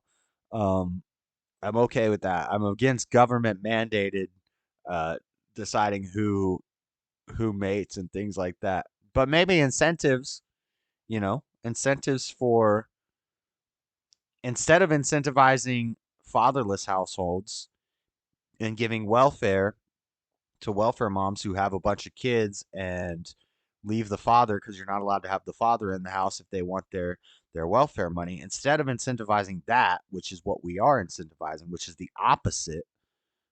It's like we went from one extreme to another. They came up with this idea, and it had some merit. It had some merit to it, but they took it too far one way, and then the correction was to go the whole communist opposite direction the other way. So we used to incentivize good relationships and families and things, but then it went to, we're gonna lock up the people in insane asylums and sterilize them if they're bad families. So we went too extreme with it, right? And then to correct it, we go the total opposite direction. Now we're going to encourage the poor people to have more children. If you want more money from the government, if you want more housing, if you want more food stamps, if you want more WIC, if you want more this, if you want more that, you need to have more kids, and you need to not have a father present. So they encouraged the total opposite of the eugenics movement, and it's like they overcorrected. And when you overcorrect, you roll and you go flipping out of control. And that's what's happened. Claimed justification for multiple human rights issues and ultimately genocide. Now let's look at the propagation of the field in the early 20th century. ECVO started as my college project. And 3, 2, 1, ad is over. Why was there a handicapped person in that chair? Earlier, Mendel's law. By the late 1800s, Pflanzenzybereiden. largely lost. That's not an English word. However, in the 1890s, botanist Hugo de Vere. Guys, hit the like button. Make sure you hit the like button. We got 24 likes, only 7 viewers. I think this is probably our least viewed Well, we have 99 views so far, but we only have 4 viewers. I haven't seen us jump up to more than like 9 viewers this whole show, so could be because of the content that I'm talking about, or I don't know, maybe some people are bored of the Dreaded Conservative. I don't really care. I'm going to keep doing the show every Monday night, kicking the week off right. So share it out to friends. Make sure you hit the like button. Who said my name? We're talking about you should be chemically sterilized, Freddie. I'm kidding. That's a joke. And Carl Corenz, simultaneously and apparently unaware of each other, rediscovered hereditary, which in turn independently verified Mendel's theory almost 40 years earlier, leading to the rediscovery of Mendel's paper in 1900. From last night, this brings into the picture William Bateson. Sometimes Monday hits hard. That's why I do the show on Monday, man. We got to kick the week off right. I know we had a weekend, but it's a holiday. It is Martin Luther King Commie Rapist Encourager Day. So, shadow banning, yeah, possibly RB. So it's a holiday, but if you had to work for today, you had a rough week. I know Mondays can be rough, so that's why we always kick the week off right on Monday night. He set out to further the study of heredity, and in 1894, in unawareness of Mendel's work, released his book, Materials. We got 12 minutes left of this, so we might as well just watch it. Bateson, Skip through it a little upon the bit. rediscovery of Poll. Mendel's Should we work, sterilize started Freddie? to Yes or no? popularise the concept I of don't know if I Mendelian can do that inheritance, poll on even on coining the YouTube. term genetics in the early 1900s. So eugenics became genetics from the same people who started and purveyed the main purveyors of eugenics, of the eugenics movement in the early 1900s up until the 1920s, became genetics. The same Carnegie Institute that started the eugenics movement became the genetics institute that we know today. Now that was a slight diversion, but it does play into eugenics and its importation into the US. Charles Davenport was a prominent biologist in the late 19th century. Throughout his studies, he gained a respect for Galton and his theories on encouraging the British elite to reproduce more. After the rediscovery and subsequent promotion of Mendelian inheritance, Davenport would seek to put these new discoveries into practice. Davenport was not the only one to embrace eugenics. Stanford president David Starr Jordan originated the notion of race and blood in his 1902 racial epistle, Blood of a Nation, in which the university scholar declared, See, I'd like to read all these. I'd like to get a hold of these and read all of these books. Passed through the blood. I still need to read Darwin's books. Davenport became There's a whole bunch of books I need to read. Cold Spring Harbor Laboratory. From there, he began a series of investigations into human mental and personality traits. I have not read that Origin, have been inherited. 6 Origin years of after working Species at Spring or Harbor, Davenport started the Eugenics Record Office, a research institute that collected the Eugenics Record Office. Nowadays, we have Ancestry and 23andMe. It began as the Eugenics Records Office, and it's interesting that the Mormons who do posthumous baptisms to convert people to Mormonism and the White and Delightsome group started Ancestry and 23andMe, which is another genetic record-keeping vault that they have here in Utah. It's a giant vault in the mountains. We've talked about this in a show before, where they keep genetic records for people, and it's the reason the Mormons do it is so they can posthumously baptize the entire race of people. But they were big on the eugenics stuff too. Social information. Pre-eugenics, they were big on eugenics. They talked about White and Delightsome. Here's a book for you, Grand Chessboard by Zygmunt. What's it about? The American population. Darwin is wild and oddly hypocritical. For eugenics and human hereditary research. Yeah. What was dark about the I think ERO even Darwin was knew that he was family wrong. pedigrees were recorded, and it provided training for eugenics field workers who were sent to analyse individuals in various institutions, such as mental hospitals and orphanage institutions across the United States. Mental hospitals and orphanages. So what started out as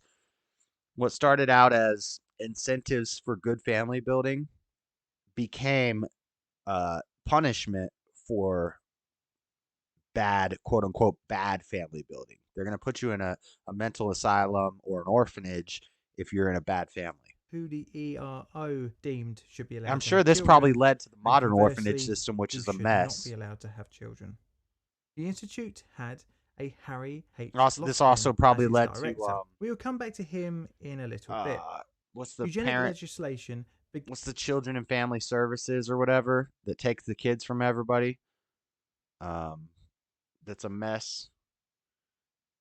The Children Services CSA or so. Y'all know what I'm talking about. He roasts Klaus Schwab. Grand Chessboard. He roasts Klaus Schwab. I need to read Klaus Schwab's book too. I almost like reading oppositional books more to my views and I like reading I like reading the Communist Manifesto, or I like reading things that I disagree with almost more than things I agree with. Because things I agree with, a lot of the stuff is I'm just going to be reading what I already know. Where I like to read, like, I'm still reading the Quran. It's only 350 pages. I should be able to get through it quick, but child protection services, yes, RB, and the orphanage system. I'm sure a lot of that had its roots. Maybe, don't know for sure, so I shouldn't say I'm sure of, but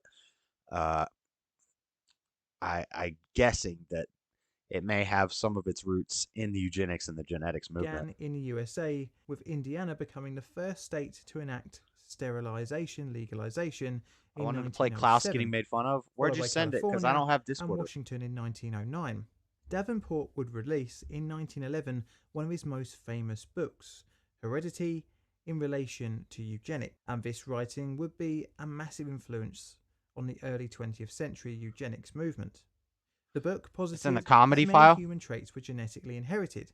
My hobby is trains. You mean locomotives, right? You mean locomotives, right? For desirable traits to improve the human race. This one time at Police Academy, I stuck half the department in my that American it was used Pie. as a text for medical schools.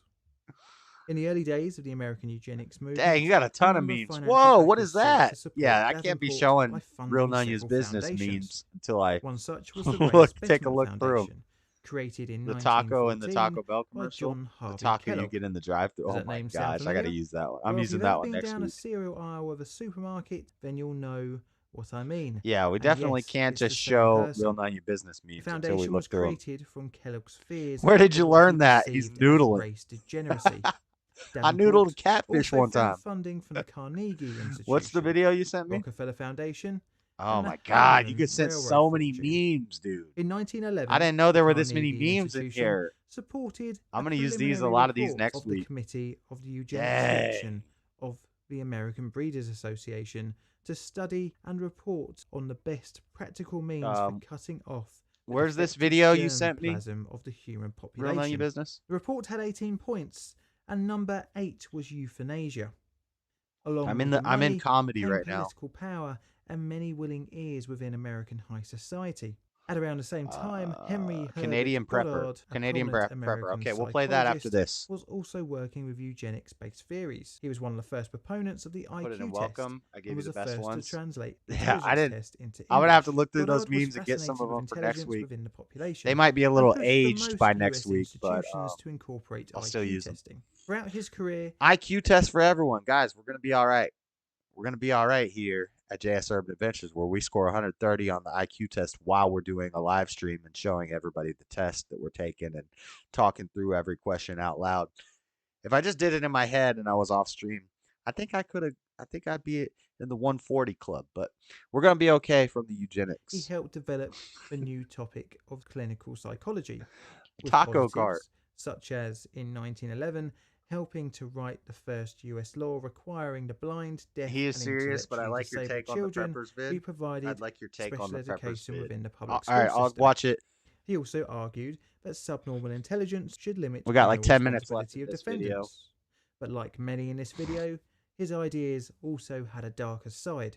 In 1910, he advocated the labelling of subjects linked to their IQ, using the terms moron for those with an IQ of Moron? 51 to 70, imbecile for those with an IQ of 20. Wait, hold on. So imbecile. Why are they going backwards here? The labeling of Moron is subjects 50 to linked their 70. IQ, using the terms moron for those with an IQ. I'm just gonna be honest. The average black IQ is like 70 to 90. Just saying. of 51 to 70. Bell curve. It's the bell curve. For those Imbecile. with an IQ of 26 to 26 50. to 50? An idiot for those An with an idiot. IQ of 0 to 25. For Can you even have an IQ of under 25? Is that even possible? Of increasing impairment. These labels would stay in mental health treatment for many years to come. And guys, we're not going to get chemically castrated. If you've ever called someone a moron, well, this is where it came from. He went further, advocating for people who fell into his moron category and below to be segregated from society as to not allow them to have children. I mean, that's kind of based. As part of his intelligence testing program, I mean, 70? on Ellis 70? Island Come to on find, now. in his words, feeble-minded immigrants. Interestingly, these tests would only be given to third-class passengers. Yes, Back in 25 London, will get you a the new presidency. eugenics organisation was founded in 1912. Guys, if we IQ tested Biden right now, I've taken that test. I don't think he's scoring over 70.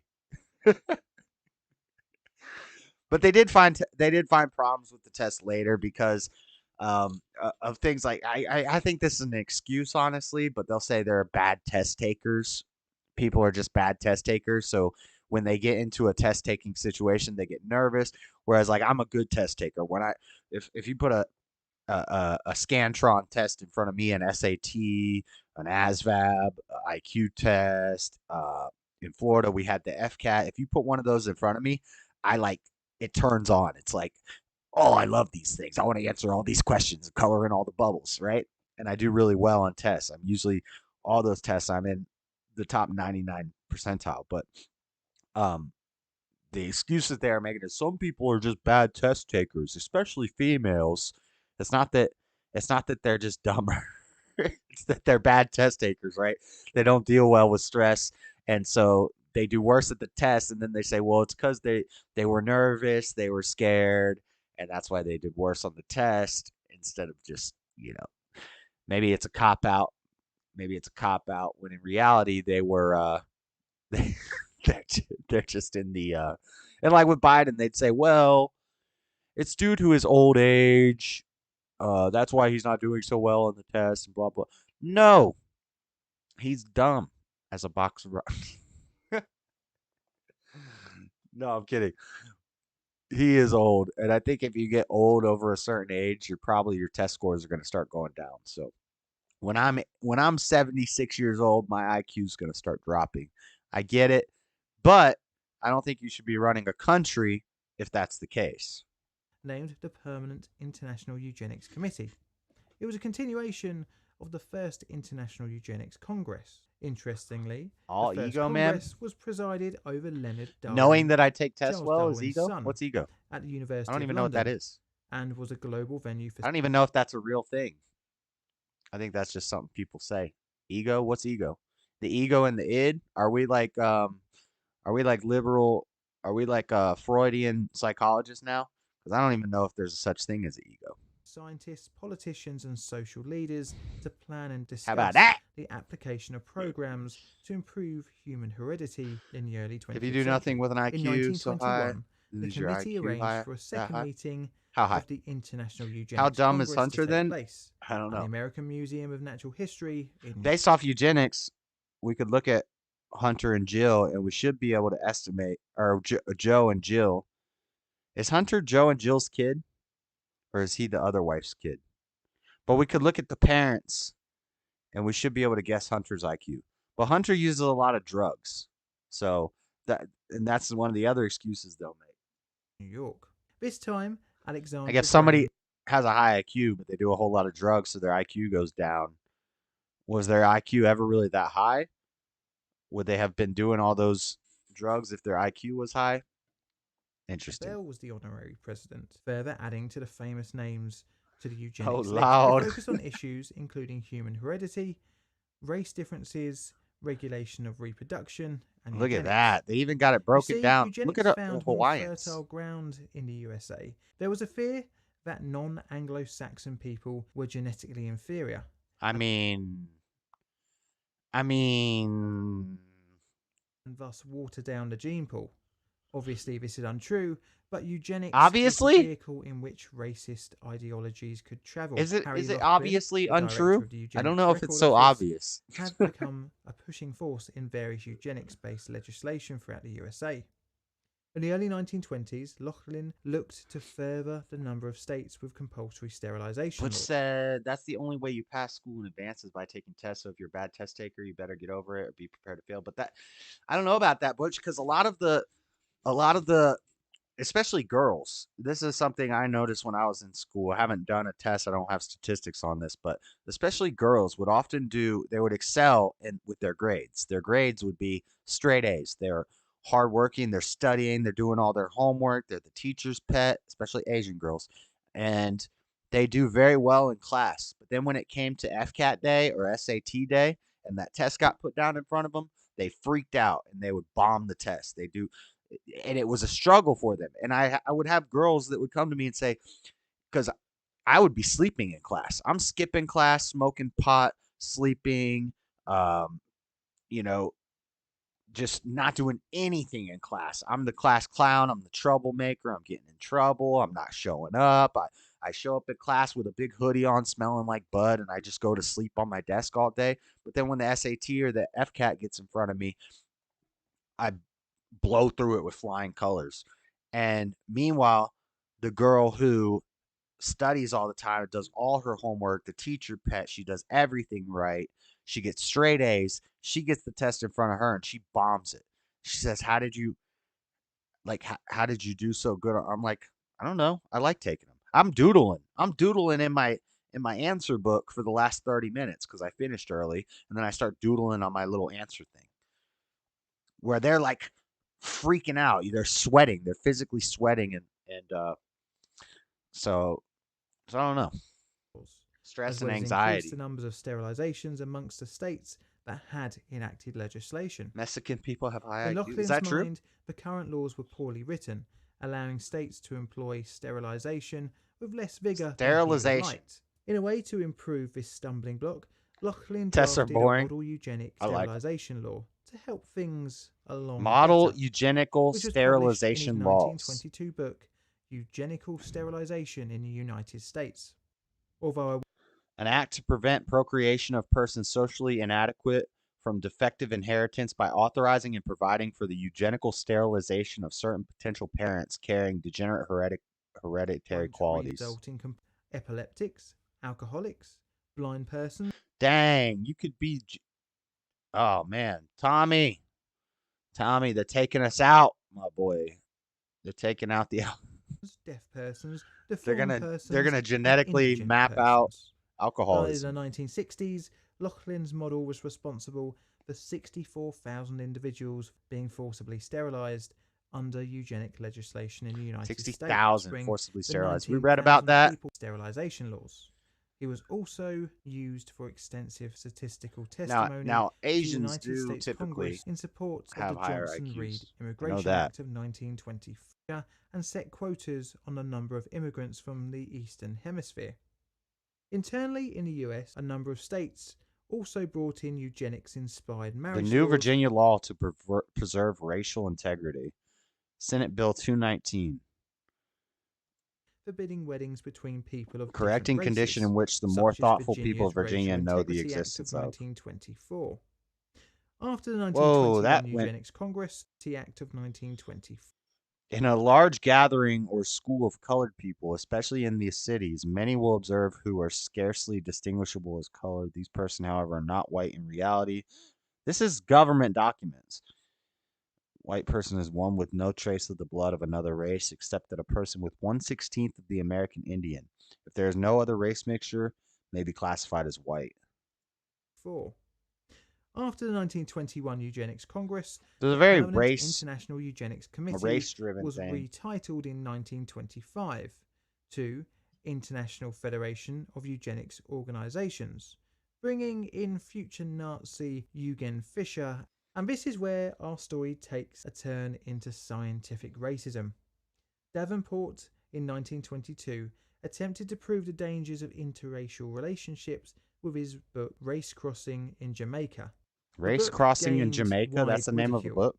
as the conclusions within Worst book stretched ever. far beyond the data provided, and in peak in the 1930s with contestation laws and ever popular eugenic advertisements Hey, being Ninja commonplace. Mess. A disproportionately higher number of women of African and Native American backgrounds were forcibly sterilized under the Afraid laws to fail. written That's with true too. Laughlin's Maybe they model. were stressed Clearly, out. The they were Asian seen girls. as genetically inferior was down to the flawed and racist thinking that non-whites had a higher chance of bearing children with mental and physical defects.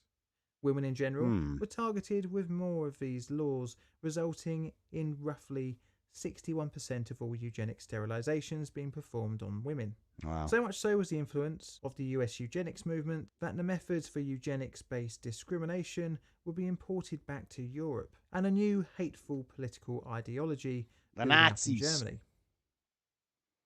There's no bigger bang. We got another ad. Let's do this. Than Night Court tonight on NBC. Dang it, another ad. Multiple ads. All right, let's get through this. This thing's almost over. We'll end the show. As a legitimate study. The See ya, eugenics Sean. programs followed very closely I the like what you lead do. of the US, and once the Nazis got into That's power, what I was saying earlier, how Germany wasn't where the eugenics started. The Nazis just kind of took what we were doing here and just blew it up. Our eugenics was split between two types of thinking. The more moderate Do as I say, Wilhelm not as I do Schellmayer, type who thing. rejected the race element in the field, but his version of the select and his brawl hygiene basics. In 1933, hygiene. he was put on to the Expert Advisory Committee for Population and Racial Policy. This was tasked to advise the Nazi Party on how to best implement eugenic and racial hygiene policies. And this brings us back to Lauchlin's model of compulsory sterilisation and its implementation in the law for the prevention flower child, of the flower hereditarily children. diseased offspring. Genetic Health Court. Hitler, in private, expressed his interest in pushing the program towards euthanasia, but stopped short of So implementing Hitler was saying, instead of just sterilizing them, let's just kill them. some war, the policy would be brought in. In 1939, a trial case of euthanasia was used in the murder of 5-month-old Gerhard Kirchmer, who was blind as well as having physical and developmental difficulties. The murder was undertaken by Karl Bandt, one of Hitler's personal physicians. 3 weeks after Gerhard's murder, the Reich Committee for the Scientific Registering of Heredity and Congenital Illnesses was created to register sick or newborns identified as defective. In October 1939, Adolf Hitler signed the Euthanasia Note, backdated to the 1st of September 1939, which authorized his physician Karl Bandt and Reichssteller Bühler to begin the euthanasia program, which post-war would be called Action T4. Wait, look at that giant. Did you see that giant? This is a person. Look at these tiny people. This is a giant. Is that a Nephilim? What does Nephilim have to do with eugenics? They're going to breed out the Nephilim?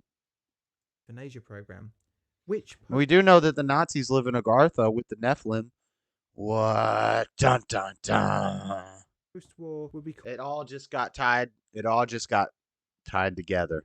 called seeing Darwinism of their care would be deemed incurably sick. And So why do we still teach Darwinism in schools to kids? Why do we still teach evolution in school to kids? Why do we still teach genetics in school to kids? When all these things, Nazis, eugenics, where they're all tied to the same people who came out with evolution and genetics. Why do we hide the eugenics stuff from the world, but we don't hide all the other stuff that came from the same people? Why do we not hide all that from then euthanize the victim? The list of conditions acceptable for murder included, but wasn't limited to, schizophrenia, epilepsy, Huntington's chorea, advanced syphilis, senile dementia, paralysis, and terminal neurological conditions generally. Between 1983, Austria and the Protectorate of Action Bohemia T4 victims, and Moravia. 300,000. This number included infant Euthanasia children, Center. women, and men. Various execution methods were experimented with, from lethal injection administered by a medical practitioner to the first implementation of poisonous gas for large groups of victims. Guys, hit the like button. The Asia Center. We're almost done. Scale of the eugenics-based racial and social discrimination trials Yeah. and knowledge in the US and UK. The Doctors' Nuremberg trials and the euthanasia trials highlighted the terrifying outcome of eugenic ideas, and thus the field fell out of favor. In the wake of the horrors... So because of the Nazis, the field fell out of favor, even though the Nazis took what they were doing from America. Of Nazi Germany, formalized policies of medical ethics and the 1950s UNESCO Statement on Race came into force. Several eugenic societies would back their definitions from the field, although forced sterilizations would continue into the 1960s, with it peaking in the 1950s trial measures after the invention of the pill for their deemed undesirable groups, such as ethnic minorities and the poor. Pro-birth control... Wait, that was a pro-birth control advertisement for Native Americans. So instead of having a mother and a father with a whole bunch of children and one horse, you have a mother and a father with one child and a whole bunch of horses. That's a pro-birth control advertisement for Native Americans. That's crazy. Desirable groups, such as ethnic minorities and the poor. But the field couldn't shake off its links to the Nazis, and as such, many societies hemorrhaged members. Balls! In 1959, a special meeting of Britain's Eugenics Society discussed ways to stop losses in membership, including the suggestion that the society should pursue eugenic ends by less obvious means, by the policy of crypto-eugenics, which was apparently proving successful with the US Eugenics Society. Many eugenicists went underground, pursuing other careers. To Agartha with the Nazis and the Giants. With many new fields of study being influenced by eugenics. Prominent eugenicist Paul Popenow founded marriage counselling during the 1950s. He grew the subject That Road from to his Tyranny eugenic doc by Alex interest in Jones show, the promoting Antifa. healthy marriages between fit couples. Much of the eugenics based... Like, I agree that should be encouraged. Healthy marriages by good marriages, families, strong families with people who are mentally and spiritually and emotionally and physically strong. These policies were overruled during the civil rights movement, thankfully eradicating the racist... Do what you think and is right for you. ableist You will learn abuse through the imposed fire, by seek the the Lord government. first. Facts. That's based. However, as time has moved on, some eugenic ideas have become possible. Look, pencil sketch of the DNA helix by Francis Crick. This is the this is the first idea of DNA. And this is now what we have, what we see in all the images, the Red Cross, the helix, the double helix.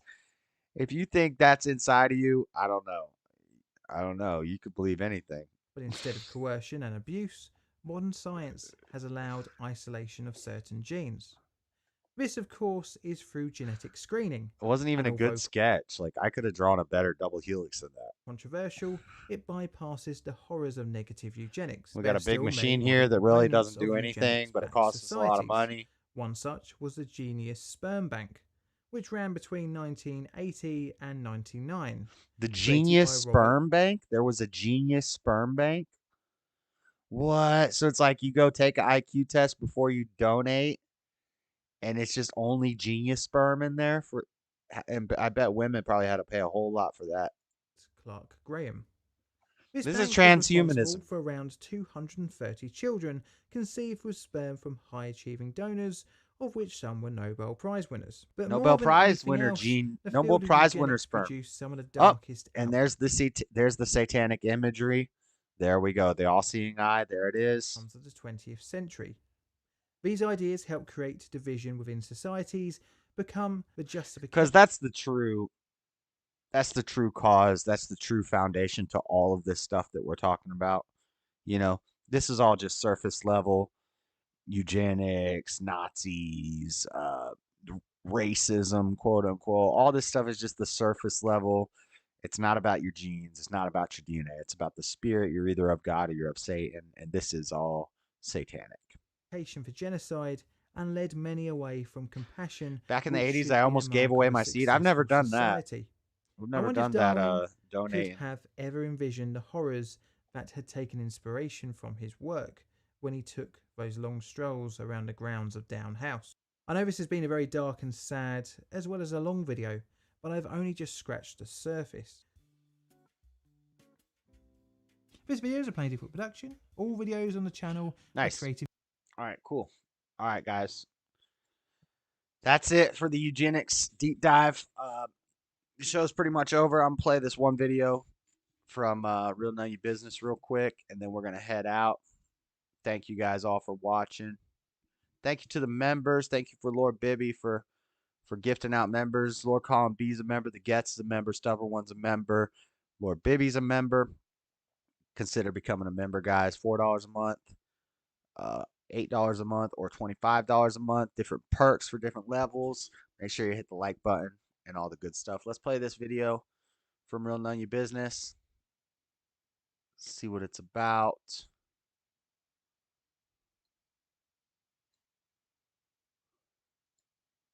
Hey, Salt Lake City.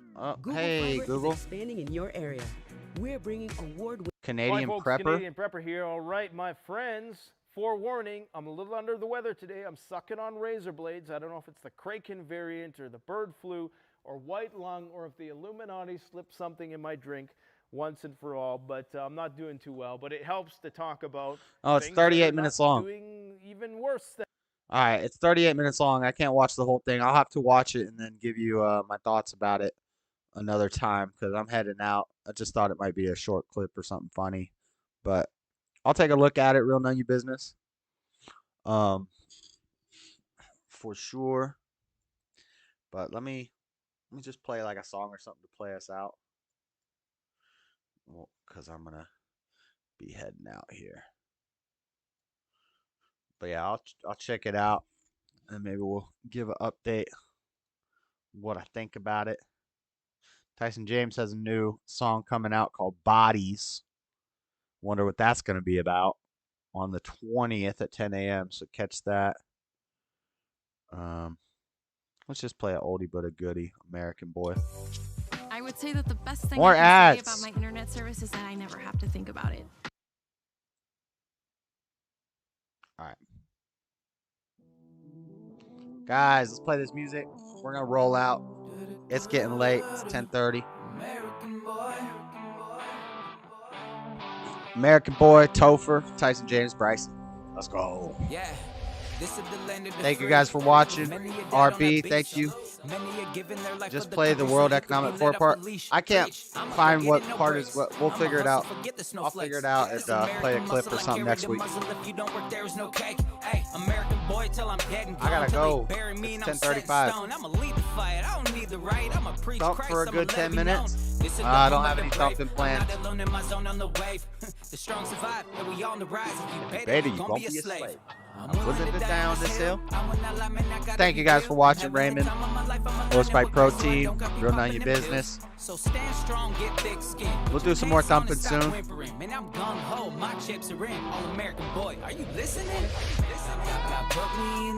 Here's a verse.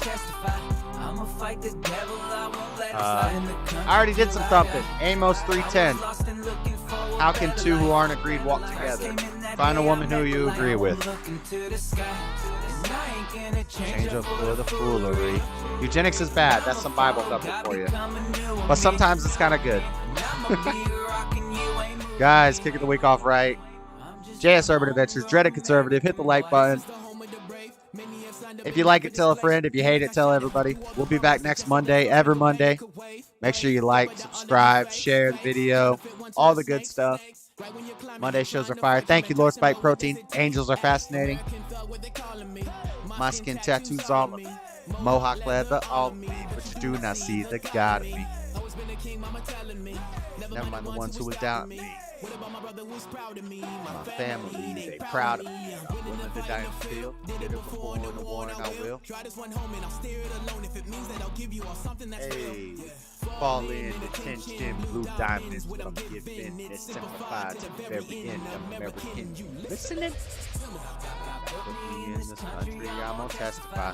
I'm gonna fight the devil, I won't let him slide.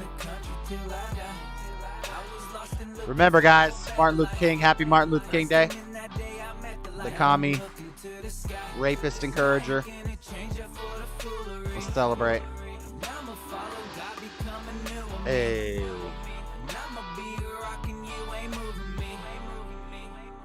Eugenics is eugenics. Thanks for watching, guys. Communist banter attacking our freedom to pray. Even goes far to allow mockery. I'm a Christian faith while blocking people to respond to apology. All of it. Cancel culture, man, y'all. Is it raining outside? It's raining. Guys, just remember this statue. This is Martin Luther King for you. Shall not be infringed, very clear. Like Craig Lowe. If you offended, then you're dead wrong.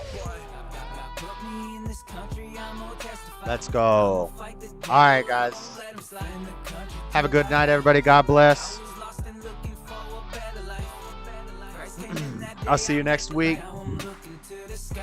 Do some gaming streams, something this week. And then get some Assassin's Creed going, some Final Fantasy 14, some more finishing Fallout, hopefully this week. And I will see you guys next week. Right here. The world's a crazy place. I just report on it.